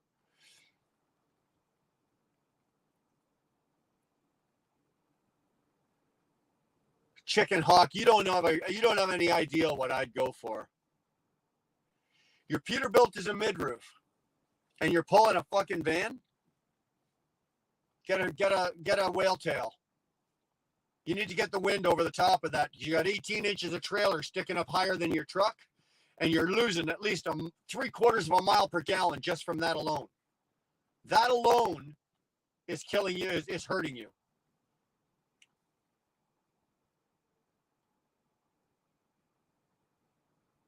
Yeah, I actually agree with Curtis on that. Oh, Chicken Hawk, you're late to the party. We already called him that. Is there a mechanical difference between 24-inch wheels and 22-inch wheels if the tires are the same size? Is there a mechanical difference? That's, you know what, Reed? I'm going to be honest with you. That's a really good question. I know that when if you want to take 24s off and put 22 5s on, if you take 24 5s off and put 22 5s on, you do have to recalibrate your computer in the truck. But is there a mechanical difference? Yes. If you take a set of 24 5s off and just put the 22s on and you don't calibrate, it's going to throw your speedometer off by about 3 miles an hour, and your RPMs will probably be, it won't be that noticeable, but it throws off your speedometer by about 3 miles an hour. I know that because, and I learned that when I had that Peterbilt, the previous owner took off, had 24 5s on it. He took those off. He put 22 5s on it. He just drove it like that. And then I bought the truck, not knowing that there was 24.5. And I always thought that there was something wrong with my speedometer. I took it into Peterbilt. They ran the bins and found out that the truck originally came with 24.5 engine, 24.5 tires on it. So they just went into the computer and recalibrated. So the truck identified the 22.5s. So I don't know if that answers your question. Hopefully it did. Jesus. Wheel burner, you are correct. My KW is a good East Coast truck, but probably not great out west. Yeah, you wouldn't want to be climbing mountains with your truck, Chicken Hawk. You know, you don't want to be going across the Sisters or taking it across the Coquihalla through BC. No. Sterling, Reed, no. Okay, well, there. Sterling, load capacity.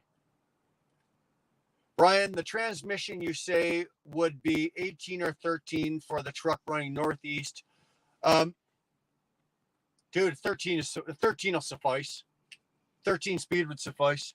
If you're running a manual, if you're going to have an automatic, just run the standard 12-speed auto. You don't need the overdrive with that.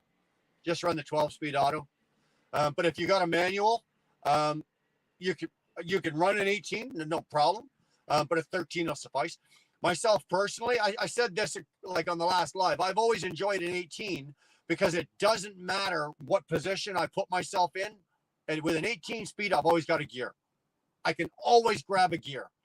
13, you might have to once in a while. But if you're running the Northeast with a 13 speed, you're good, bro. Why is Curtis Google King? Because I was busting his ass because every time we'd talk about or say something, he'd pipe in like he's fucking been there and driven 10,000 miles backwards, upside down, sideways on its roof. So I just got pissy and said, oh, fuck, quit Googling shit, Curtis. So now he's a Google King.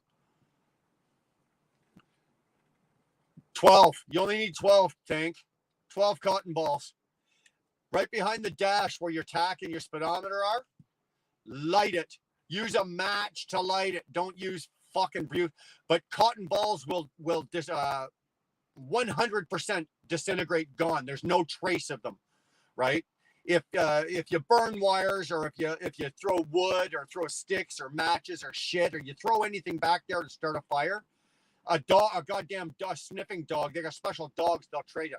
Cotton balls don't.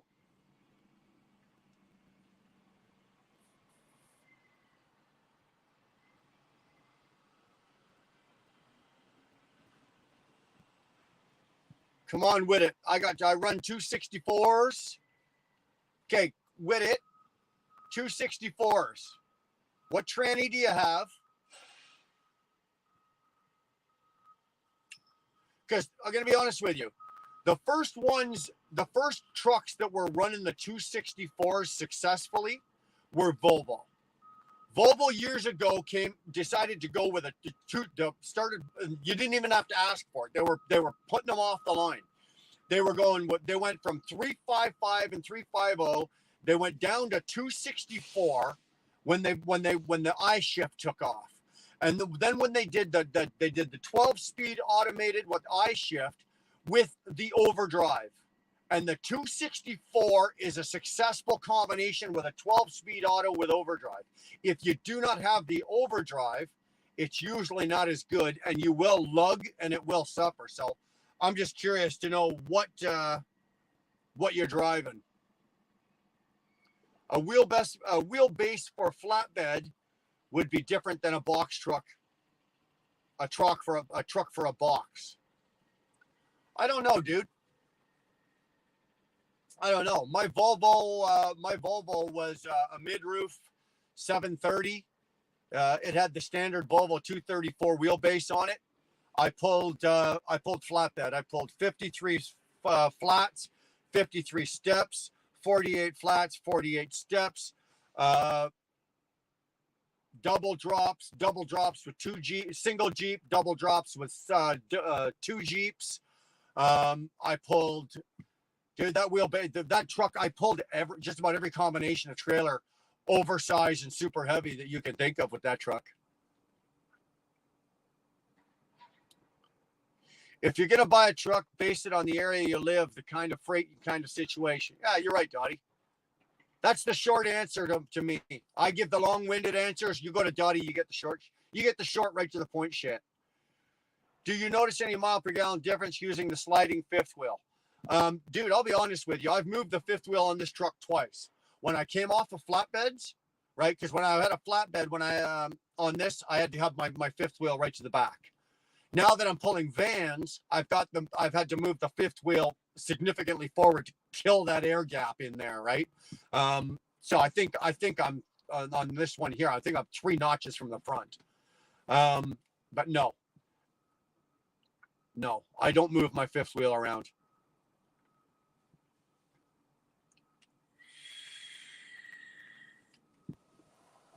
That's a good idea. That's actually well said, Whittet. Sliding the fifth wheel all the way forward will help with aerodynamics, but not be practical for axle weights.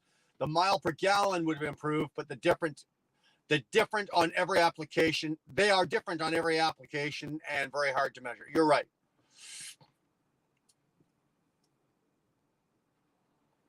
Yeah, everybody's saying the same thing.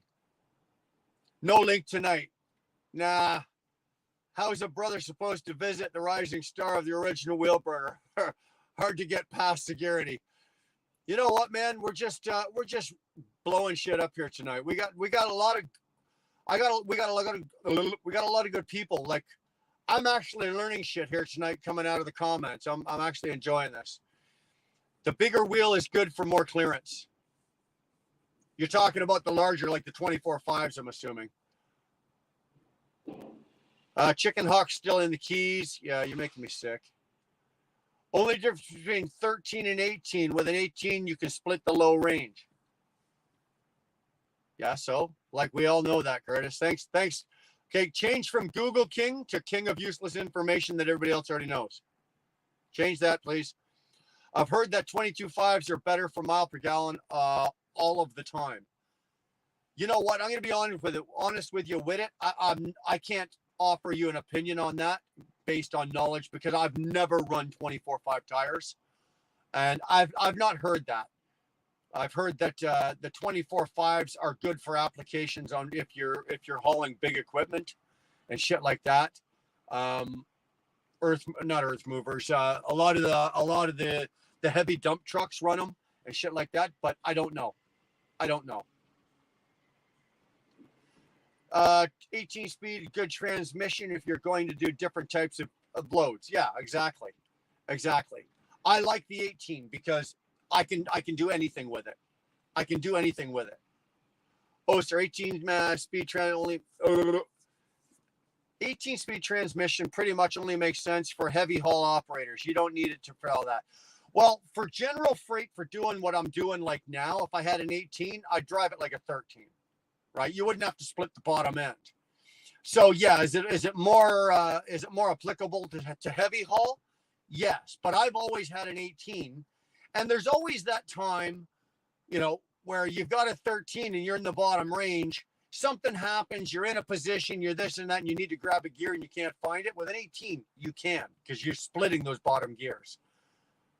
It's just a personal preference. Myself, I've always loved an 18. I've always driven an 18, always had an 18. 18s and 13 speeds allow you to split gears for operations that run heavy in the hills.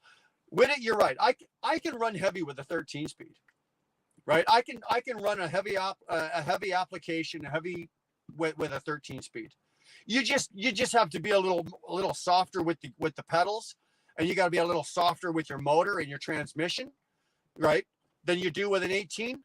But you can do heavy haul with a 13. I ran with guys that were 389 new 389 Pete's got 13 speed manuals. They did fine.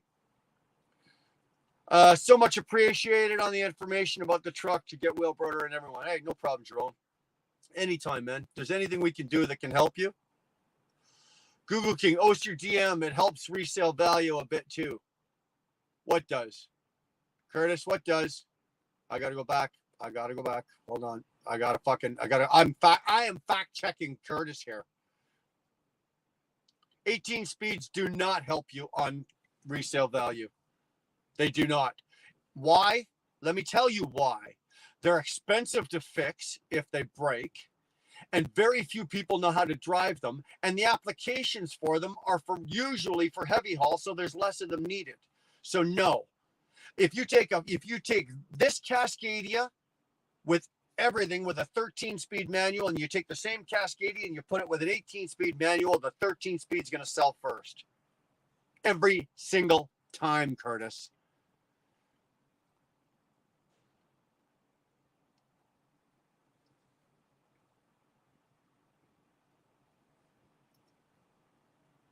You know what, Reed? Again, I could be talking out my ass. I'm not sure. So I don't have an opinion on it. I would be speaking out of ignorance if I tried to say that, that could be, that makes sense. It sounds right, but I don't know. You've got an Eaton 10. Wait, are you serious? You drive an Eaton 10 speed? I keep my fifth wheel all the way back to lighten my steers, unless the fifth could make me legal, which is very rare. Okay. I keep my fifth all the way to the back to lighten my steers, unless the fifth could make me legal, which is very rare. See, I keep my fifth wheel, like I said, 3 notches from the front. I got a van, so I'm trying to kill as much air gap as possible. I'm trying to keep that as tight as possible. That would also, why I'm, 13.2, 13.3 on my steers and shit, but they don't bother me for that, so I leave it the way it is. Reed, wrong. 22.5s are the best for mile per gallon. I would have to say, okay, Chicken Hawk's been doing this longer than me, so he probably knows better than I. When you burn your truck to the ground, make sure there's lithium batteries in your adult toys. We always have lithium batteries in our adult toys. Come on now. We know that. Goddamn, those new Volvos are comfortable though, boys. Yes, they are. Yes, they are. And those new D13 engines are smooth. Man, they are smooth. With that I-shift, you take the I-shift tranny and the D13 motors, they are quiet and smooth as hell. They are beautiful. I run 1425 at 65 miles an hour. 1425 at 65 miles an hour. You got 370 rear ends in that thing. Probably 370s. 1475 at 65 miles an hour. Yeah, you got 370. You don't have 355s. You got 370s. Reed, more tire on the ground equals more rolling resistance. So over the long term, less mile per gallon. Makes sense. I pass guys up huge hills like they're in reverse. 370 rear ends. If you and I are going up a hill and you got 370s and I got 308s, you're going to beat me to the top of the hill. But your RPMs are going to be 15, 16, 1700 after you start dropping gears. My RPMs are going to be fucking 11, 12, and 13. And I'm going to have 30 gallons more fuel at the top of the hill than you are. You're only going to beat me by 2 truck lengths. Remember, Whitted, it's not the first one to the top of the hill. It's the one at the top of the hill with the most fuel in their tanks. 100% every single time.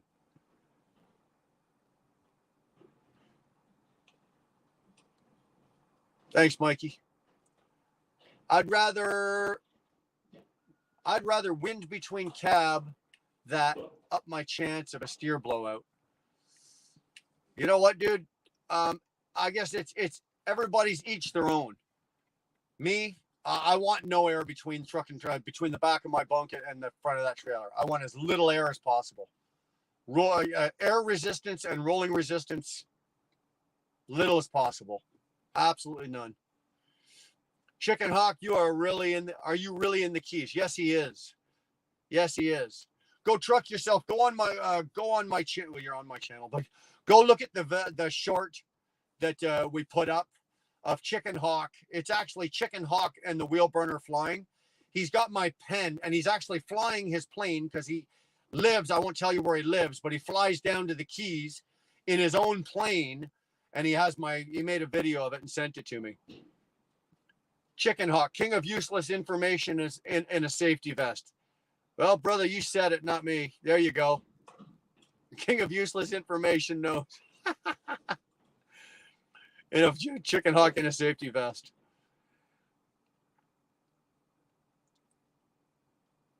Edgewood, Brian, you're butt burning it tonight. You're rocking. Well, I'm just doing what you guys are paying me for.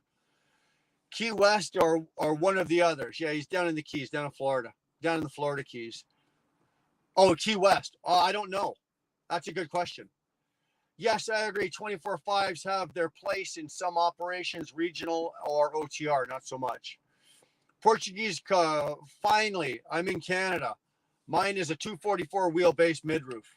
244 seems to be the standard, unless you're driving a Volvo. It's a 234, and there's a 234.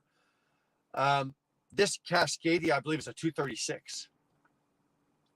Go truck yourself. We are in Marathon. I don't care for Key West. I drove a straight 6-speed Maxidine Mac dump truck around Atlanta. It was a bitch, but fun and challenging at the same time. You know what, Bulldog? I've never driven that transmission. A 6-speed Maxidine Mac dump truck. I know that a lot of the dumps up here are still driving 9s. Remember the 9s? They're still driving 9s or 10s. I've never driven a 6. I'd like to get in and take a swing at that. I'd like to. That'd probably be fun. I love snorkeling. Okay, so I love snorkeling at Fort Garry and the West Key. Other than that, I like to be a Big Pine and Marathon for the fishing. Curtis isn't dumb enough to put something like that. Okay, I don't know what you're talking about. You just nailed it. The way I drive with my 13-speed, because I haul heavy loads. I drive it easy, just like you said. Yeah, 13-speed. You can put heavy loads and heavy weight on a 13-speed. It's just how you got to be a little more gentle on the transmission and the engine. I may be retarded. Well, maybe is 2 words. I may be retarded, but I got common sense sometimes. But that Robin is a big no. Chicken Hawk, go truck yourself. Big Pines, it's not okay. You guys are gonna talk Florida talk? Yeah.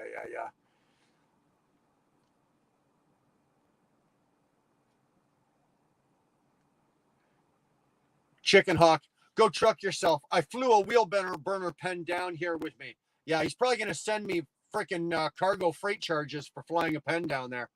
I didn't, you can't bill me for flying that pen. You took the pen willingly.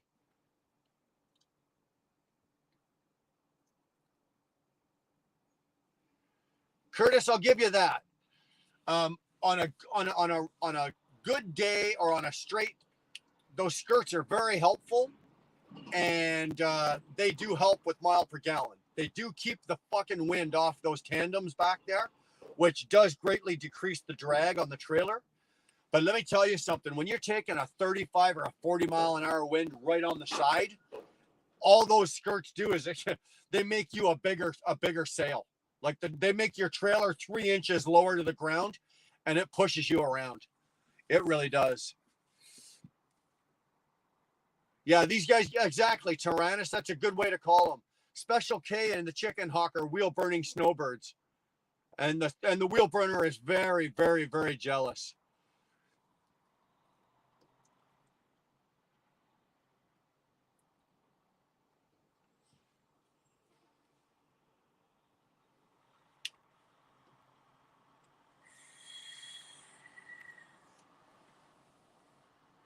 Look at these guys talking about Florida. I'd love to be in Florida right now. So bad. So bad. You guys give me 2 seconds here, would you? I got to turn the heat on here.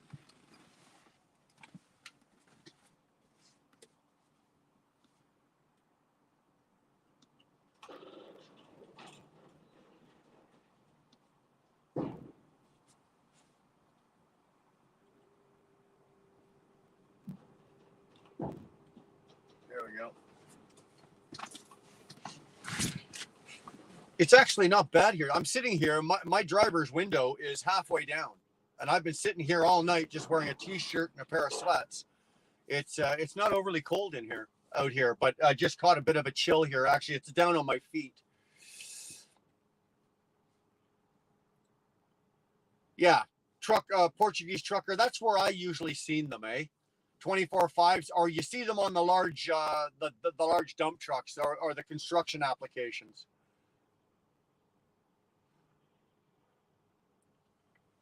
Well, with the next truck up my sleeve, I'll be moving the fifth wheel all the way up. Um, it all depends, right? It also remember it also depends on the trailers. Some companies spec their trailers for their kingpins to be, you know, back 18 inches, back 16 inches. These ones here, our entire fleet are all spec'd the same way. So basically, I just hooked on. I put my fifth wheel where it was, like it was when I stopped pulling flatbeds, so it was all the way to the back. But I just hooked on, and then I just basically unlocked my fifth wheel and kept backing up, and then I just lock it, drive forward, make a turn. No, I got more room. Okay, another hole. No, I can still make the turn. Yep.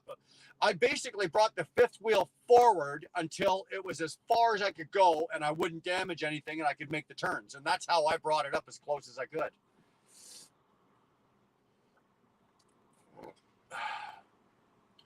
24.5 to 22.5 is like a drop in your gear ratio from 370 to 390. Smaller tires, more torque, less run out. Sorry. Cheap way to change gear ratio. That actually makes sense when you think about it. It does.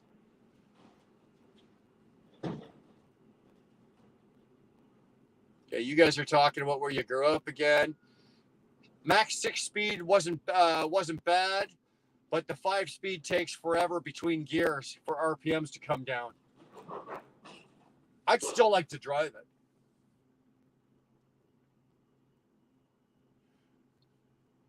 Dar is wishing that she was in that hot box right now. No, Brian's wishing he was in her hot box right now. Did I say that out loud?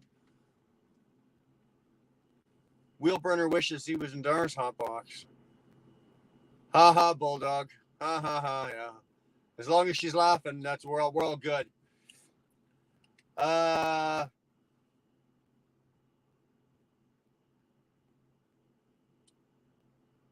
Madison Ave, 2 blocks from the beach, just south of Jetty Park.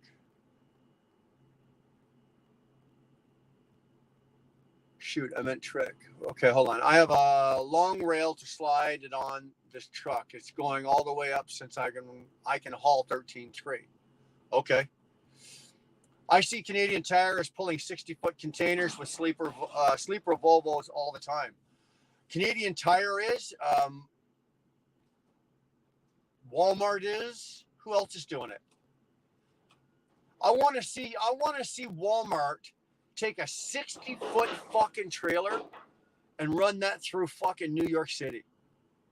I want to see you run a 60-foot trailer through Jersey, through downtown Baltimore, through downtown Chicago. Good luck with that. Good luck with that. New York City, you go through Queens, Harlem, Bronx, any of those places. Those streets were designed when we were pulling 48-foot trailers. We weren't even pulling 53s. We were pulling 48s.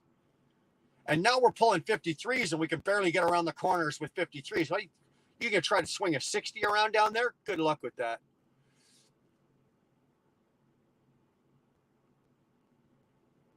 I'm still not growing up. Yeah. Okay, Dar's laughing. I'm good. I didn't know they had 60-foot containers. I didn't know they had 60-foot containers either, but I don't doubt it. I don't doubt it.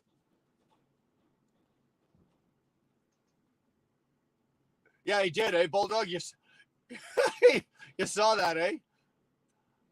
I don't want to run a 10-foot trailer. I don't want to run through New York. I don't want to run a 10-foot trailer through New York. Dude, I've run through New York. It's not that bad. It's not that good. Like, if you're going to run through New York City, make sure you're getting paid appropriately for it. That's all I'm going to say. Chicken Hut, they've been using 60-foot trailers in Western Canada since 2012. At least Walmart has. Walmart has, and I think Bison has some of them out there that they don't bring any farther east than Manitoba.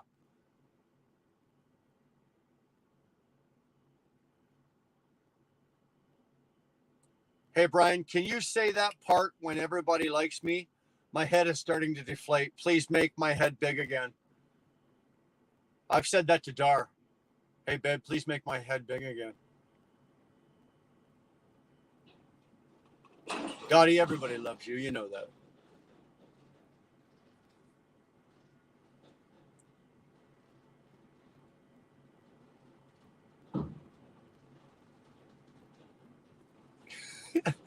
Yeah, fantastic. D13 I shift the engine is fantastic. I agree.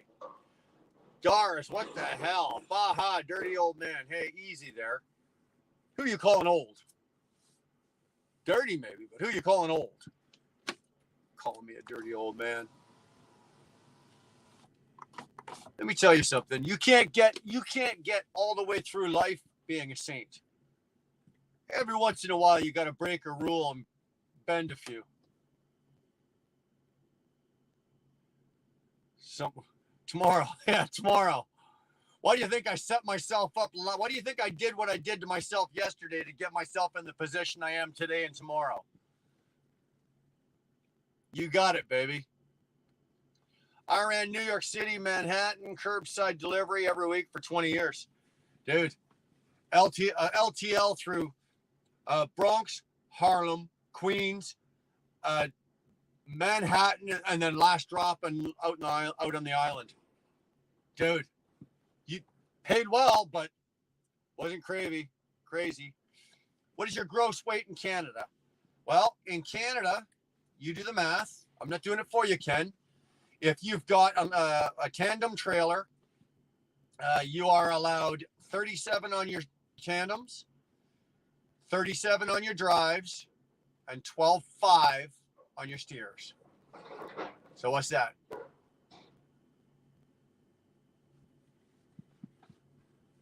$84,000, something like that?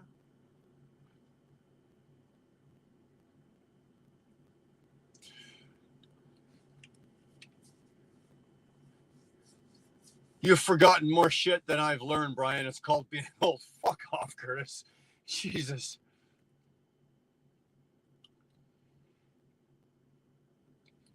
Have you heard anything about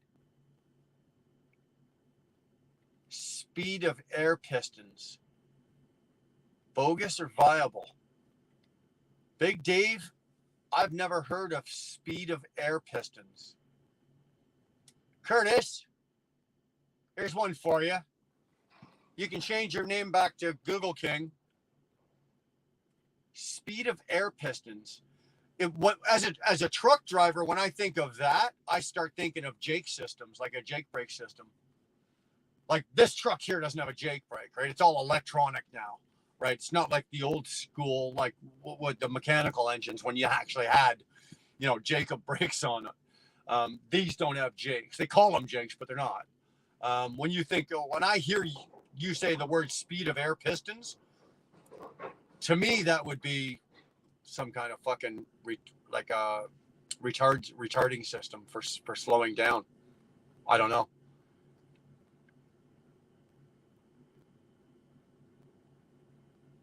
I'm waiting for Curtis to kick in with the fucking know-it-all here. I saw someone post recently a crazy-looking specialty flatbed decked tanker up there in Canada designed to haul fuel north and bring lumber back. Yeah, we got them, Tyrannus.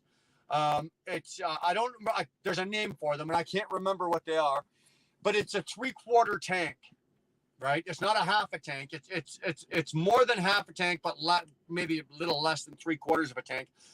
And it's got a flat top, a reinforced flat top on it. Now, you cannot load it with, for example, like if the tank is empty, which it would have to be, so you take fuel up, it would be empty. You can't load like 45,000 pounds worth of lumber on it. But you can, I think you can load 24,000 pounds on it. So you can take a partial load back, which is good for those guys. They can take a load of fuel up and take a partial load back. The tanker companies were getting tired of running one way empty, right? So they were running fuel up or running whatever they had in that tank up, and they always had to bring their trucks back empty. So they went, well, fuck this. Let's cut the trailer, make this, and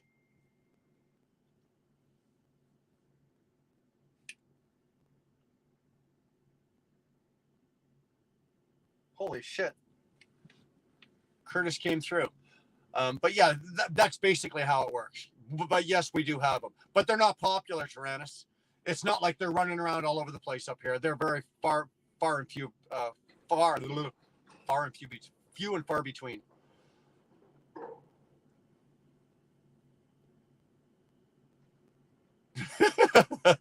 I'll put on the lingerie and be waiting, big boy. You better drop another 100 and no, don't. I'm just kidding. Fuck, last time I said that you did it. Don't. And I don't want to see you in your fucking lingerie either. Curtis might, but I don't. You'll definitely learn to drive if you can drive in the city. I think everybody should do it. Go truck yourself. It's just my humble opinion that before any guy comes out here and does OTR, get yourself in a day cab and do local work. Do local work. Run around the cities. If you can run 2 years doing city work, doing LTL deliveries through cities, and you can run 2 years and not kill yourself, kill anybody else, or crunch up any equipment, then come out on the highway. It is a massive learning experience, and you will learn very quick. Very quick. Wow, good morning, Tolga. What are we doing here? We are 10:30, so you are what, 5:30 there? You're just getting up for work, are you? Tolga in the house. Okay, everybody say hello to Tolga. Gotta wait 14 days. This is Curtis's name for the next 14 days. That is awesome. That is awesome. If I work out more, will I be in better? If I work out more, will I be better in bed, you think? What do I care? You're going to be face down, ass up. I don't give a shit what you look like. Oh, it was absolute sleep, Robin. Thanks for the salutation, by the way, folks. There you go. Okay, so a speed of what you were talking about. Speed of air engine technologies delivers performance. Now, Curtis just sent me a picture, and basically, it looks like a modified piston head. Sorry, I know that fucking sucks balls. There, you guys see that? Let me take that down. There. So that's what your air piston is, or your piston of air, or your pissing air, when you're going through the scale and your truck's pissing air, and that's where it's coming from. So to get back to the thing there, to answer that whole question, I don't know nothing about it. This is the first I'm hearing of it.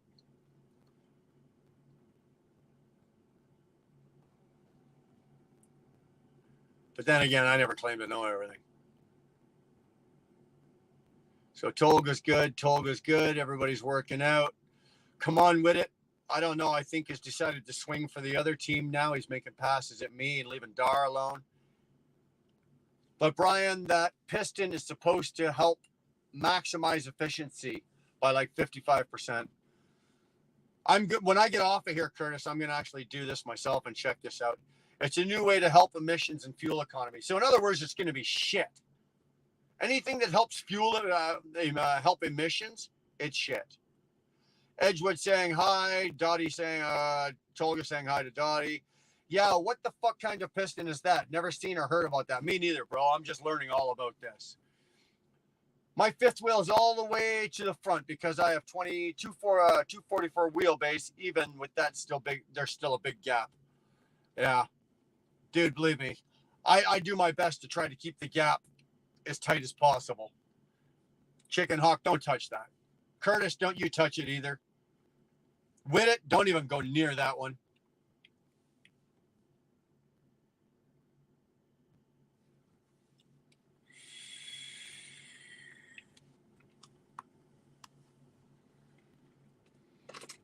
Anyway.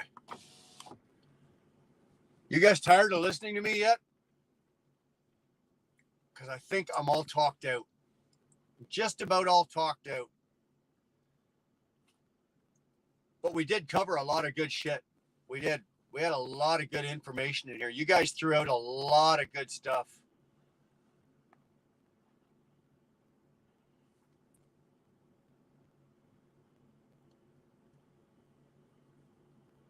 Tyrannus, you're right. If you look at that piston with all the divots in it, it does. It looks like it would fall out quicker. I'm gonna Google that, and I'm gonna check that out and see if there's any realisticness to this. Obviously, they're making them. It's obviously something because there's pictures of it and there's something about it. But I want to know if it's going to be beneficial. What does out mean? I'm Canadian, you prick. Out. Out. Get the fuck out. Get the fuck out of my house and get off my wife. Out. Chicken Hawk just likes to make fun of me. Look at him laughing his ass off. You think you're funny. Oh no, Tolga thinks you're funny too. What does out mean? Edgewood, what do you want me to do? Just sit here and read comments? I think we've covered a lot of shit tonight, man.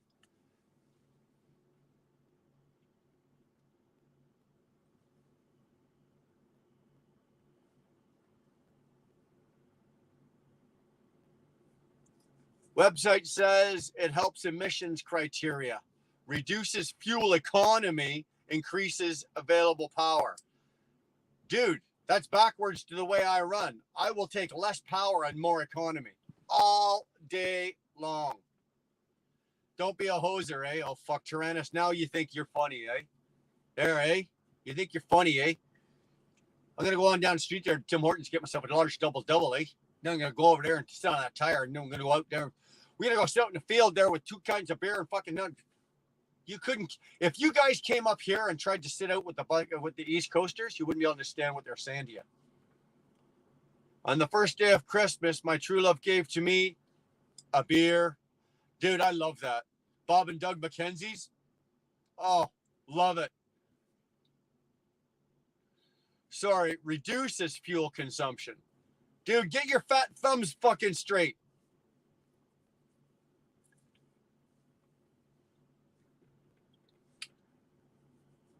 Curtis is going to go to bed tonight exhausted because I rode him so hard.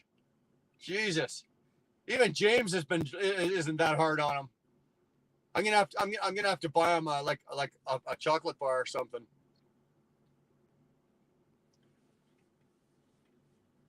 I don't know, Chicken Hawk. Curtis, what engine is using those pistons?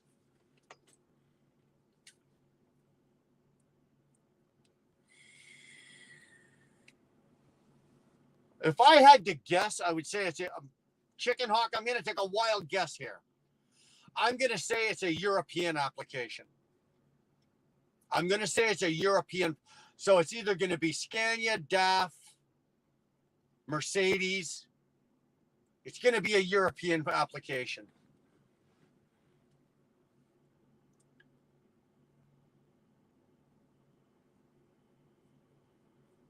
Oh, I guess I was wrong on that. I used to snowmobile in Montreal every winter. Couldn't understand anyone. The dancers were nice though. Yeah. Yeah.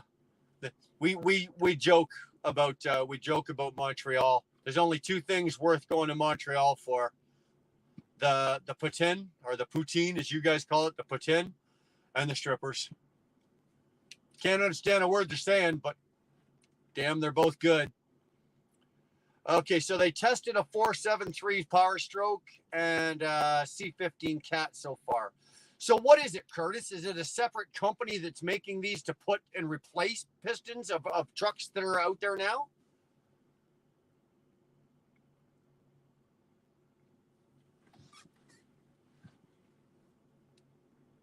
Strange Brew was one of my favorite movies of the 80s. Yeah, me too. Rick Moranis was awesome in that. Awesome in that. Houdini just got home. Well, man, I am glad you got home. All safe and sound. Just get Curtis a new thong and a bigger seat for his next lawn mowing session. We will love that. Oh, dude, you wait to see what I got planned for him next year. Big Dave, yes. Okay, Edgewood, no drama on the Wheel Burner show, but man, he has a lot of words in that bald head.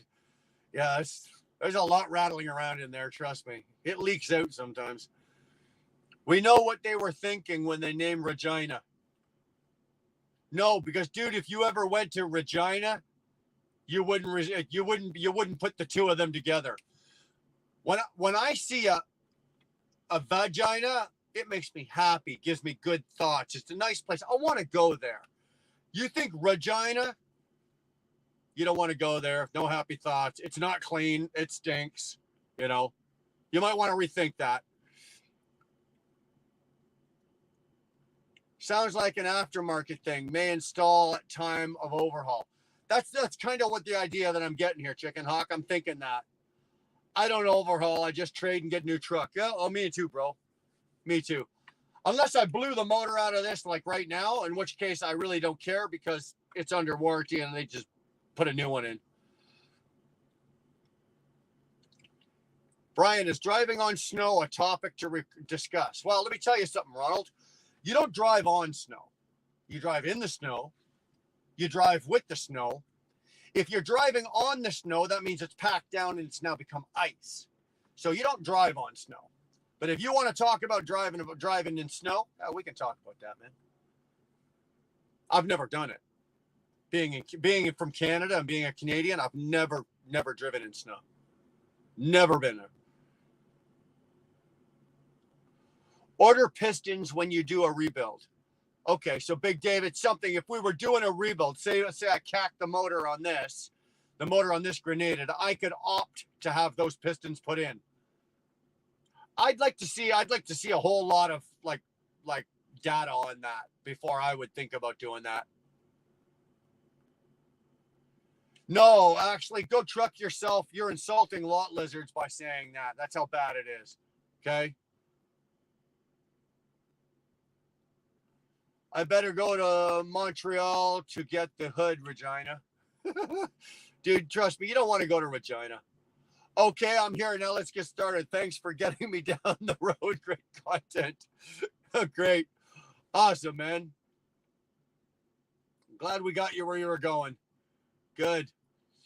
Well, if I learned one thing from this stream, it's that I will be paying Brian to spec my next truck for me.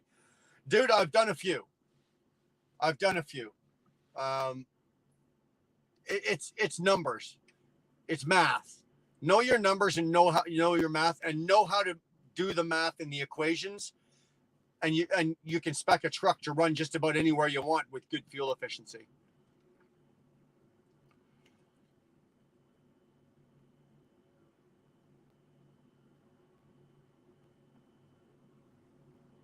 Big Dave, that's what I thought. Yeah, they tested the pistons on a Ford 7.3, and with tuning, they got the Ford from 13 miles per gallon to 22 to 24 miles per. That's impressive. That's impressive. I'd like to see what kind of numbers they're turning, say, on a DD15. Yeah, I can't find a lot of info. Just heard about it and wondered what you may. Brother, this is news to me. This is like breaking news to me. I've never heard of it. But now that you've put it in the old noodle here, it's going to be something I'm gonna try to find out what I can about it. But I'm along the same lines as Chicken Hawk. I buy my trucks, and they're usually gone before I have an engine problem. Right? I turn trucks over every 3 years. If that's legit numbers, I'll be ordering those pistons. Yeah, go truck yourself. That was in a 7.3. That was in a Ford. That was in a pickup truck, right? That was in a pickup truck. That wasn't a big truck. Dude, if I could get 24 miles per gallon out of this Freightliner, I'd be putting 6 of them in here tomorrow. I'd drop the trailer in this door. I'd be going to the nearest shop that sells them. Yeah, if that's legit. Well, I'm one of those that I like to see. You never buy something right out the box, right? You never buy the first year of anything. I don't care what it is, right? So for pistons like that, if I've never heard of this, now I'm not going to say it hasn't been around for a while. Maybe it has, but chances are this isn't something that's been out there. And for me to do something like that, I'd want to see like a couple of years of proven data. I want to see numbers, crunched numbers, proven data, horsepower, failure rates, how many miles they got on them, blah, blah, blah, temperature, stress tests. I want to see all of that shit before I'm going to put something like that in my truck.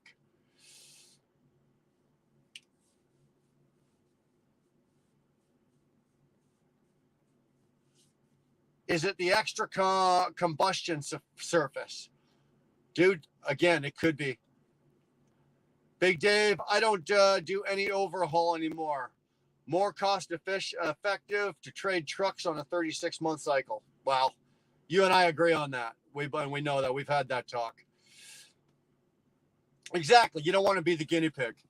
That's right. You never buy anything that's the first year out, right? You didn't want to buy the first year the T6A, or the first year the PACCAR came out, or the first year the D13 came out, when they went from the D12 to the D13. You don't want to buy the first model year of anything, right? Because there's going to be bugs to work out. There's always bugs to work out. You don't want to be, you don't want to be in that learning curve while Volvo or Freightliner or Ford or Chevy, while they're working those bugs out. You don't want to be in that learning curve. Dishing the pistons would dishing the pistons would add more cubic inches to the combustion chamber, which would add more power and torque. If tuned well, you are light on the foot pedal. It should lead to better MPG. You know what? That sounds very reasonable to me. That makes sense to me. It really does. Brian, oh God, Dottie, fuck, don't call me sir. Come on, babe. I have to get some sleep. I've been up since 3 o'clock, 3 a.m. Love you, sweetheart. Kisses for everybody. Sweet dreams, everybody. Thank you, Brian. Dottie, you have a good sleep. Be safe on the road. Be safe out there. You know what? Dottie's not the only one, guys. I know we got a good one, but come on with it. Laughing. Are you laughing at me, or are you laughing at Dottie? This is like the third time I've been going, okay, I'm thinking maybe I should shut this down and say goodnight. You guys keep throwing good shit up here, and it's like those pistons supposedly provide a cleaner burn. I'd like to know why. I'd like to know how they provide a cleaner burn. Putting a bunch of divots on it, what do those do?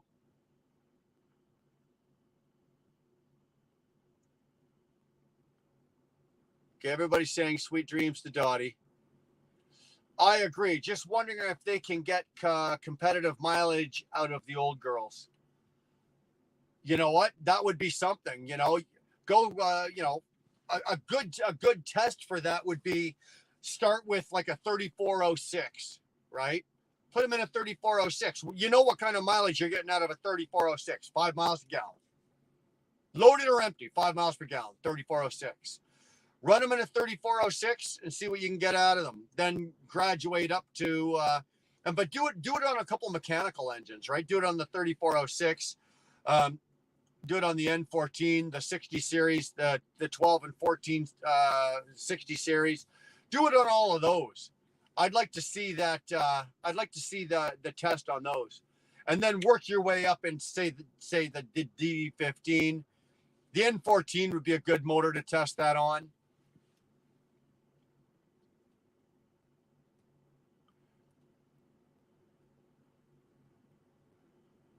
Good night, Chicken Hawk. You're pussing out, eh? Fucking amateurs. Let me tell you something. He's a lightweight. I was laughing at uncomfortable. Okay. Well, I don't know. I can't see him. So if he's doing funny shit, a dish piston or dimples would lower compression and carbonize. Okay. We are getting a fucking lesson here today. I'm tired of driving for the day. I will stop in Port Hope with 800 miles driven today. I don't need to go all the way, but I must cross Toronto or tomorrow I will be fucked up. Yeah. Dude, I do the same thing. Port Hope, I run for Port Hope or I run for the J in Napanee. But if I can get to the J in Napanee, then I'll get Dar to come get me. Those divots supposedly provide a better airflow into the cylinder and out of the cylinder, which means a better burn, I guess. You know what, Curtis? It makes sense. I got to say, it does make sense. But again, I'm going to be one of those types of guys that I'm going to want you to put one in an engine, and I want you to put 100,000 miles on that engine. And I want to see those numbers. And I don't want you to just put it in a Detroit. I want you to put it in a Cat, a Detroit, a D13. I want you to put it in a Packard. Fuck, I don't care. Put it in a Max Force. Go find one off the bottom of a lake somewhere, a Max Force, put it off the bottom of a lake somewhere, and put it in one of those. That's what I want to see. The golf ball effect does help with airflow. They're trying to get a better swirl or mix. Okay. Let's just see if it works. Maybe it atomizes better. Oh God, now we're getting fuck. What are you guys, scientists? Come on. Chicken Hawk, have a nice sleep, sir. I just saw your message. I'd bet that's right, but I'm definitely a tried and true type buyer. Yeah, so am I, dude. Tyrannus, so am I. Okay, I'm not buying nothing out of the box.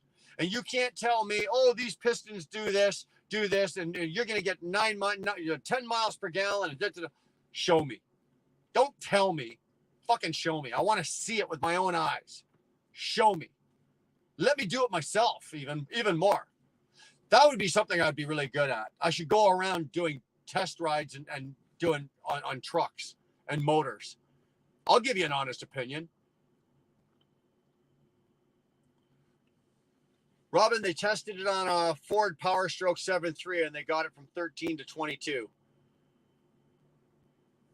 You won't see them as OEM. No, probably not. It's gonna be aftermarket. If the company wants to pay me to run them in my truck and be a test pattern, dude, if you want me to put it, if they came to me and said, we want to put these in your truck, right up front, I want $100,000. Because you're going to pay to replace my motor if it blows up. And if it doesn't blow up, then I'm keeping the $100,000 anyway. But if you want to use me as a guinea pig, sure, $100,000. That way you can blow up a couple of motors and I've still got money in my pocket.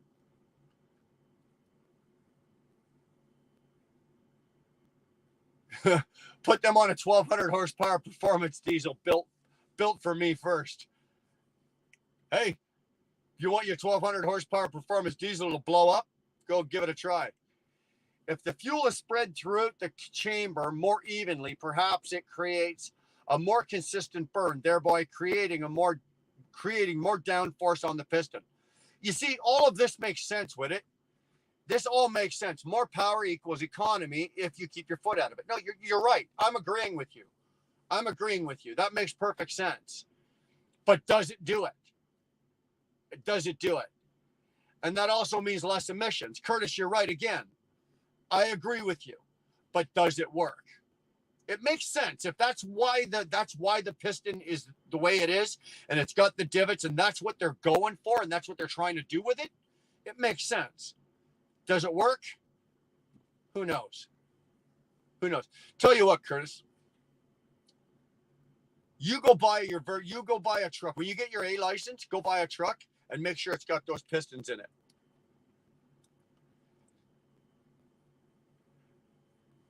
Tyrannus, you're right. Like the dimples on a golf ball. Those dimples on a golf ball actually speed the golf ball up going through the air. Who knows? Maybe those dimples in the piston, right? Maybe the dimples in the piston work the same way with airflow, right? I know those pistons wouldn't work in my race car. They would lose power big time by lowering the compression ratio.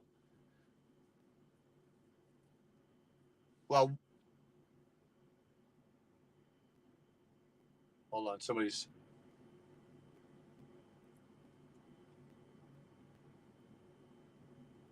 Looks like there's a homeless guy. He's walked onto the property. This isn't a gated yard. It's a big yard, but it's not a gated yard. There's no trash cans up here. There's no, but he's walking along the property line right there. But he stopped and he's looking at me. He sees me sitting here. He's probably wondering, what's this fucking big bearded fucker doing talking to a TV? Don't come over here. Don't come over here. I don't have $5 to give you.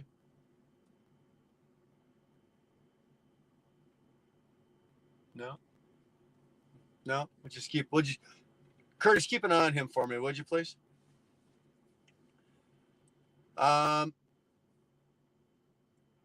If it worked, then why wouldn't the OEMs use it? They're always trying to get the most MPG out of these trucks and engines. You know why the OEMs wouldn't use it? It would probably be too efficient. They need it. They need them to break, and they need you to have shitty fuel mileage so that at least they all have jobs. But the shops still have jobs.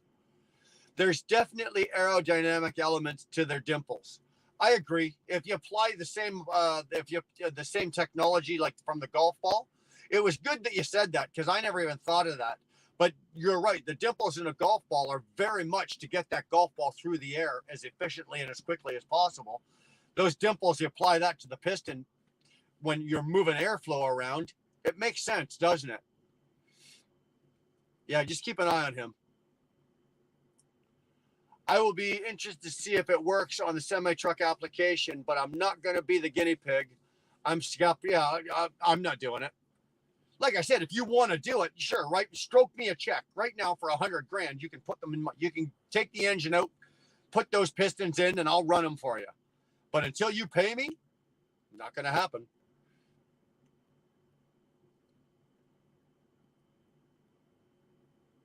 No, that ain't no lot lizard.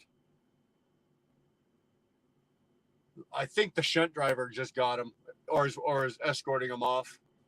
There's a yard dog running around here, so I'm looking at him like he's crazy, and he's probably looking at me like I'm fucking crazy.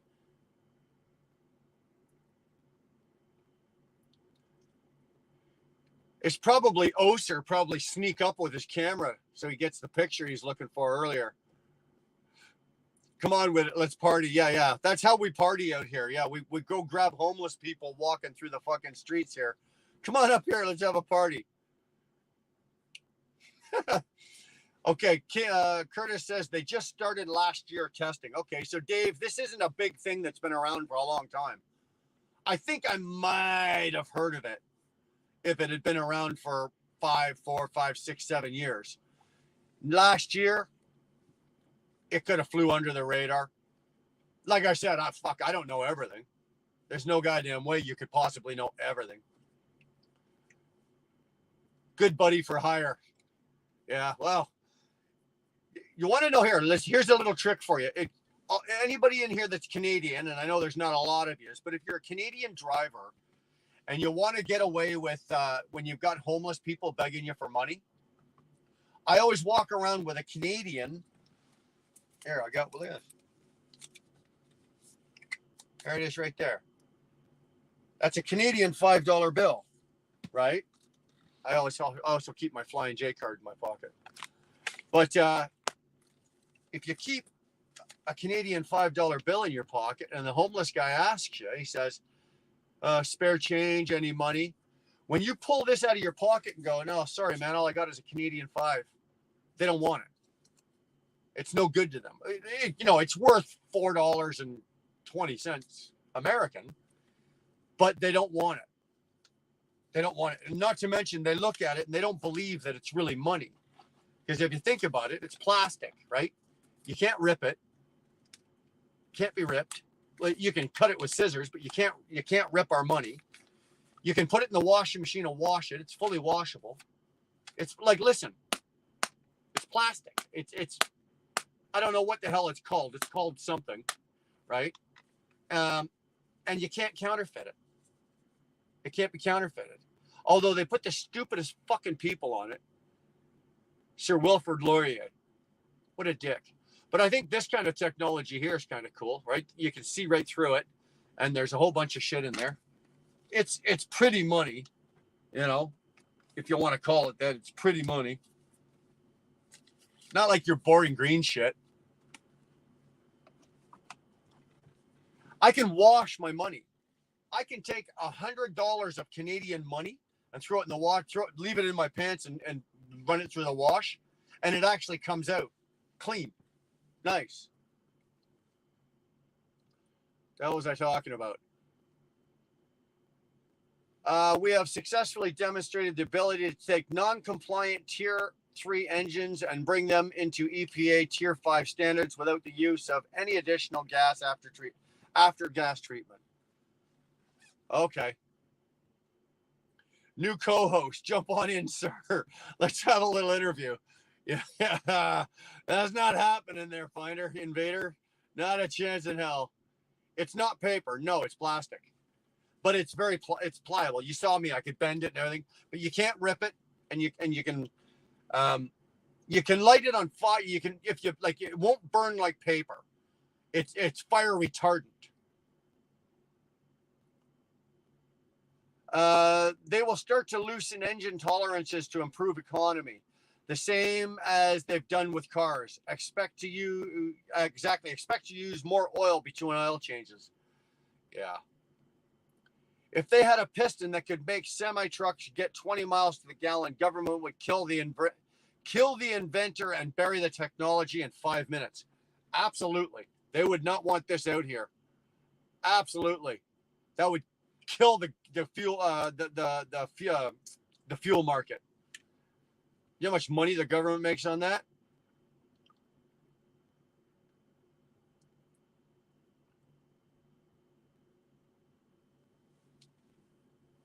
Did they start using that money due to the? No, we've been using it. We've had it for a while. We had it before. We had it before the flu. That's smart with all the wet snow and whatnot. Fuck you, Tyrannus. It's not even. It is funny, but no. You know what it is? It's smart. Canadians are smart like that. It's smart business. Whereas you take an American $1 bill, that bill has a shelf life of X amount of years. It's going to go through so many hands, in and out of so many banks, out of so many tills, and then that bill will have to be destroyed. That $5 bill will probably, the one that I, Canadian $5 bill, that bill will probably outlive me. And it will, in 30 years, it's going to look just like that. You never have to replace them. You never had, unless you know, something catastrophic happens. You know, you drop your wallet, you know, in a bonfire or something. Then yeah, but other than that, no. WC like 2012.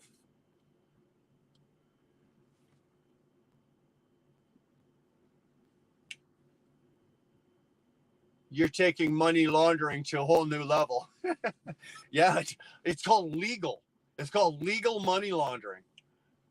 But it's kind of cool, though, if you think about it. If I really wanted to, because money is filthy, right? Like, all bills are gross and dirty, and God knows what the fuck's on them. And we don't give it a second thought, right? But if you wanted to, you could take all of the Canadian currency and take it home, take it out of your wallet, walk over to your kitchen sink, fill your sink with some water, dump all your money in there with some dish soap and wash it and put it in your dish dryer, your dish rack to dry. Won't affect the money. Yeah, I know. I can. This is just going right off the rails. Now I'm teaching you how to fucking launder money. You can wash American money as well without tearing it, but it puts lots of fibers into the paper. Yeah, but how long is it going to last, Oster? Good morning. Hey, Pat, how you doing, brother? Glad you're here. Tolga, take care of Robin. Take care of Pat. I want I want a WB 5 spot souvenir. I'll send you $5, man. That's not a problem. Not a problem. What you need, you know what you need, JT, is you need one of our hundreds, a 100, a 50, a 20, a 10, and a 5. All 5 bills all 5 are different colors, right? Of a Canadian currency. And you put them in like under glass and you put them on your wall and it kind of looks cool. In Canada, we don't have $2 bills and we don't have $1 bills. And we don't have pennies. So everything is rounded up to the nearest nickel, right? We have coins, $2. We have $2 coins and we have a $1 coin. We don't have bills. King of useless information. That plastic does fade and it does shrink in the dryer. No, Curtis. Whatever.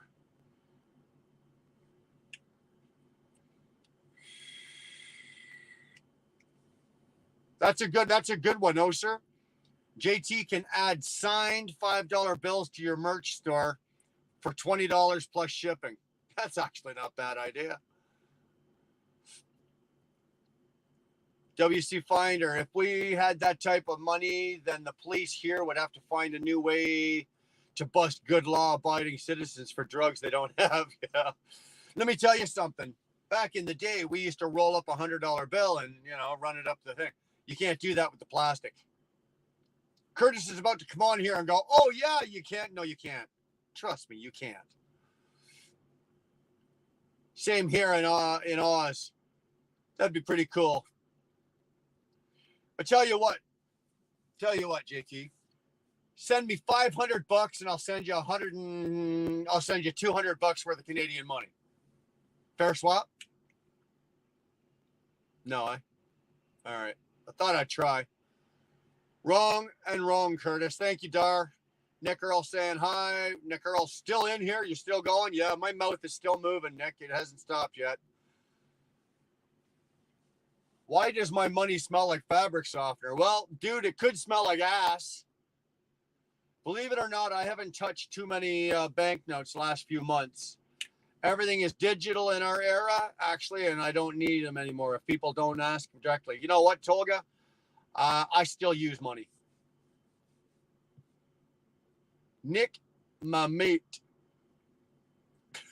Yeah. Yeah, okay. Yeah, I'm going to fucking hold you to that, Justin. Yes, Curtis, you are completely wrong. Thank you. I love it when Dar's right and Curtis is wrong. Dar, hi, Pat. Nick Earl. No, I'm just in for a minute. Okay, you're popping in, popping out. Everybody's having a good night. Well, I tell you what, boys. I'm gonna call it a night. What have I got? It's 11:15. I got a 5 a.m. appointment. Time for me to go to bed. I've been using cards primarily for the last few years. Cash is becoming obsolete. Yeah, well, they can hack your card. They can hack your card. They can hack your credit card. They can hack your bank card. They can hack your chips. They can hack your shit. I've yet to see anybody that can hack a fucking bill. Not yet. You hack that.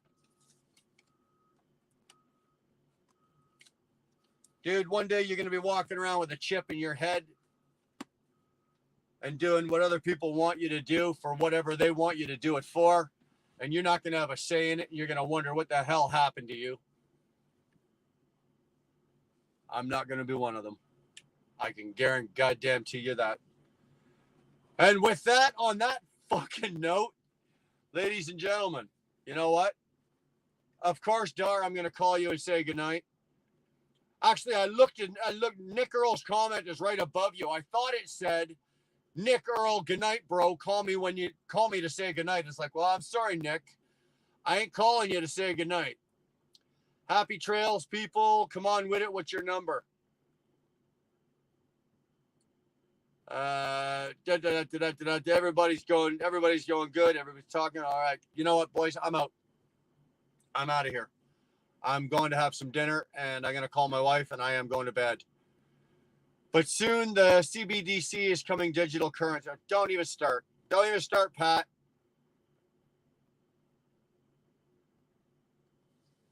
Thanks, JT. Always love seeing you pop in. Can I call you to say goodnight? No, Curtis, you can't call me to say goodnight. Peace out. Everybody's out. Everybody's out. This live exceeded its mechanical expectations. You got 5.5 hours out of me. What do you want? I won't be able to talk tomorrow. My throat's going to be sore as hell. WBE, and I'll appreciate you have a great night. All right, make sure all you guys hit the like on the way out, and make sure you're subscribed. Okay? Hit the like, make sure you're subscribed, and turn on your notifications. I'm out of here. Out of here. Bye.